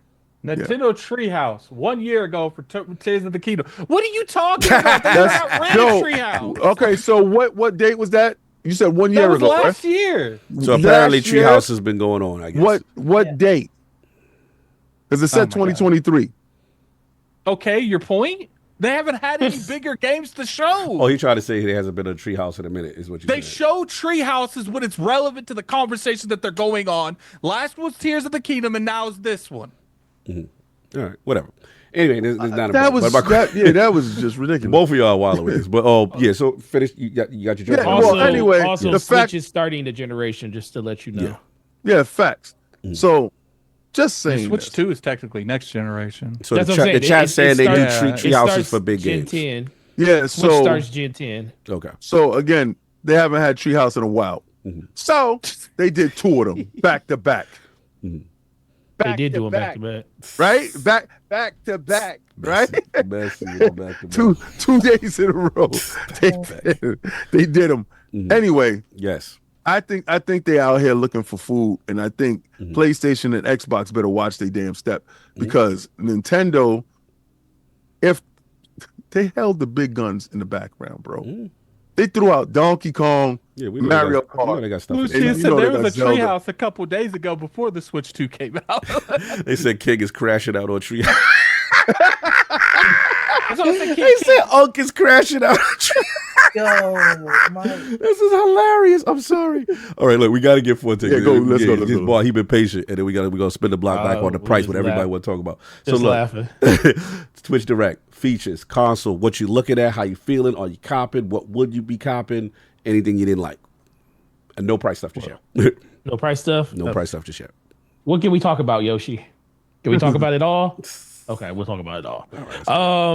The show. Yes. I thought the show was freaking incredible. I thought the show was incredible. Listen, listen. People talk about third party, and I get it. It was heavily third party, but you know, just if you look at this screen, there's a lot of third party that's on that Switch right there. You know, a lot of third parties. Like listen. No, I mean that's what I said. Third party's always been a part of the Switch. Yeah, but the biggest thing is I think it's now because with the Switch, the original Switch, I think it was spec to what they wanted to do with their console. I feel like they pushed it a little bit more to be spec for what developers also want to do with it, because we already know Nintendo builds their systems to basically work with their games. That was the main reason of the original Switch, and why you didn't see like games like, you know, other games hit it, because in their eyes, it just wasn't worth the trouble to bring them over because they wouldn't be able to do or perform the way they wanted it to. That has changed with the system to an extent. And to support your point, go ahead. Games that were present at the hands-on kind of just signify that. You have games like I was just casually looking, Hogwarts Legacy, Cyberpunk, Street Fighter. They may not be exactly one-to-one with PS5 Series X, but they look damn close enough to where you're not really like, if you buy the Switch version, you're not buying a gimped version. You're buying a genuinely not just playable, but a enjoyable version. Right. And then if you just contrast that towards just even like the original Switch, Hogwarts Legacy was it was the first time we ever saw in a long time a game outsell Call of Duty over a year. Facts. And the Switch had a lot to do with that. Yeah. Because that game sold like crazy on a regular Switch, where the experience is like like completely. Wait, it sold over there with on the dog water one. It's so like crazy. And guess what? It was even delayed on the Switch. Yes, I do remember that. Yeah, it came last. You're right. It came last to the I Switch. told people them 30 party parts was moving. I was told that. Well, and that's the biggest thing though. So for me, you know, just talking about just the show in general, like as soon as I can tell you for myself, Mario Kart was it for me, because I have my 2 kids, my 2 daughters, and my wife. That's the one game that we bond around the most in this house. We play like as soon as they saw the trailer, I'm getting phone calls. Literally, my wife's at work, and I'm like, "Damn, you actually watching?" They coming at you for a day. They was like, "Cat, bro, those third party games on Switch, they coming at you." It was like, "How much your Joy-Cons gonna cost? how much is this game? Did this before they announced the price? Yeah. They say, okay. My wife was like, listen, we got to make sure we get this. We got to get that. And then she called me on the phone when Donkey Kong happened. And she lost her freaking mind. She said, they finally did Donkey Kong right. They put respect on his name. No. Game of the show. It was game of the cool. generation. Damn. No, it was really cool to just like have that experience, because I just feel like as I'm watching the show, I feel like King just said, I feel like there's a turning of the guard at Nintendo. Like the fact that all you saw was just the young version of Nintendo out there with the presentation of all these games and stuff. And then it just kind of speaks to the fact, like, I'll tell you, like, for me, people always talk about, like, why do you want to buy this game on the Switch when you have an Xbox or you have a PlayStation? Right. That's the argument. That's what they were trying to come at you. Or you have a PC like me. Yeah. I'm gonna tell you for like me. Like, okay, so the reason I have Witcher. I have Witcher Complete Edition on my Switch. I beat that game on my PC long time ago. Like before it even hit Steam, it was on Good Old Games on GOD. I beat it over there. I played it on my Switch because I wanted to go through it again, but I didn't want to like commit to like at home playing it. So whenever I had time just on the go, I just play it. Same thing I did with like, I can count probably on both hands how many times my Switch has been docked to my TV. I barely play dock. Yeah, I think that's what the difference between a lot of, I think Attic and King are more. No, mine stay docked. Yeah, docked. I never play. Listen, and I think me and you are more on the go. I think that's what it is too. I've never said that the third parties don't sell good on the Switch. I'm saying when you took all the third parties, here's the thing. When you're trying to appeal to a Switch person, there's a lot of variables. One, Switch is used as a huge second console to the majority of gamers. That's why they sell so many. They sold so many, because a lot of people will have like a PlayStation or a PC or an Xbox alongside their Switch. Okay. So then a lot of those people generally probably won't gravitate towards Switch on a third-party level on like a Witcher, because they have more places they can play it on. But when you appeal to like just the Switch person, like my cousin, he used to have a Switch for a long time. He bought the Witcher on the Switch because that was the only place he could play that game. Was because he only had a Switch. Do you see what this is? The inside of my Tears of the Kingdom box. Do you see what that is sitting in that box still? Yo, the dock is in there. This is the dock, still wrapped in the original plastic. That's crazy. With the HDMI still wrapped in the original thing. Look, the Joy-Con grip still wrapped. I'm telling you. Yeah, all right. No, we see your usage habit. But continue. You're right, because they wouldn't have made the Switch Lite unless there wasn't a demand for people wasn't using the dock. Yeah, for sure. Yeah, but the dock or non-dock is not really a conversation of people buying third-party stuff on the Switch, because you can play both of them on the Switch regardless if you're docked or not docked. Right. Yeah. So yeah, the biggest thing for me is I just think they knocked it out of the park. Once they showed, I was like, dog, this is Elden Ring. Yeah, it's crazy. I said, we getting Elden Ring over here? Yeah. And then I started Elden Ring was so good on the Switch. Then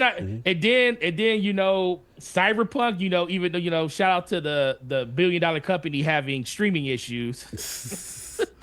And that was a pre-recorded video. Why didn't you just premiere something? That's the wildest mess up I've ever seen. If you got some insight, please let us know how the $1 billion company did this. It's not even just insight. It's just more like I just feel really bad after talking with the developers, because they were so happy and passionate and proud of everything they're doing with the Switch 2 version, from gesture shortcut. Jeez, I'm tripping over my words. Gesture shortcuts, where, like, in Cyberpunk you do in the breather to kind of heal up. That's like a gesture you can do with the Joy-Cons. Okay. So they have functionality that they would have been able to show. Yeah. They can't even show it because they lost their moment because of the stream thing. Yeah, it's unfortunate. That was the thing. It was a big moment. You know what's a huge moment that we lost? That was annoying. We heard that Final Fantasy. We heard the Final song before we. I was tight, bro. I was tight. What Final Fantasy is that? I was so tight. I know. I knew what it was the moment you heard it. The moment I heard it, I knew what it was. Yep. Has a unique sound. That unfortunately wasn't playable at the event, but I'm guessing that's like a post-launch thing. Yeah, because it's going to launch for. Because it's going to launch on Xbox too. They just can't announce it yet. I'm down with Or Xbox just doesn't want to. Now they want to get Nintendo their flowers right now, which for me, and people don't understand that too. Like, we talked about this on DPS when it comes to that Final Fantasy announcement. People was like, well, usually third party just comes out and they'll say, you know, congratulations being on the Switch 2, and then these are the other platforms it's coming to. But then I was like, well, no, because it is a console launch, brand new console launch. And then I would say, if you kind of think about it, Phil Spencer and everybody at Xbox, like Phil, Matt Booty, Sarah Bond, they've always congratulated other people for achievements and things that they release, like games or anything like that. So even if they didn't come out and do it during this, in my eyes, it was more of let's let Nintendo have their moment. Let's let them have their moment. They're during a console launch. We're gonna talk about this in June when it happens. Yep, they coming at me. I said the same thing. They coming at me. They like it's not happening. I'm like, all right, that showcase is like, whatever. A week after the system comes out. Yeah. Yeah, it is what it is. Now I got you. I'm saying finish it. I was gonna get my boss. The only thing I got left is, you know, I think like in general, it's gonna be something that's gonna land really, really well. Like, you know, it's kind of hard to talk about one without talking about everything that happened after the fact. We're about to get to it. We're gonna get to that. But I'm super excited. I already had, you know, God forbid, I still have the amount of money on my gift card that's going to cover this. We'll figure that out. But Donkey Kong's a day one for me. $900. We get to it. Said I we pray gonna get gift to card it. covers it. But that's what they. Donkey Kong's a day one in July 17th. Mario Kart.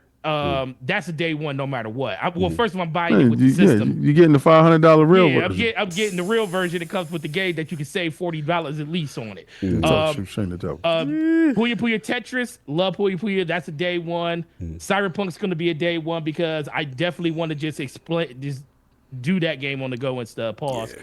But and that should have cross progression because their cross progression is online through their. And that's the only thing I want to see more, because that's the thing that kind of makes me want to buy certain games on the Switch, because there is some type of cross progression. Yeah, like the fact that I saw Madden on the screen. Oh God, gives me hope. Oh God, gives me hope. Woo! Gives me hope that we made it. NCAA football and everything. Cyberpunk has cross progression on Switch too. Yes, see? I knew for a fact it had, because it already has. Their cross progression is through CD Projekt Red site, no matter what the platform is. You just got to log in. You have to log in. Yeah. So that means everything that I did on my PC, I could just go straight through. Go. Fire. So that's all I'm looking forward to. But let's just get your thoughts. Yeah, I get my thoughts. We're gonna get to the heavyweight part of this with it. So look, you know, obviously, you know, I'm very biased. I've been very hard on Nintendo. I don't care about they're the cutesy company and it's okay they don't have this feature. That playground's just right there. Yeah, it's okay. Like, no, I've been on their head. I've been gang. I felt Switch was the best joint they put out, but I've been on their head with their terrible lack of features and the fact that they've been so antiquated for so long. So I'm all about the new leadership. I am all about getting up into the new generation of things and how things are supposed to go. So for me, it was very peachy to hear 4K 60 anything, HDR anything, 120 frames per second anything, DLSS anything. Oh, you want to talk to people? You want to have party chat? You want to do social features, Nintendo? Let's go. That's what's holding you back. They put that behind their online membership. Absolutely, as you're supposed to, as PlayStation does. No one else does that. Well, PlayStation does the cloud saves. PlayStation and all that. doesn't do that. Well, they do cloud saves behind the paywall. No, I'm talking about just a party chat. You have to be part of their membership. Yeah, get down and lay down. No, that's what leaders do. They set the trends. Xbox doesn't do that. PlayStation do that. Discord doesn't do that. Get down and lay down. You want this premium feature? You want to play? You want to play or not? Guess what, Addict? All those platforms you just named drop their prices of their games, and Nintendo does it like once every decade. Yeah. So my thing is, I was just so happy because look, one of my favorite games was exclusive to them for so long.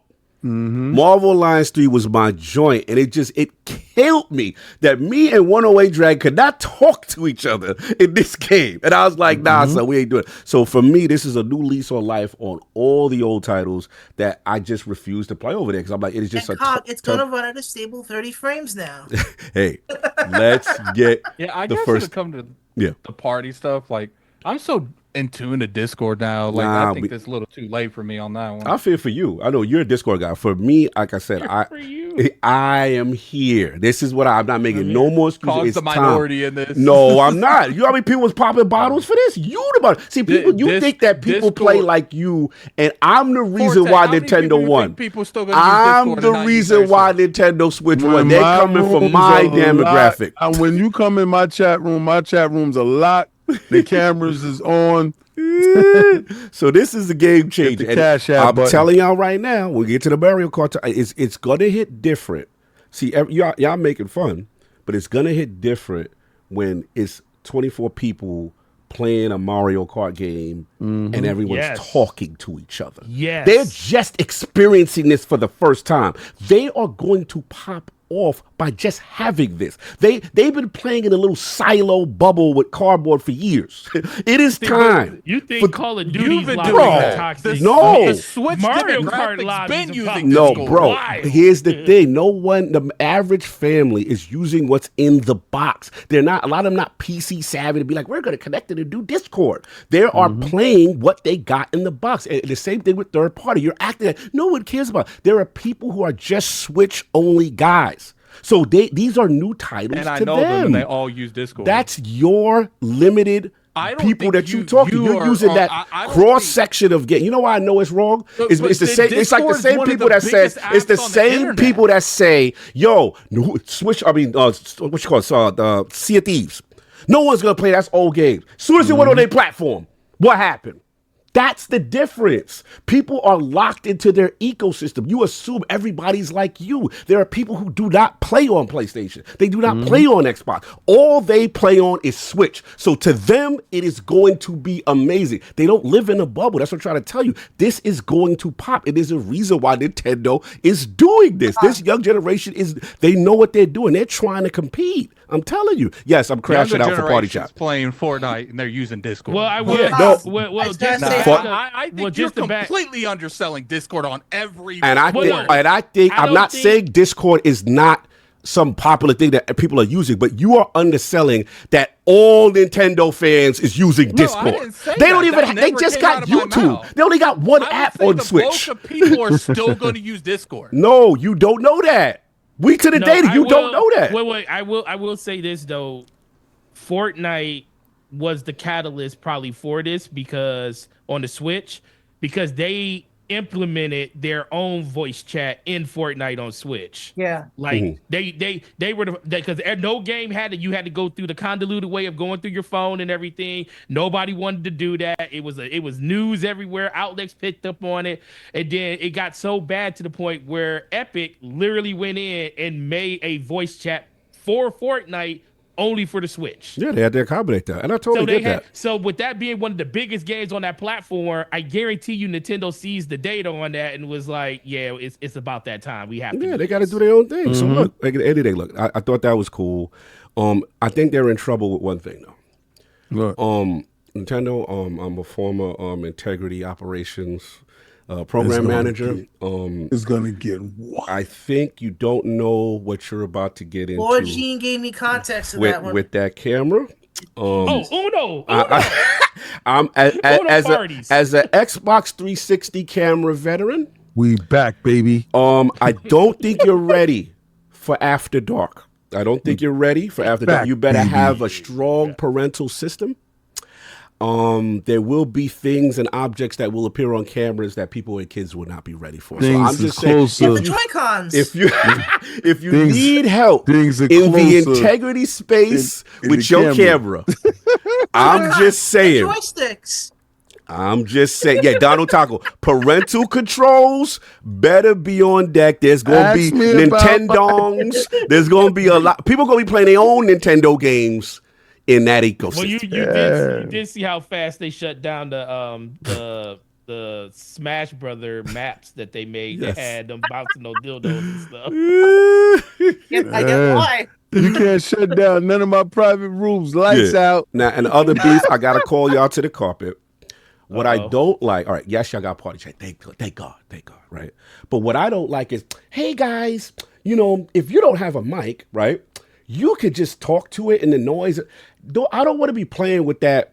hey Ma, where's the meatloaf dude when we in a game? Like, you know that dude that he got background noise. That's the joint that I be doing. Yeah, like I don't want to hear, because meatloaf? you did not show me a feature that says mute the dude in the party chat. I want to see that feature. Dawn, school me if they did it.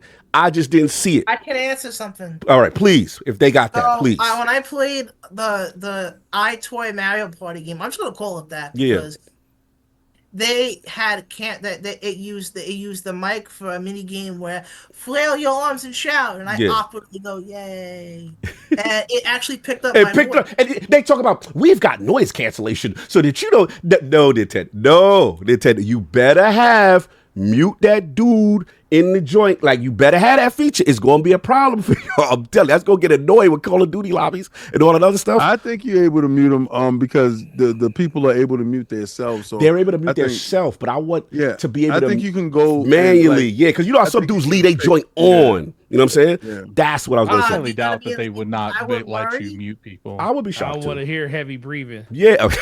Oh God. Or somebody fall asleep while we playing Destiny. We got dudes just falling asleep in our fight. And that's why I'm staying on Discord, because I can mute people. Fair enough. Go ahead. So the fact that you have Vita veteran in the building, Same. Gio Corsi, kind of handling some stuff with I the feel Switch. good. I feel good. I imagine a lot of the modern stuff you would see on the PS Vita. I hope so. is You're right. present. Gio Corsi in the building, that's Vita, and they're doing that. And what I like is their party chat is not just for the game specific. Everybody could be in different apps doing their thing. That's beautiful. And then you could see the games run, and you could see everyone's captures at 10 frames per second. How many people you think is going to actually use that camera? I am. I'm buying it day one. You getting a I feel like that's an accessory they're going to discontinue in like a year. I ain't gonna discontinue mine because I'm gonna have mine and lock my rooms down. Hit the cash app button. Hit the cash app. Hit the cash app button. So yeah, for me, it's kind of Smash Brothers. Oh yeah, that's right. You want to smash? You want to play Smash Brothers? Who want to smash? King running up with you. Want to smash? You want to smash, bro? All right, we gonna move. We doing that. You want to smash, bro? You want to smash, bro? We going to you gonna find out who's in relationships with each other with their serial numbers. That's a fact. That's a fact. So look, and then now we're gonna move it to the main event. Do they still have serial numbers for friend codes? I don't know if I saw that. I think this time with that app, son, is how you doing. It's how you doing. It's howdy doody time. How you doing? Anyway, so we gonna move this whole text and pause. So look, here's the main event. Obviously these prices, MarioKart. I'll pay $500. You don't tell me nothing. MarioKart debuted I got impressions at $80. $50. That definitely set up a tidal wave of emotions. We also did not talk about, which is the tariff threat. I want to shout out GameStop for putting out the announcement that Nintendo had talked about in reference to what potentially could happen. Looks like everything right now. Update from Nintendo. The pre-orders for the Nintendo Switch 2 in the U.S. will not start April 9th. In order to assess the potential impact of tariffs and evolving market conditions, Nintendo will update timing at a later date. The launch date of June 5th, 2025 is unchanged. GameStop will continue to work closely with Nintendo and provide updates as soon as more information becomes available. Stay tuned for details. So the fear is that not only the people that have been having issues with the price now, the price could go up further. Then we got the $80 game situation. Then we got out to Z Huge talking about the tariff impact affecting other consoles, how PlayStation may be doing preparation as far as where their production is in preparation if a tariff does happen. We also have news. This is a big one. Nintendo is selling Switch 2 for $350 in Japan. Yeah. And it is region locked. Yeah. It is. So if you think you're going over there to get the hustle for the cheap, because whatever, it's not happening. They said okay, get at it. I'm sorry. Yeah, was the original Switch region locked in Japan? No. I don't know. I don't ever try to import anything. I'm not king. So they said, So they said Nintendo Switch 2 will be available regional lock for Japanese stores. It's been revealed. They said the domestic only, so they call it in Japan, will retail for the cheaper price of $334. Will only have Japanese as the console's language setting, and the only Nintendo. Okay, we'll have a king. Okay. I said I'm just laughing at how they're framing nationalism and Domestic only. Domestic only, and then only a Nintendo account that can be linked will be created with the country region set to Japan. They said a more expensive Switch 2 model with multilingual support purchased at will be at $467 equivalent. Will be available to purchase from the Japanese store later. I guess not right now. They talk about how this is in preparation to combat what potentially could happen. They also said that means Nintendo will again subsidize Japanese users with the domestic version of the Switch 2 in order to make sure they continue to dominate in the market over there. So they said that the vast majority of Japanese users do not care about multi-language hardware, so the price for the international version of Switch is inconsequential to them. So that was the other bombshell. So let's get it. Arcade, this is you. I'm sorry, yes, please. A comment on that real quick? Yes, please. Is like in Europe and stuff, is it still the same price it would be converted to Europe that it is in Japan? That is a good question because from my understanding, because the way it looks like it's only Japan that's getting that. Yeah, it looks. It's a Japan only. It throws the whole tear thing out. Like if that was the case, it would only be America that's raised, and everywhere else would be the same price. To your point. Well, I'm sorry. No, Forte, you go because you could speak on it probably better than me. Well, so the tariff thing. So it was a reactionary tariff. It's what the thing is. So if you kind of look at the breakdown of how the tariffs are here in the U.S., basically the U.S., since we bring in more than we send out, we only basically impact who's bringing in stuff at a lower rate. So for I believe for Japan it was or China is 64%. For America is 32%. So anything that we ship out is only 32%, but anything we bring in, they were charging 64%. Well, Japan reactionary on that tariff, and we don't know what that number is going to be yet. So depending on what that number is going to be, if America follows suit, that means that tariff in America is going to go up. And if it right now it's at 32%. If they raise it to 80%, over in China, then that means the American tariff is going to be 40%. And then you're looking at another 8% difference that you're going to be talking about stuff coming into America. So the difference in the prices right now, I do feel is just they know that, maybe it's a combination of that, that's their native country. So they're giving them a little bit of a break, maybe not charging as much over it costs to make the system in general in Japan. But I do think the rest of the world, I think that's just what they know. They know we're gonna pay for it, and they're gonna hit us with that with that price. Now, as far as what happens now with the reactionary tariff, I do think that is involved in the tariff, but I don't think the price right now, the $450, I don't think that has anything to do with tariffs. That is just what they were going to charge from day one. Because in my opinion, if that was like an anticipation for tariff thing, they wouldn't have gave no price until they knew what the tariff was. They gave us that price because they knew that was going to be the price, regardless what happened. But now, when they're delaying it, it's because of the reactionary tariffs, and they're going into that. That's my opinion with the pricing itself. So yeah, this is the big one. No, Robert. Arcade, Arcade, man. Obviously, you played the Switch. We talked behind the scenes. You had very strong thoughts about the hardware price, the value. Now playing Mario Kart, the $80 games. No one's bingo card was Nintendo setting off $80. What are your thoughts on all this pricing? Yeah, so just gonna go in order, just for my impressions on Mario Kart. Yeah, I'm gonna be transparent. If I didn't know the price, my general impressions on Mario Kart would have been completely different if I didn't know the price, and B, if it was 60, 70. The fact that the $80 price point was like a cloud above my head the entire time I was playing Mario Kart.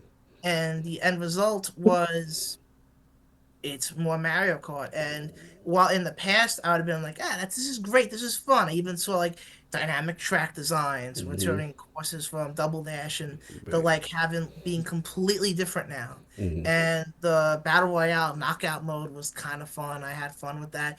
But again, in the back of my mind, I kept thinking, this is $80. What's going to justify it?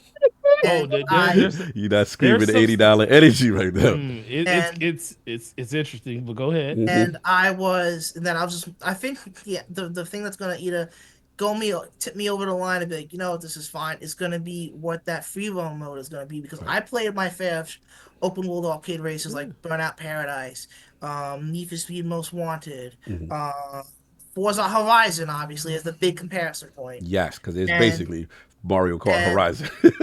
And that was not playable. And I talked with the PR person.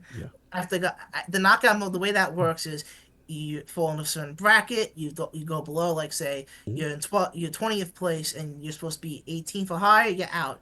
I had a lot of fun with that, but I got knocked out like towards the end-ish, and I just used that time to just talk with the PR dude. And I got some context. Oh, the open world, you know, you use like you get these food items on a track, and you can. Oh, that's how you unlock skins and characters. There's a distinction, and it's not just so that's why the roster looks so big. And then there was whatchamacallit, the fact you mentioned like elements, things that just happen dynamically during just racing, where like UFO, he said UFO kind of pick you up and stuff, and it reminds me of Kirby Air Ride City Trial, where like some random stuff happens, you have to kind of navigate around that, but I didn't see that in person, and I feel like that's going to be the make or break for justifying the $80 price. So as of right now, you don't feel it's worth $80 until you experience the full game. From as of right now, from what you experienced. As of right now, it's more Mario Kart, and it looks really nice, and that's cool. That's fine. It's really the thing is $50. I have deluxe on here. I can just play more Mario Kart there. The thing it's really $50. The thing is how it's really King. If I can get that bundle, then it's $50. But if I can't find that bundle, it's $80. I pretty much believe that that's the only bundle that you're gonna find. Pretty much just like you couldn't find the disc version of the PlayStation, or you couldn't find a lot of Series X's. You found a lot of Series S's. I think they're gonna have what they want to have in the consumer's hands, and I really think they want to sell the higher price bundle on that part, and probably have a bunch of those lower price joints left over in Japan for their peoples, and have you out here fitting the bill for everybody else. That makes sense, but in my mindset, that $80 cloud, I feel like that's going to be a big issue for a lot of first-party Nintendo games that decide to go there, because I didn't have that negative cloud over me when I played Donkey Kong or any of the next-gen upgrades or any other game at the show floor. Donkey Kong, my language, I fucking loved it. I really enjoyed Cyberpunk on Switch. Right. And again, CD Projekt told me that's $70 and the full game is on the cartridge.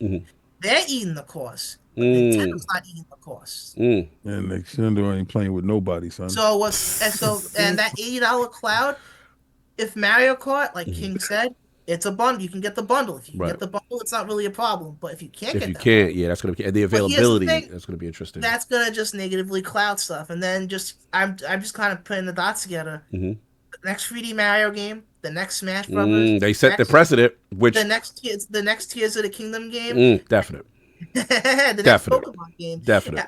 I'll tell you right now, if the next Pokemon game looks and runs like, again, my language, ass. Language from Wednesday. Save that for the whole. You're in the realm. No language. So it's a case of like, I'm gonna be a lot more critical, because as of right now, you can't say "pardon my language" 2 times in a row and get away with it. I know, right? And then bomb the picture. In that case, I could cuss all day long by just saying "pardon my language." I will stop. No more. No pardons. No more. You're out of pardons. Continue. I'm out. So like, for me, it just feels like with Nintendo. The reason why I give Nintendo's games a bit of a pass sometimes is because they're not $70, or they're or it's like, hey, this is lesser hardware. Yeah. Now see what happens when you keep letting them get a pass. Exactly, King. You're on the money there. Now that Nintendo is playing ball with higher prices, hardware specs that fall more in line with PS5 Series X. You can't. I'm not going to excuse. Can't justify that. I can't justify it. I feel that. So, remember when I got attacked because I said Pokemon shouldn't have been an open world, and they ruined the whole franchise doing that, and everyone and their mom came at me saying I was being too hard on it. The Attic was right on the money. Pokemon is I'm not cursing again. Point is, Pokemon is everything but the games of quality, and that is frustrating. But look, going to the price of the console itself, I didn't mind the $450 price. I was about to ask you the console. I feel like the console price, especially now that I got my hands on it, it feels premium. It feels quality. It feels, in my opinion, that price is justified more so with the tech built in that future proofs it.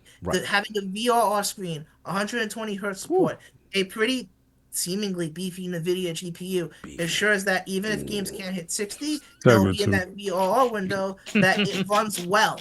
And the fact that it is comparable to the current gen consoles means that, for right now at least, multiple third-party games will still come to the device. And again, as you guys mentioned, Nintendo is positioning this as, this is the only console you get. This isn't the second console anymore. So what it tells me is they are going to try to be competitive with performance for third-party games. We're not going to get a situation where we have Hog Leg running at 15 frames per second. We're not going to have a situation where Mortal Kombat is... or games just missing the platform in general because they just can't work sorcery to that level. This is a big deal for Japan because a big thing that Square Enix constantly complains about is on the expectations. Well, you're launching the Final Fantasy VII Remake Saga on the Switch 2, or Final Fantasy 16 on the Switch 2, or whenever it comes out, Kingdom Hearts 4. Right. Yeah, you can't tell me that's going to be on the expectations because it's going to be on a handheld in Japan that is priced competitively over there, that the majority of that audience will buy. Yeah, so you can't tell. So it's not going to be a situation like with the 7 games and 16 where they say it underperforms. That's not going to happen anymore because those games will just work on there. But going back to pricing in America, if they can't lock down the 450, 500 after these tariffs. He had tears in his eye. He's like, oh, I'm just gonna say right now, a lot of my positive comments go down because if it hits 600 or higher, we're reaching. You can get another job to buy this territory. I mean, but that, in fairness, that would affect all consoles. And this is going to affect all consoles. But I feel like it's kind of hard to put this like. Not all platforms are releasing a console this year too. True. Xbox had a couple. That's a good point that King just brought up. There's a real possibility that the next Xbox handheld is probably going to get $100 to $200 price bump. Yeah, because it's going to be the same case across the board for everything because, while Xbox might be willing to take the hit, PlayStation isn't, Nintendo isn't. So I expect the PS5 to go. Xbox ain't taking no hit like that. Yeah, it's ASUS that'll be taking a hit this year. They ain't doing that. So I'm guessing like we're gonna be seeing the base Xbox Series X and PS5 going to 600, and you're gonna have to sell 2 kidneys and a newborn to get the PS5 Pro. All right, you heard it here first. Let's open this thing. Unfortunately, you've been patient. I want to get your balls off on this. Yeah, what's up, bro? So this is the biggest thing. This is probably the most backlash I have ever seen from Nintendo, and we've been covering them a long time. The Treehouse. Normally, every single comment. I've never seen this. I'm used to Nintendo fans bending the knee and justifications, but they are not about this $80 Mario Kart. They are not about this price point and potential more higher price point if things may go where they go. So where are you at with this? Let's start with the Mario Kart, the 80, and then let's talk about potential tariffs and stuff. Oh man, I love my Nintendo fans. They're great people.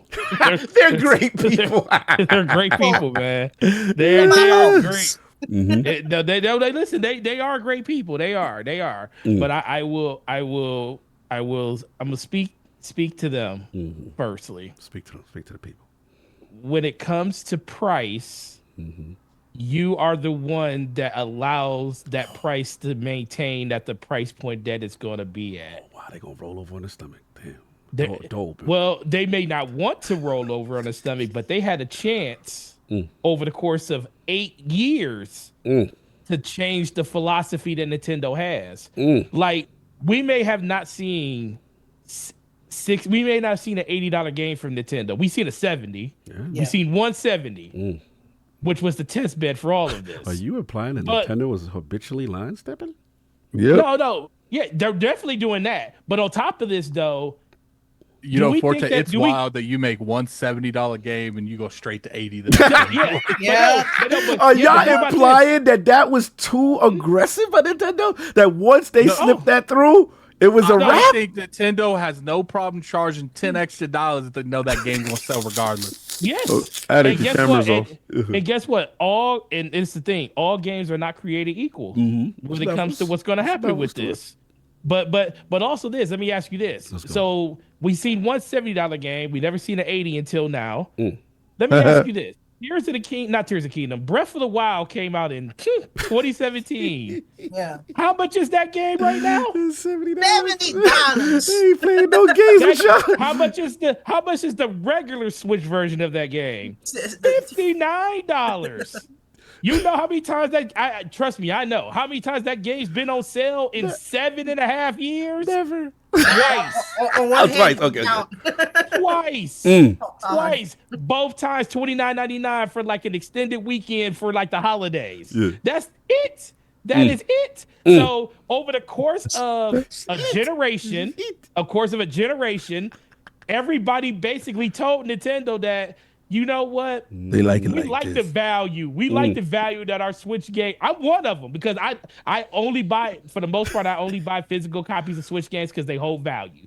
You could buy Mario Kart today and still get rid of it for $34 later, so you don't lose as much as you lose on other platforms. So I'm part of the problem. You could do it right now.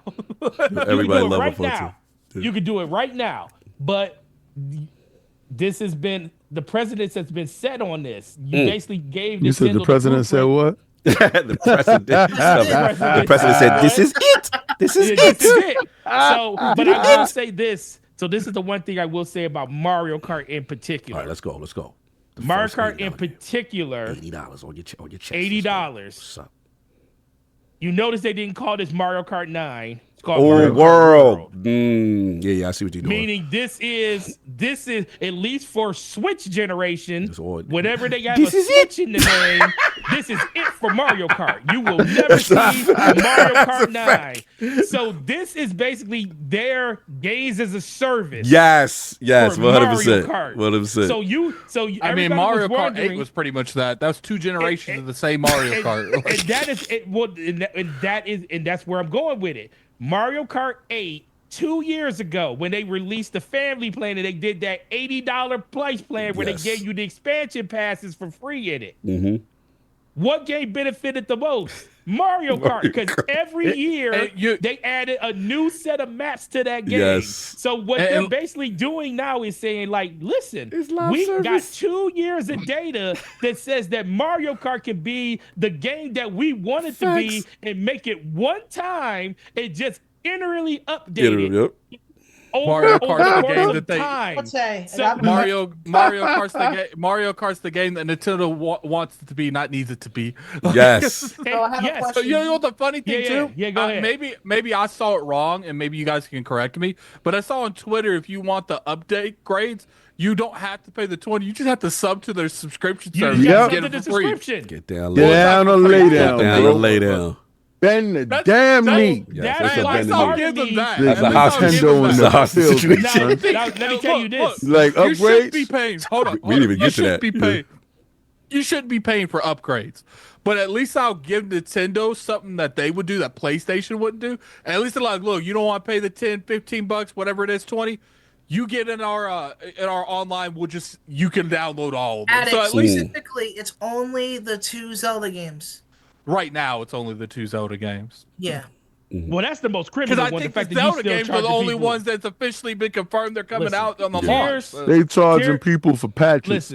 Listen, Tears of the Kingdom. I can't listen. Tears of the Kingdom. We can't be mad at Tears of the Kingdom. It's already a $70 game. They want to charge you $10 to do the upgrade on that. I'm not mad about that. That game's a year old. I'm not mad. But being a Zelda real fan, quick, how do you? Let's say you're subscribed to their service and you download the patch, and then you unsub. Do they unsub? You lose it. You lose it. They'll block your joint. Yo, do they take your upgrade? Block your joint. And just Yeah,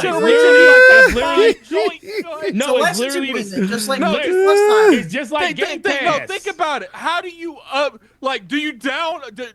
You'll see when you go to log in and your joint got the Vaseline edition. Guess what? Hit the Cash App button, King. That's right. You better hit that Cash App button.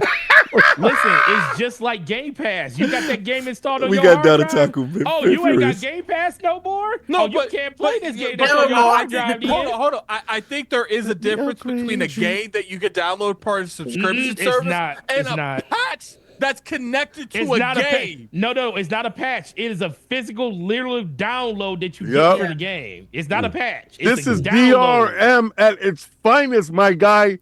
You do nothing. All boxes and lines on Nintendos. I can answer questions too about this because because with the Switch 2 edition upgrades, only game that's it's not even the full physical thing. The physical thing is the Switch 1 version of the game. So for example, Metroid Prime 4, that's probably going to be $80. Let's just be real. So that's probably going to be when that releases.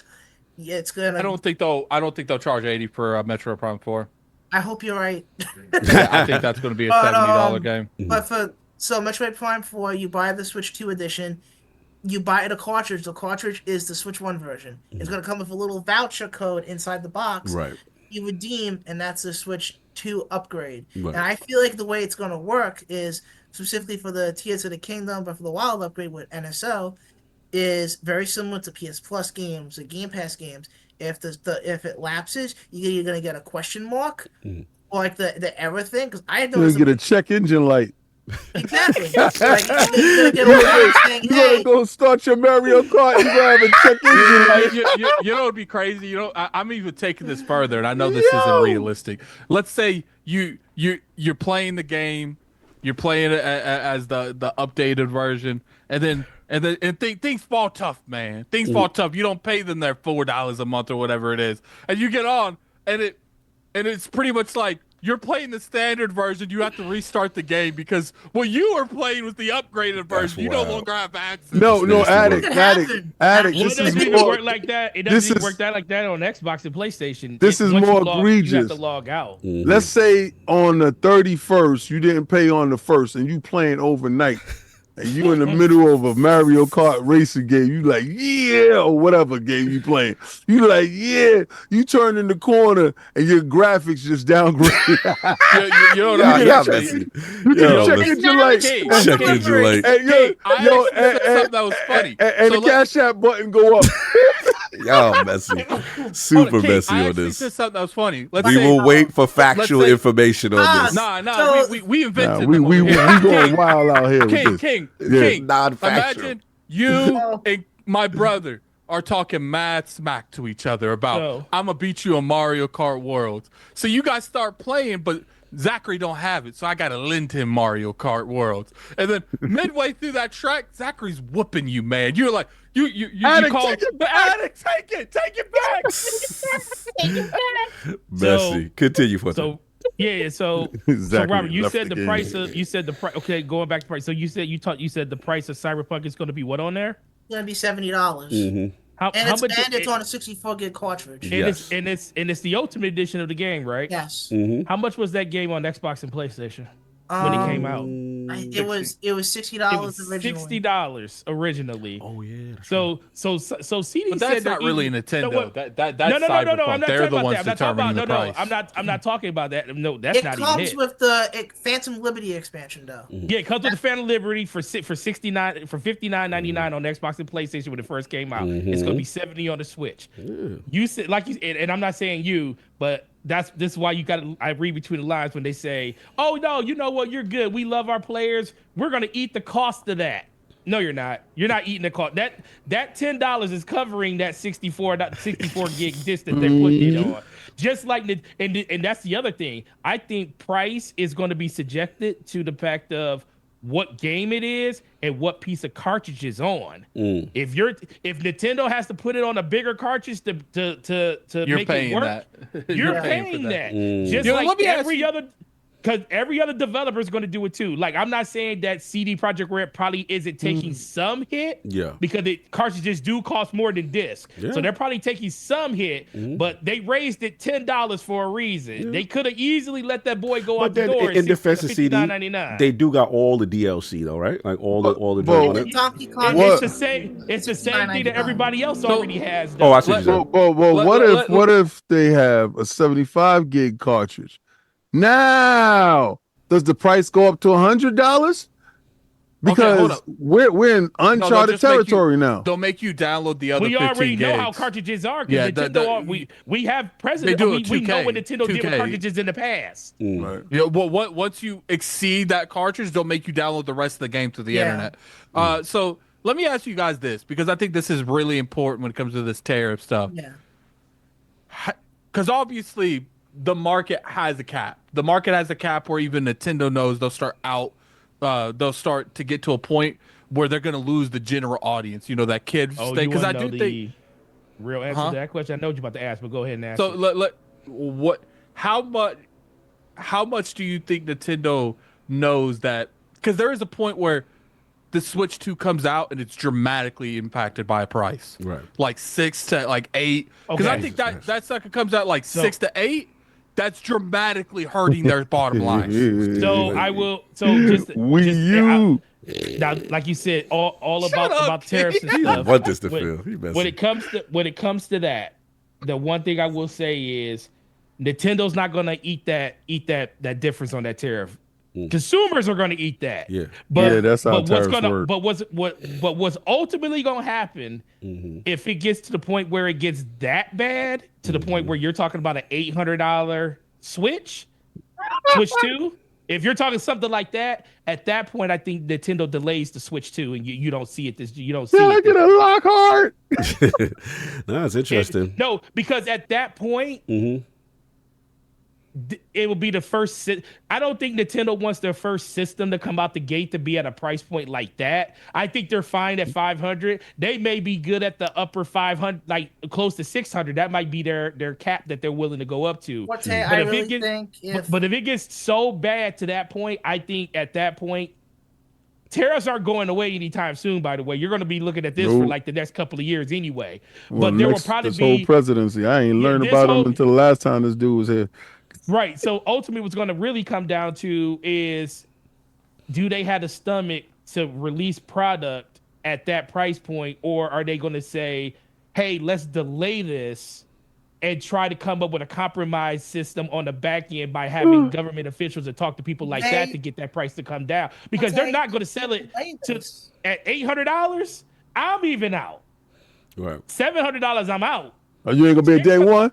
No, 600. Listen, you wasn't a day one last time, but you ain't gonna be a day one again. Hold on. What do you guys think the max is? You're a habitual line stepper. I'm gonna tell you right now. Right now, I have $700 on the GameStop gift card that covers my system and the games and the extra Joy-Cons that I want. Oh, you had this all planned out, didn't you? Oh no, since October last year, I and literally told put money on the gift card be. and I put it there. I was keeping this because I'm a huge Zelda fan and I want to keep my Tears of the Kingdom Switch. If I have to get rid of this, have to sell that. If I have to get rid of this to pay for that Switch 2, if it exceeds the price of me getting rid of this with my gift card, I'm done. I'm not doing more than that. What you buying? 1,400. Real quick. Then we got to Okay. Then we got to open up to buy a PC at that point. Yeah. I think if Nintendo wants families to even humor buying this, the most it can go up is $50 to $500, $550. If they hit the 600 plus price point, it's a result.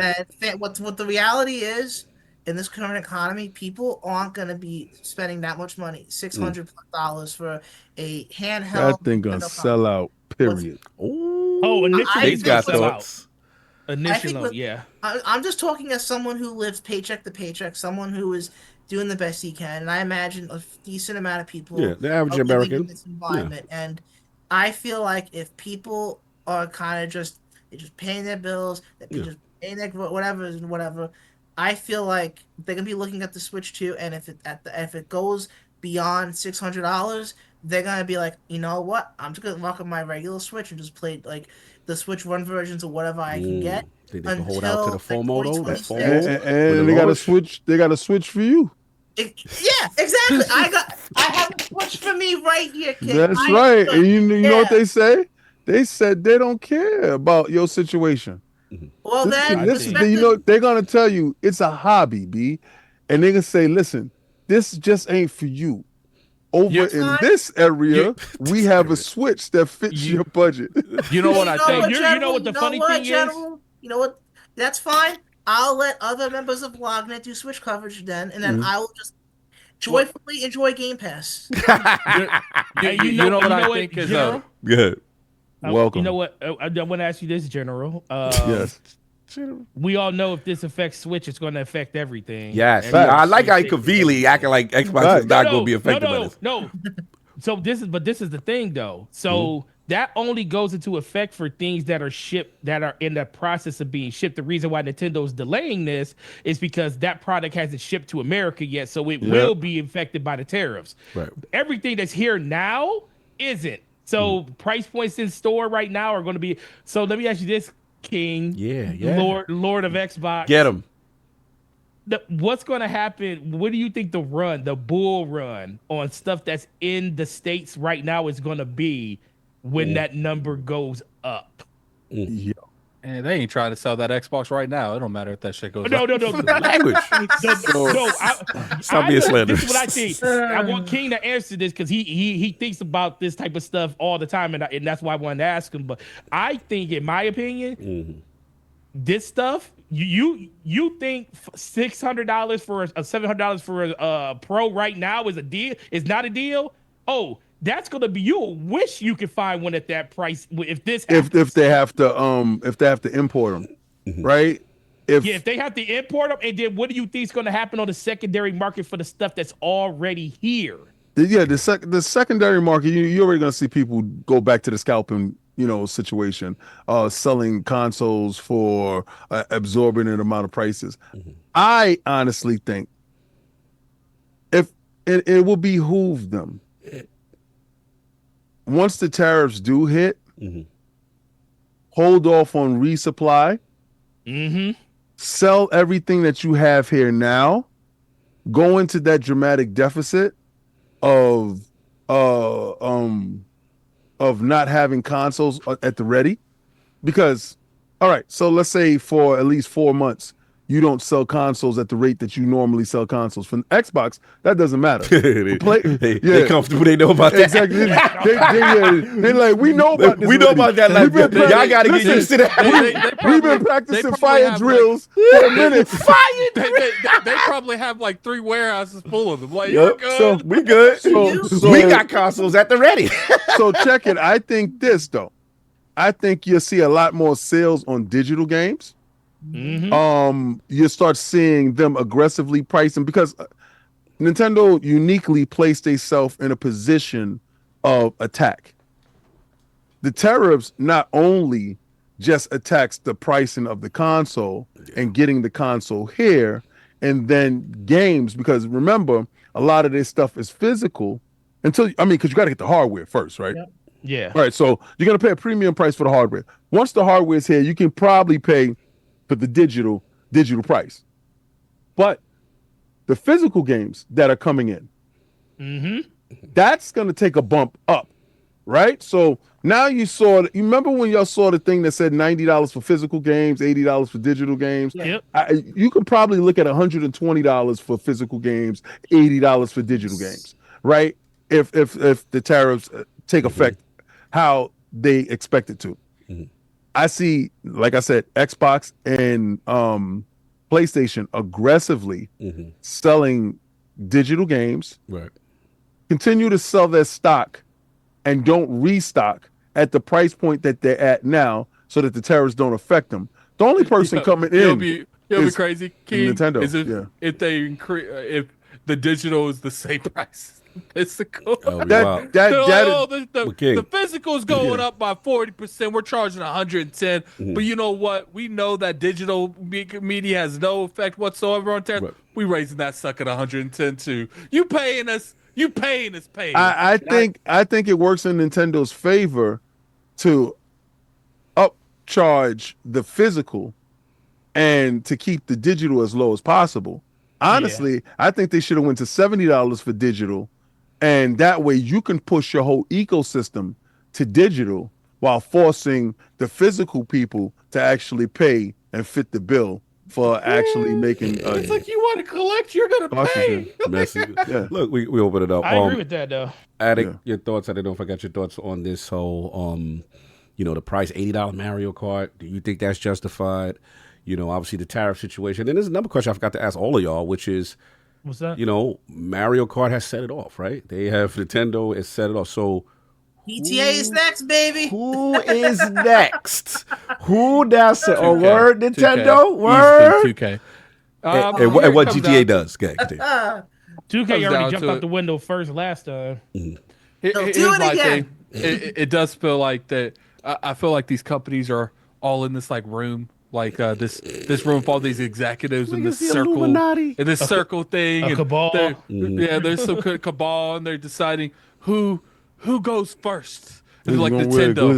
Nintendo, you have a Switch 2 coming out this year. You're going first. And Nintendo fights. Well, we don't want to be the bar. It doesn't matter what you want. You going first.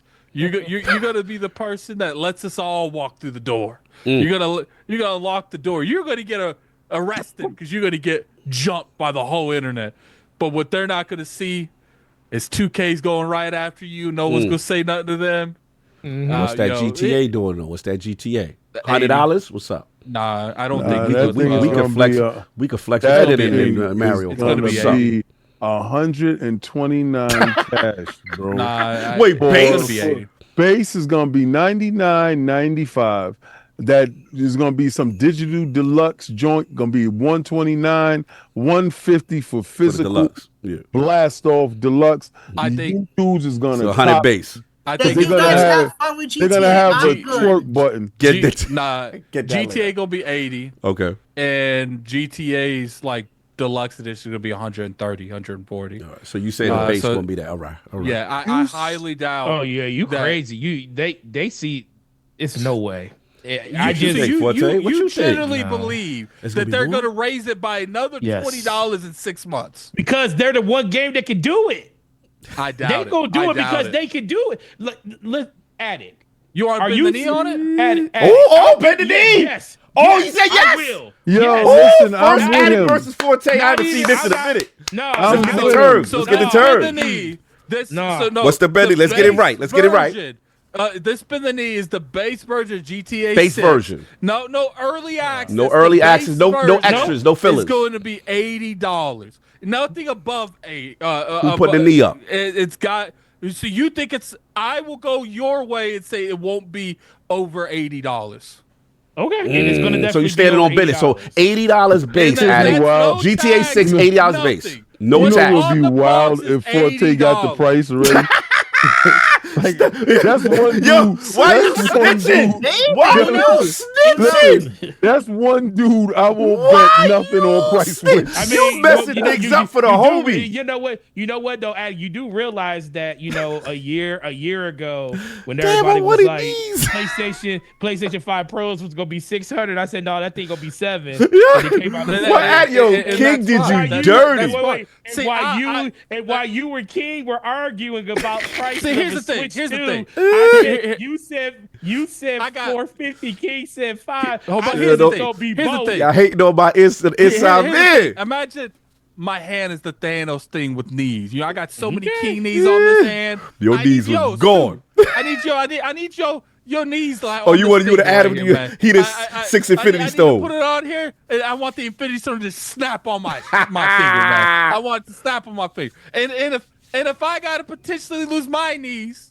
Which is fine. I'll just give you one of King's. If I got to potentially lose my knees, don't do it, transferable. Don't do it, Addict. Don't do it. There's no such thing as Addict. Don't transferable do it. Knees. Don't do it. I'm to do a bend the knee with you that says GTA will not be above $80. We still standing on. Oh, that's gangster. That's if it even comes at 70. That's gangster. And they don't try to hit the 80. That still means I win because it's not 100. Yeah, everything against them too. I word with the king thing. There was too many gray areas. Hold up, I'm not done. Oh, no. Yeah, get your balls off. Get your balls off. Let's just do this. Okay. All right, what we so doing? you It's back taking on. It's price. back on. So this, okay. So I'm down. He down. We're We just know. We know finalizing you're down. details here. I'm down. We're finalizing details here. Let's get it. So you're basically taking everything at the $79.99 price point and under. Yeah, he's taking the under. No, So you taking the under. 80 and under. 80 and under. That's what he's doing. Well, they ain't gonna take Well, $80 technically, even. It's gonna be $79.99. I'm taking the 100 and under because you said 100. Wait, you can't do that now. You can't do that. You can't do that. You say you So can you take can't do you that. said 100. You sitting there. Forte, he sat there. He said, you know you done effed up now, right? Hold up. So you're saying, or is it 90 or 100? Because I said it wouldn't be 100.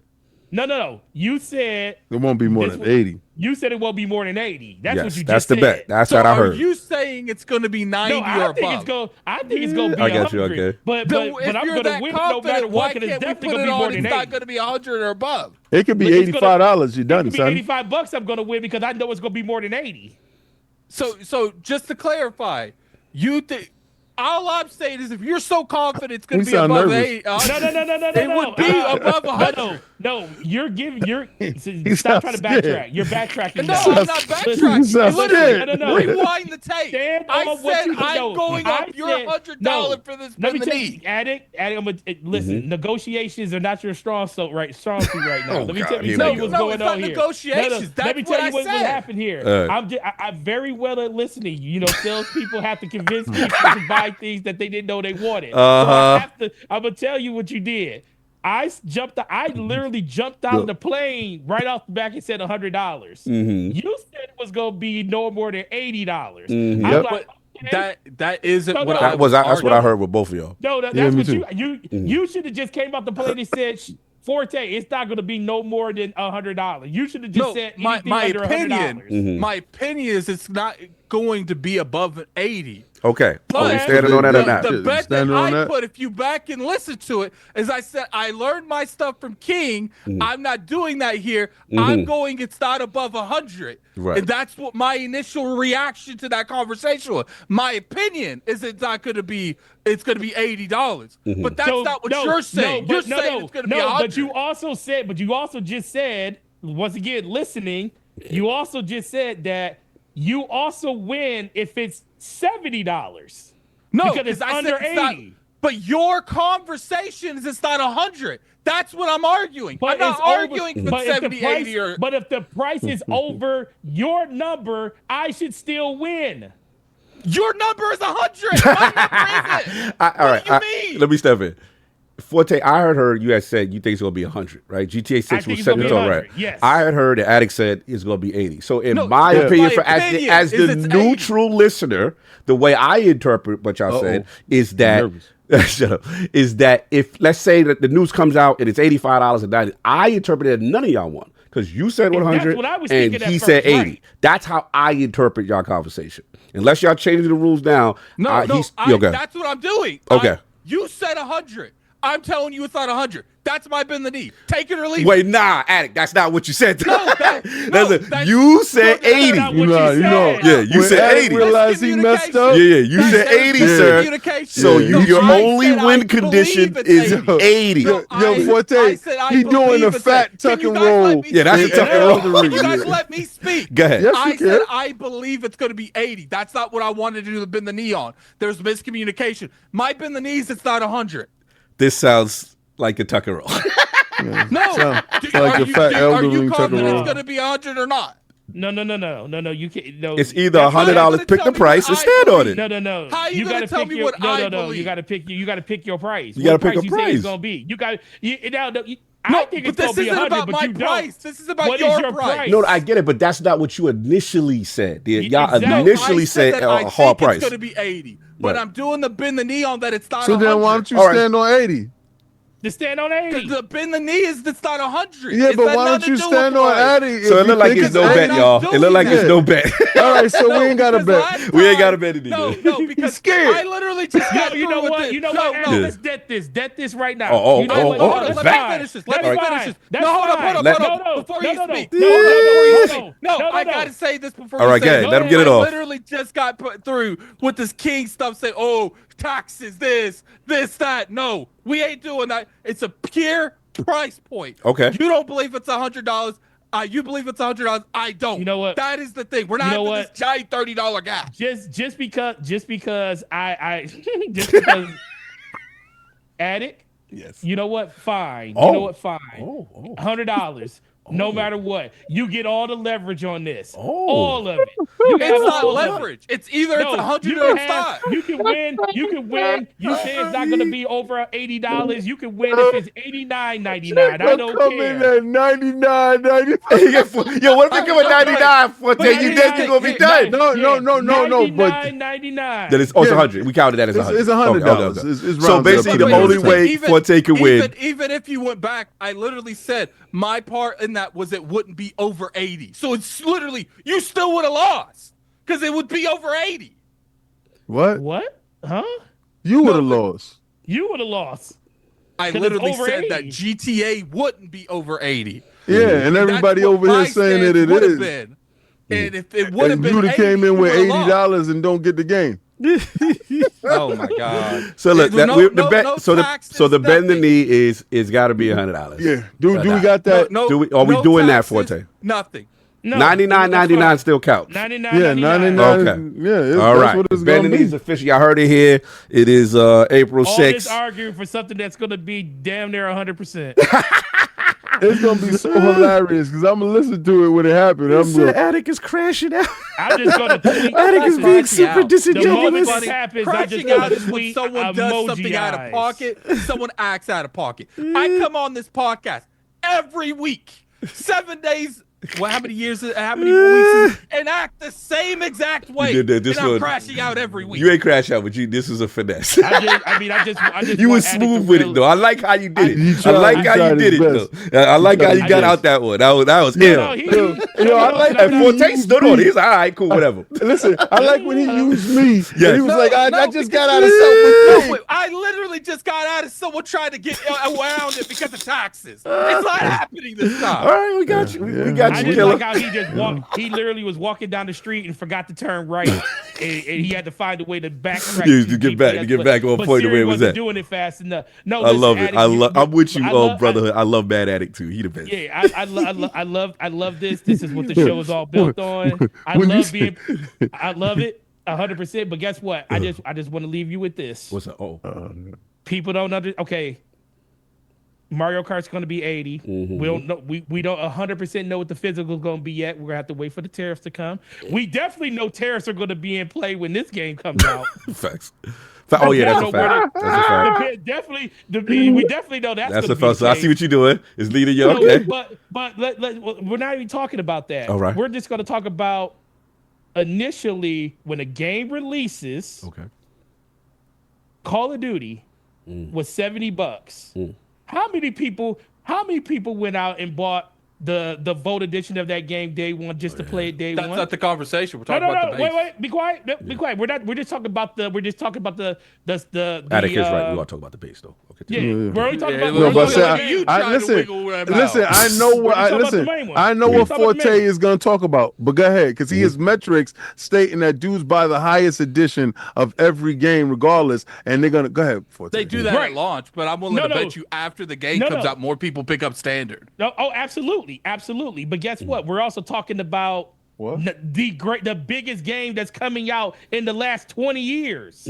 I got it. And just like you think, I got trust it. me, we already saw 2K jump out the window one time when they said $70 games versus $60 games when they did it with 2K. And they already had the numbers saying that more people initially at launch were buying $100 bundles of the game, so we'll split the middle and bring the game out $10 more. Then we saw the rest of the industry follow suit. Now we're seeing somebody else. We're seeing a main platform holder jump out the window at $80. That was wild. You don't think that 2K gonna be like, what? We can sell. We're out here selling GTA right now for $29.99, not even for the price of the game because it comes with shark cards in it. Mm-hmm. That's why people are buying the game still. They're not even buying it because of the game. They just want the currency that comes in it. And the shark cards and the online infrastructure is exactly why I don't think they're going to try to raise it 20 more percent over everything because the microtransactions they know on the back end is going to be more than enough money for whatever they want to do. Here's the thing. You tell Zelnick that as he's walking to the bank with all our money in the next year. Okay, but my thing is, look how much Nintendo's getting over a $10 raise. You telling me with a straight face that 2K is going to raise it $20 more in like 6 months? I guarantee you that more people are going to jump out the window for GTA. We'll find out when the bet's been made. It's been made. So look, we got that. We get my boss off. This was wild. And it's still I still my bad, King. I didn't even get your balls. My fault, King. And it's still going to be 100. It's still going to sell over 100 million copies. At $100. This is it, man. Nintendo wasn't in our bingo card for 2025. Nintendo said $80, get down, lay down. Mario Kart World, where you at with it? We got a system, we got potential tariffs. Where you at with all of this, King? I told you it was gonna happen like this. I told you the console is gonna be crazy, and I dared to say that they was gonna do this for the games, but it makes perfect sense. Coming off of the Wii U, the Switch was. I don't want to make no waves. This thing to lose so bad it's unreal. The same way you want Xbox to lose. I never said that. What have I ever said? I want Xbox to lose. You call my man Lord Doom and Gloom? You gonna sit there and say stuff like that? Give me examples. Doom. You just talking. So now we're just saying names. We call each other out. We being that transparent. No, he's just talking. That's all he's just talking. Good. Doom and gloom all right. time. It's RoadToTokyo. That's all. Doom and gloom on your Stop making songs, sir, and let's continue. like, let's get to it. It's like this is what was it? It's SouthofMidnight. We call him. Don't be making beats for Addict. Let's go. You're not producing that. Until you give me an example, you can keep on with your nonsense. The next thing you said about Xbox, doom and gloom. Everything Xbox, that's what he do. But he said everything Switch, you doom and gloom. He said you doom and gloom Switch. Listen, and I've been right. I'm standing on my business. You own it. On my business. You want the film. How it tastes? How the Switch burger tastes? Cog, isn't there a lot of comments in the chat that said, "Man, Addict was actually right the whole time." We're literally mirrored right now. True that. There's a lot of people that's riding with King on this one too. Both of you on that. Continue. How that Switch burger tastes? It don't taste like nothing right now because you don't know how much tariff sauce is on it. I've never talked about I'm not buying. I've been very clear I'm buying it anyway. So yeah. Well, we'll see if it's 1,000 where you at. Let's get it. Back to $1,000. If it is, you're already crying for $80 games. I'm just saying, you sat there and said, I looked at this dope game and heard it was $80 and it was whack.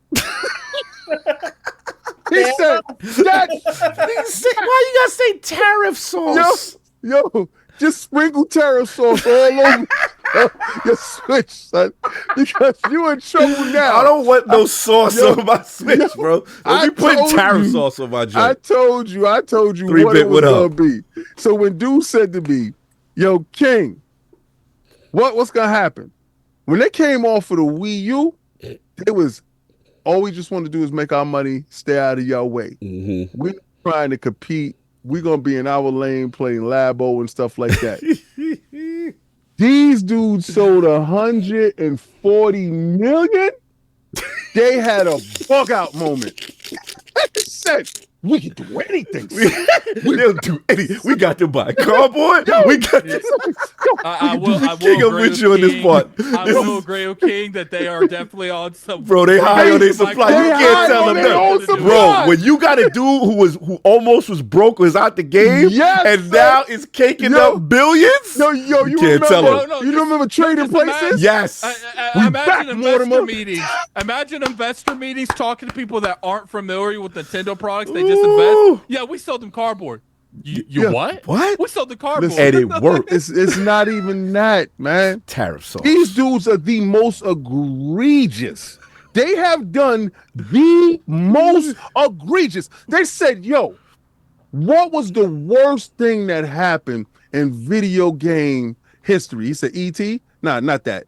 He said, what, Concord? No, chill. He said Xbox coming out talking about they got DRM and all this other stuff. And this is, they said, let's do that. They said, let's do that. He said, yo, and instead of putting the camera in the box, let's sell it separate. He said, let's do that. And he said, yo, how about, he said, anybody ever charge for patches? No. Let's do that. Let's do that. Let's charge for patches. Do that. Like, so what's up? Yo, you know how we down for battery life? We always talking about extending that joint for 8 hours. Say, how about we push it to hard 2? Let's do that. Said, all right, cool. Let's do that. Said, yo, it sound like Zip with the drip. Nintendo with the drip. Yo, let's get to that. So he said, so how much we gonna push the games for? Yo, B, what we did last year on that digital on the rise, my guy. He said, what about these physical dudes? They always talk about their physical. They always showing their collection. How can we just capitalize on these stupid idiots? I say $90 on the physical and $80 on the digital. How about we do that? They did the buck the 90. They did the buck the 90 for factual. Yeah. Yo, they said, but watch. Keep looking. Watch. He said, yo, you want to lend games?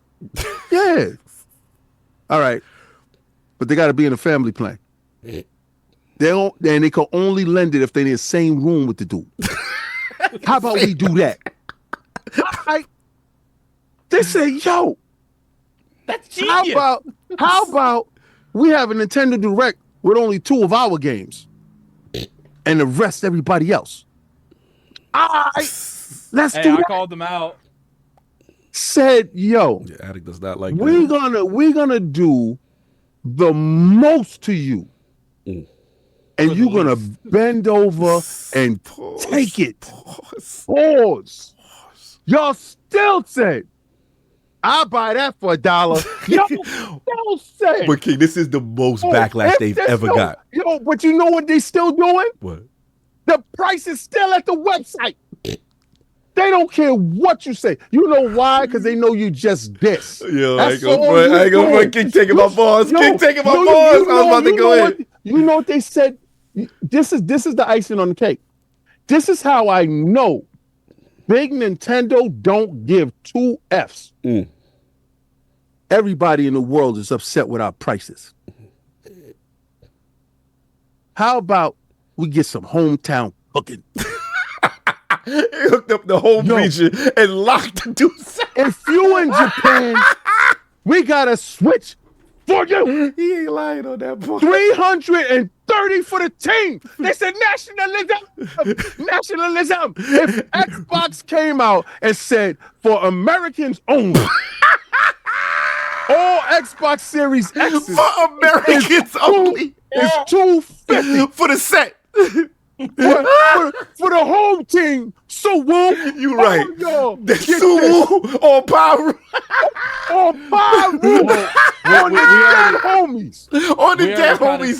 That is a very interesting thing if Xbox did that. Similar when PlayStation increased their prices on everything but America. Remember that? Right. Imagine being a non-American country like But King is right though. Could you imagine the Xbox said for Americans only?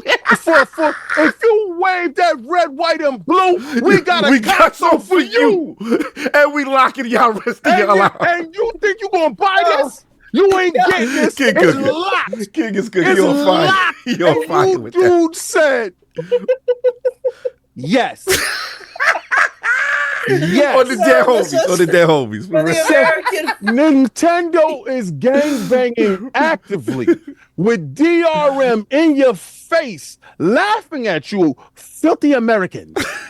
And y'all are saying, well, they just selling it over there. It's region locked. Like, you got an excuse for bad business practices, and y'all are not even calling them out. And y'all like, yup. I like how that Mario Brothers look. Like, yo, did you see the Donkey Kong? It was Buck Bananas. I'm tired. I'm tired of the hypocrisy. Oh, man. If Microsoft did and they You're did. right. You're right. They did You're all of that. They did You're all of that 12 years ago. You're right. You know what they did? They lost a generation. Yeah. Now check this out. This is how I spin the block on you nasty dudes. Microsoft lost a generation 12 years ago based off of all the stuff that they did, TV. Mm-hmm. They even reversed what they did and still couldn't win the generation. True.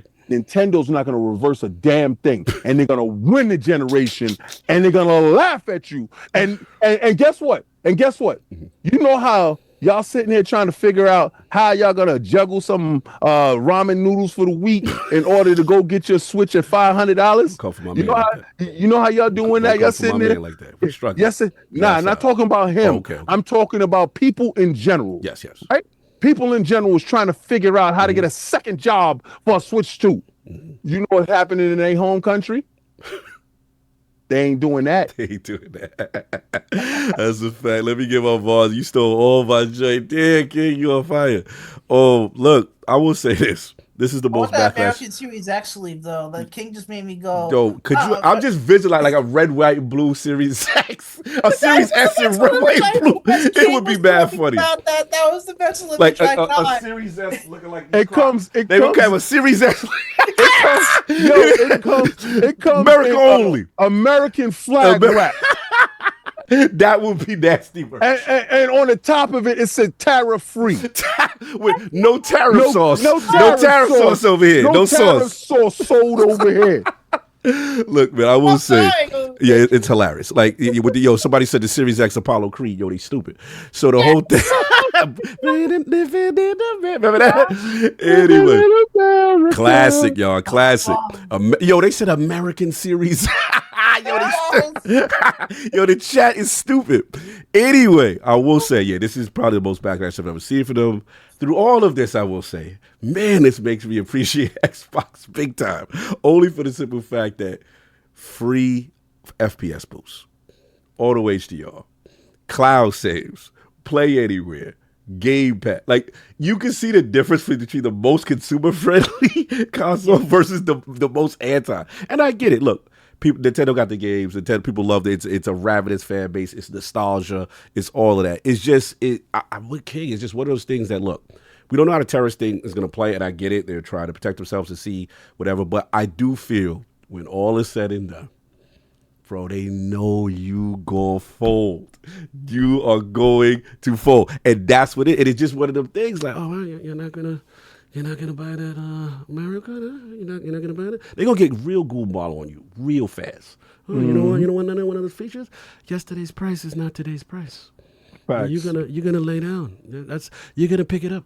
And we're gonna see what the data says, because the data. You'll be crazy if this actually does blow up in their face tremendously. It would be. I would be shocked. I would be shocked. It was just interesting because we did see, you know what I'm saying, that show did Don man. He's like, how is Nintendo the most anti? They definitely are. I'm with you. Like, at the end of the day, like, do I like the tariff stuff going on? Do I like the raising $80 thing? Because I don't see this as Nintendo raising 80. I see this the whole industry raising 80 at this point. It's a precedent. Do I like that? No. Am I gonna stop gaming because of it? No. Right, of course not. Look, at the end of the day, in defense of them, yes, the production price of games and the market has changed. It's not the same. And then when you add all of this technology, which for the record, I like, right?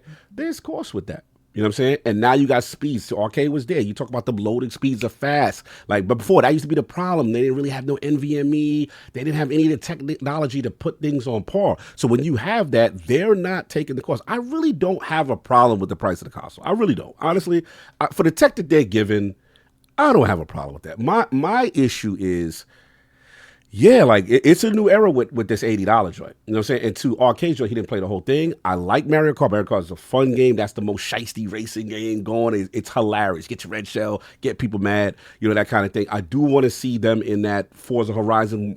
Bro, it's the perfect game to do it. If I put on my corporate card for a minute, it is the perfect game to do it because it's going to get the most engagement. You're going to have 24 players, and then you're not going to be that dude that's like, damn, I can't get down. I got to get down with that. You know what I'm saying? Dude. Exactly. It is the ultimate get down with it game. And then they talking open world, all the stuff that, you know, Forza has. But where it is a level above Forza is in the sense that you could be shiesty in Mario Kart.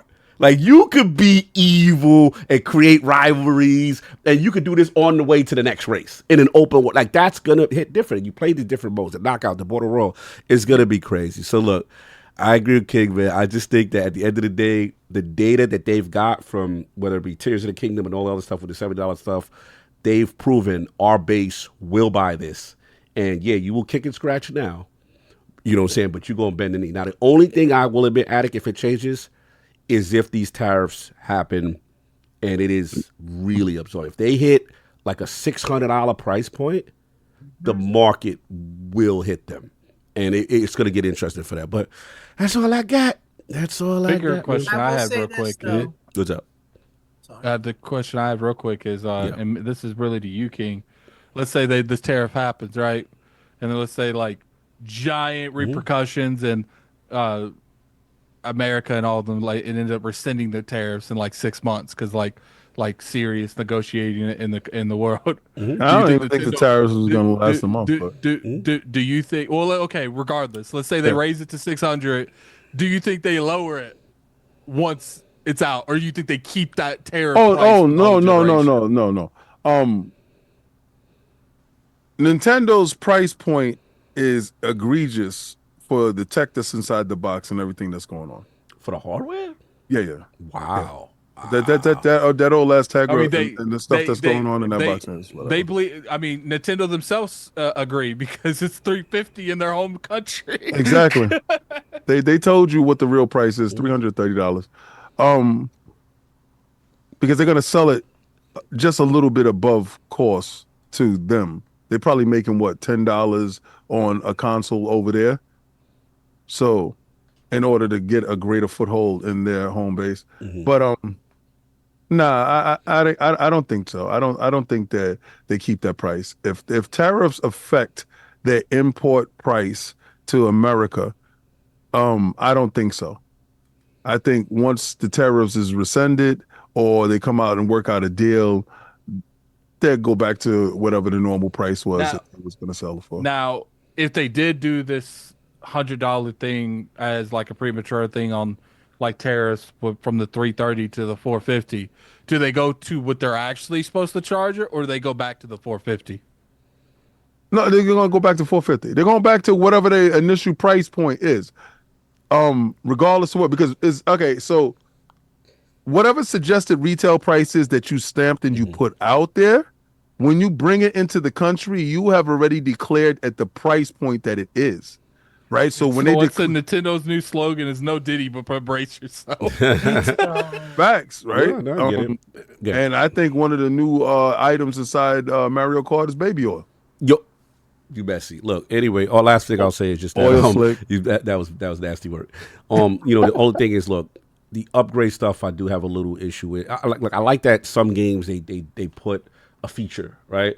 But to Arcade's point, you know, Tears of the Kingdom is literally just, you know, a performance boost, right? You know, where you have a competitor like Xbox who is literally giving you that, you know, saying for free, and you're not having to pay that full charge. So, and I didn't even talk about this earlier about when I'm buying it. One of my games, like I said, Astral Chain, am I going to get natural off the vert performance. And Attic is laughing at me, right? He's like, "Cog, you think they gonna do that?" And I'm like, "I'm hoping. I mean, it's a more that powerful means they thing." have to go reach out to Platinum. They have to contract Platinum to work on an older game. Right. What are you imagining? Like what? Well, I'm just looking at because I'm. And that's if Astral Chain is even part of that list that's Right. going to be compatible. You're right about, is it made to be enhanced, right? And they didn't have to put the developer work for that. But King, what I'm hoping do? for is just they're like not going to let him download that just so they could sell him the Astral Chain. remaster Astral Chain. I'll be tight. I'll be tight. You know what I'm saying? I would just love to see that. Remember, I think it was PlayStation or somebody, even when you had downloaded it, even though they didn't have the PS5 enhanced version, people were still seeing some differences in frames. That's all I'm saying.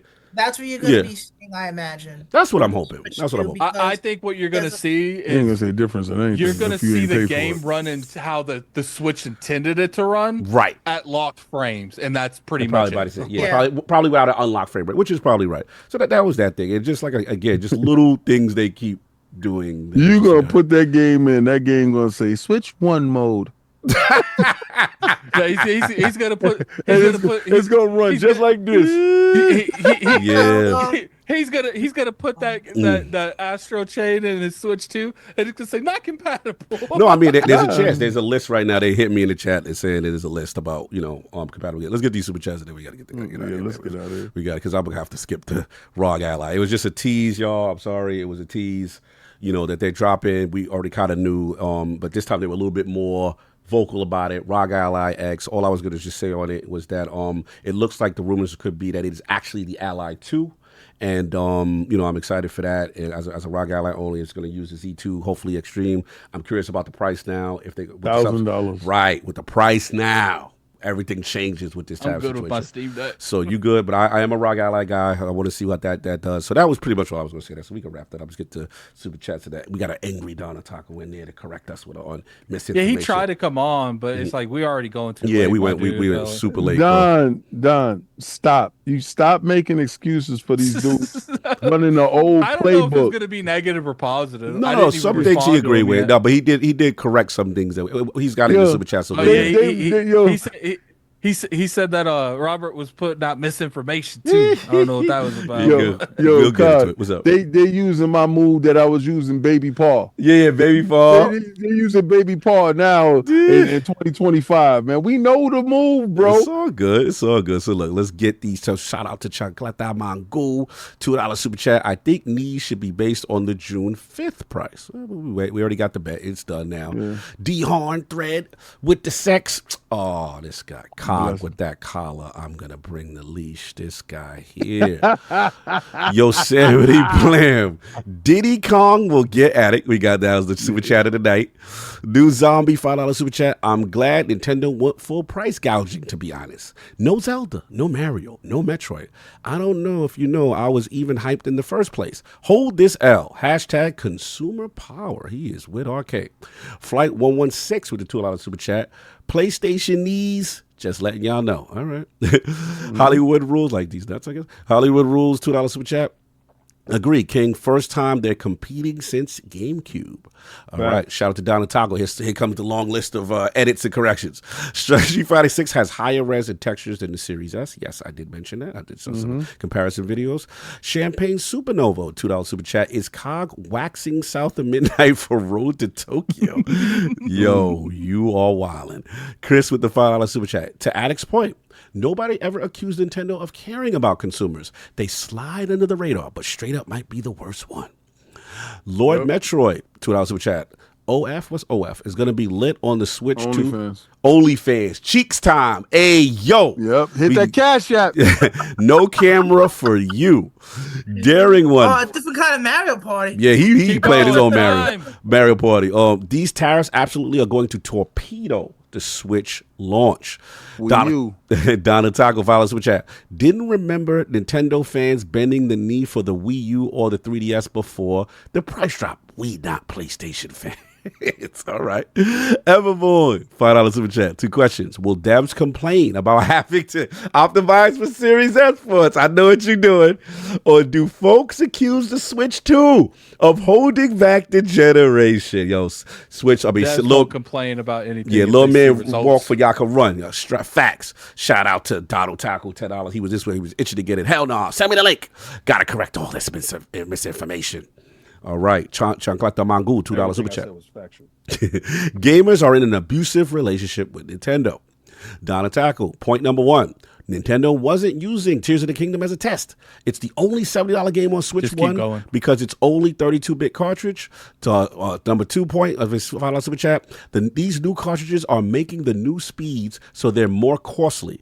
32-bit gigabit and up will be $80 and possibly more if a 64-gigabyte game hits. Wow, that would be crazy. Point 3 from Donald Tucker. We shouldn't be paying the same price, physical and digital, but the industry made that the standard before Nintendo. Can't blame them for following. Why are we having to fit the bill for Nintendo being antiquated? We're not cartridges? We don't need the. Everybody's on disc, bro. Mm-hmm. Get your disc game up, bro. Heated Heavy, remember for 56 months, I've been paying $150 for NBA 2K the last 3 years because they include League Pass. GTA could be up to $150 for sure. All right. I told you already. Donald Taco. 99, 120, and 150. Donald Taco making it rain, $10 super chat with the 4th point. The industry as a whole is not going to follow like we saw with $70 game, excluding Take-Two. Yeah, I was about to tell you, Take-Two doing that. Who would have done it regardless? I hope Don's right. There's a very specific instance with a reason, not a precedent. Stay tuned for Call of Duty, though. We're gonna see. No, the whole industry's gone. I completely disagree. I think if they got a big name, yeah, they gonna go. Hollywood Rules, $2 super chat. Cog, those Mets open City Field with a sweep. Let's go, Mets. Yes, yes, yes. I seen it. Donataku, $2 super chat. Now, Nintendo is the most anti-consumer. You don't like that comment. Donataku, $5 super chat. Vouchers, Xbox, PlayStation doesn't have that. Virtual game card, Xbox, PlayStation doesn't have that.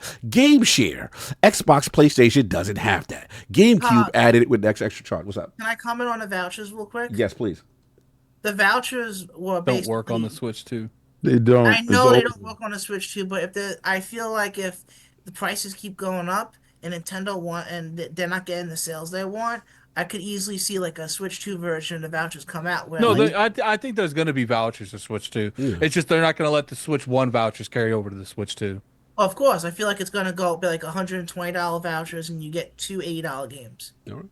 Donald Taco, $5 super chat. There are free Switch 1 patches as well. Switch 2 editions are only for games with extra content or graphical work done. But that didn't say in the Tears of the Kingdom, sir. I didn't see where it was free there. So please explain that. Referring to the fact that he's referring to the fact that what? No, finish your sentence.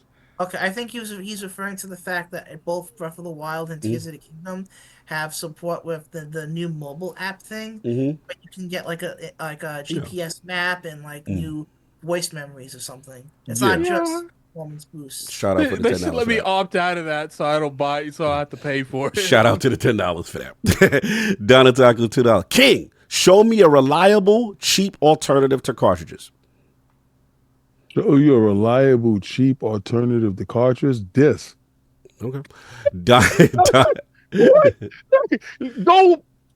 Oh, you don't have an Xbox. Close, I forgot. We're so close. You don't have an Xbox. I'm sorry. Take it on the face. I'm sorry. Take it on the face. Pause. I'm Pause. not taking it on the face. I'm going to leave you alone. Last one. $2 chat. For portable devices, obviously, he means. That's what he means, King. You know, portable. What did they do? Technically, the PSP has... All right, for portable, just download it to your SSD. Yo, the chat said Donald Taco was crashing out. Why don't you don't have a Steam Donald Taco defending a corporation is so sad. Yo, they go at my man. Yo, tell me you don't have a Steam Deck without telling me you don't have a Steam Deck, bro. Oh my God, we were so close. We were so close.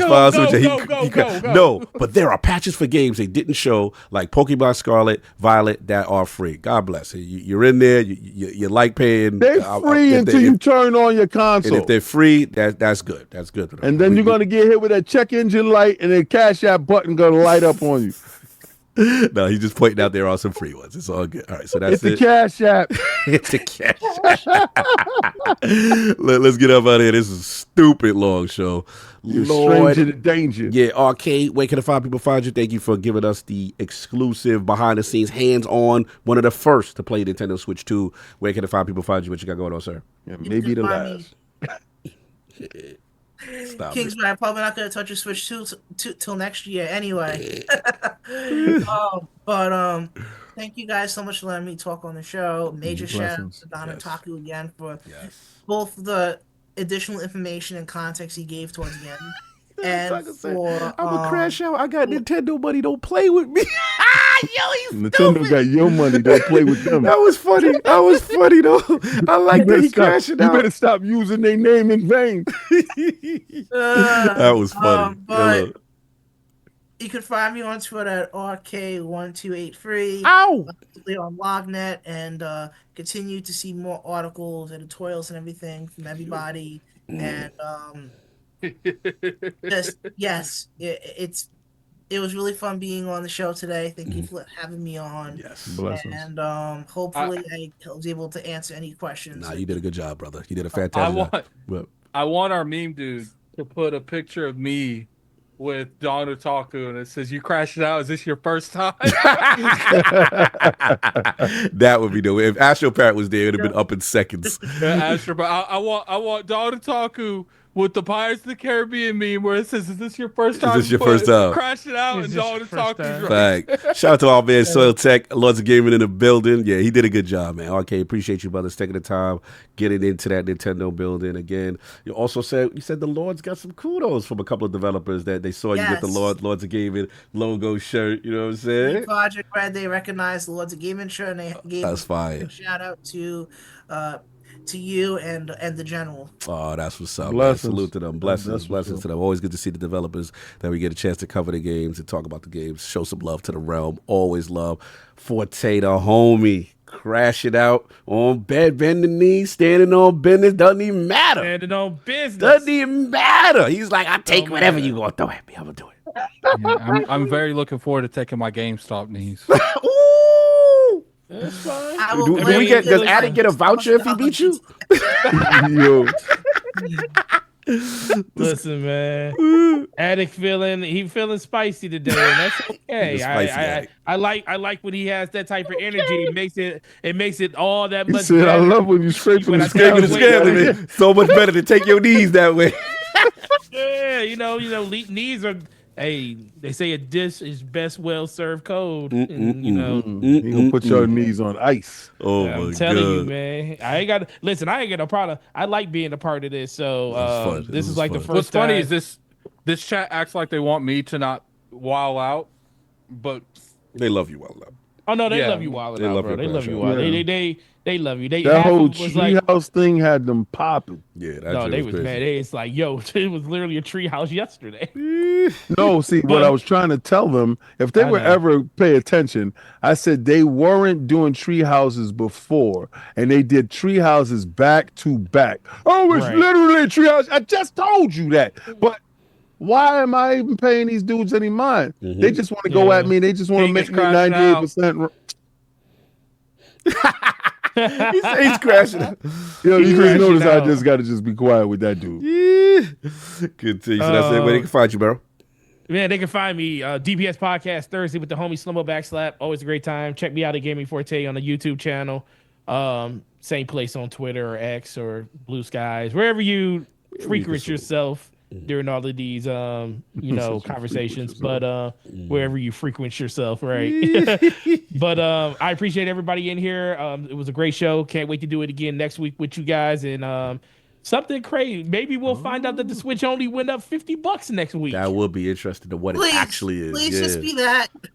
That's what I'm hoping for. But once again, if I hear anything, I'll let people know on the back end. But once again, shout out to everybody that reached out to me. Like, let me tell you, bro, my phone blew you up, son. People was like, yo, what's up with pre-orders? I was like, bro, exactly what they said.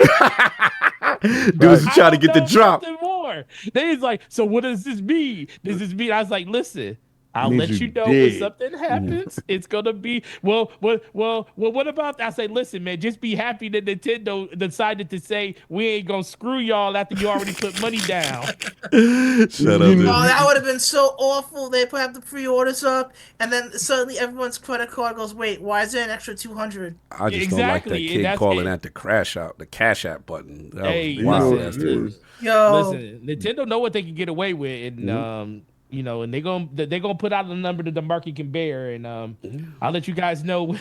but this is the other funny side. The other funny side. The market can bear it, but the fan base can't bear it. This is the funny thing. This is going to make people make like with games. Business decisions are going to have to be made. But this isn't all that bad though, because you may have something super valuable in your possession in the near future due to the fact that prices of the actual media is going up. Yeah.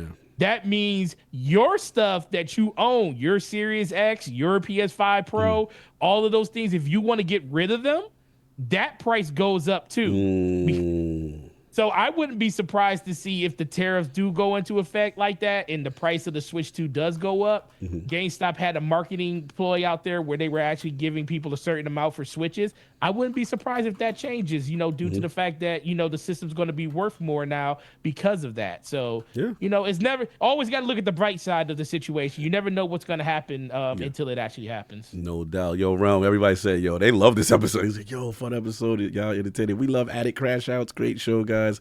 Yeah, appreciate it. Just hit the like on the way out, man. Y'all came into the round. We gave out a ton of content. We went extra long, pause. And you know what I'm saying? Just hit that like button. And watch that SouthofMidnight review. Watch that SouthofMidnight review. Go over to Xbox Frontline. Subscribe. Go to DPS Podcast. Go to LordsandGaming.net. Subscribe to my man, Robert Kelly. Like, we try to give y'all good content. All that stuff helps, man. I really appreciate it. Lord Addict. It looks like he disappeared for a second, so we get kicked until he comes back. Lord King. Absolutely ridiculous today. No. Give me an outro. King, give me an outro. Gotta go. All right. Oh, yeah. I got you, Addict. Yeah, my man, Lord Addict, please go to Addict Arena and go over there and sub. He, streams video games daily. Yeah. He throws up reviews. He drops videos daily. So you just go over there and check my man out. He plays 88-hour games twice. Watches DVD series twice. Your man is he's the only man I know that got 48 hours in a 24-hour day. But not 28. Whatever that show's called, not that show. 24, 28. 28, let's go. 28. I told you he had extra time to his He had extra time now. Continue. But yo, thank you guys for showing up. Yes. We had so much fun today. Man, fun. But in every little nugget that I throw out at you, there's truth in it. Yes. South of Midnight section. He was awesome. If you see the nationalism that Nintendo is actually parading in front of you. Xbox to do that now. Now you got me thinking, bro. Like I want that. I want that all-American Xbox. you know why they can't do it? You get destroyed. Because they're a third-party publisher. Well, now they can't. Yeah. You understand? So right now they're beholden to a different higher court. Right? So actually, they got to lead the example. You know how your mom tell you got to be an example for the other kids. Example for other kids. Yeah. So right now, Nintendo is acting bad, and he's going to juvenile hall. All right. Right now, he should be in Spofford with the stuff that he's doing right now. Wow. I'm gonna tell you, this has been the most disrespectful I've ever seen one company be to the consumer and fan base, and you suckers are soaking it up like gravy in a biscuit.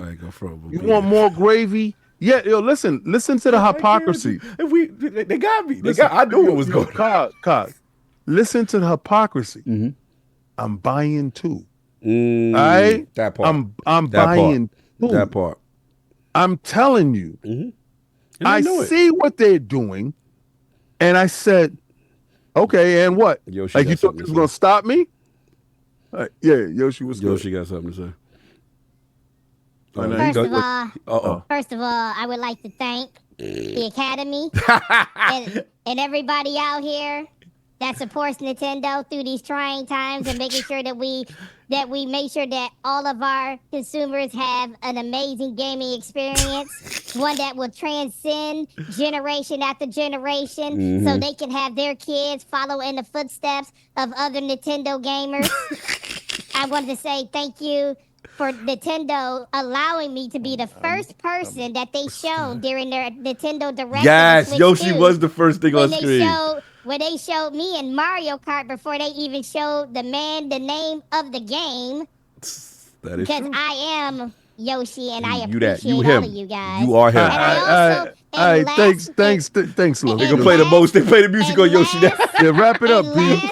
And last but not least, I would like to thank Forte for stepping out on that limb. And I'm here to announce in the near future, when GTA announces its date, it will be available on the Switch. Wait, we getting the Switch? Oh, it's over. Definitely $100 then. Wait, right. Switch GTA 6 will be ill. Yeah, it's definitely coming out. All right. Anyway, so I can counter that. So Ruli, yeah, he was definitely interrupted. No, we got to get Sonic out of here. Hi, I'm Sonic. I gotta get out of here. My wife is down there. He gotta go. We gotta go. We losing sleep. We bugging out. Listen, dudes. Nintendo's being the most egregious that I've ever seen. I've never seen a company do this and flaunt it in your face the way that they doing it. And they doing it the same way PlayStation came out and told you. Every time one of these idiots win a generation, they come out and they do some buck banana stuff the next time they show their face. Xbox won the generation with the 360. I don't care what the PlayStation 3 did. They already moved on to the next. They came out with the Xbox One X. I mean, the Xbox One. And then PlayStation wins the generation with the PlayStation 2, comes out and tells you need a job. Now, these dudes come out right now after the most successful hardware that they've had with the Switch and told you everything that Xbox did, we're going to do, and we're going to do it better because we're going to put it cheaper someplace else. Imagine you go into a store, right? And they have the Gucci bag that you want. And your Gucci bag costs $450. And right next to it, they got a Gucci bag, but it has Japanese lettuce. And it's $330. And you go to reach for it and they smack your hand and they say it's not for you. Smack your hand. That's exactly what's happening. I'm telling you, I don't like it. I thought I was going to go to Japan and go get me one and just come back with it. I thought I was going to have the finesse. You can get yours. You can reach a lot, like the old days. You should work with physical cartridges so you could save money, I guess, maybe? Nah, it's not even going to happen. You're going to put it in and the check engine light going to come up in the Cash App button. Right? So I'm out of here. Yo, make sure you hit the Cash App on your way out. Anyway, yo, shout out to the Realm, shout out to Arcade, shout out to everybody that pulled up. Again, salute to everybody in the Realm showing the support. We look like we've locked down all our characters for the physical event. Now we just got to order the RoadToTokyo outfits. We got Sailor Moon. Got mine. Sailor Moon Addict, King Glizzy, and of course Collins for Cog with the stupid King Cooper. So we all lined up. We just got to wait for the equipment. We'll let you guys know. We'll give you the date for that show. We guys owe you a stream. I believe Addict, will let you guys know soon. I believe it's next Saturday, but I will let you know on that. We got a stream with the Realm. And again, salute to everybody supporting LordsOfGaming.net. Really means a lot to us. Go hit the articles, go click, go retweet, and all that good stuff. And also, again, go check out the review. Check out King's review in depth on South of Midnight. Check out our review and all that stuff. And it's going to be fun, man. But I appreciate y'all. The Realm. Anything else, Addict? Or we got anything else? Nope. He's muted. He looks like he's got to go. And we are out. Peace. Peace.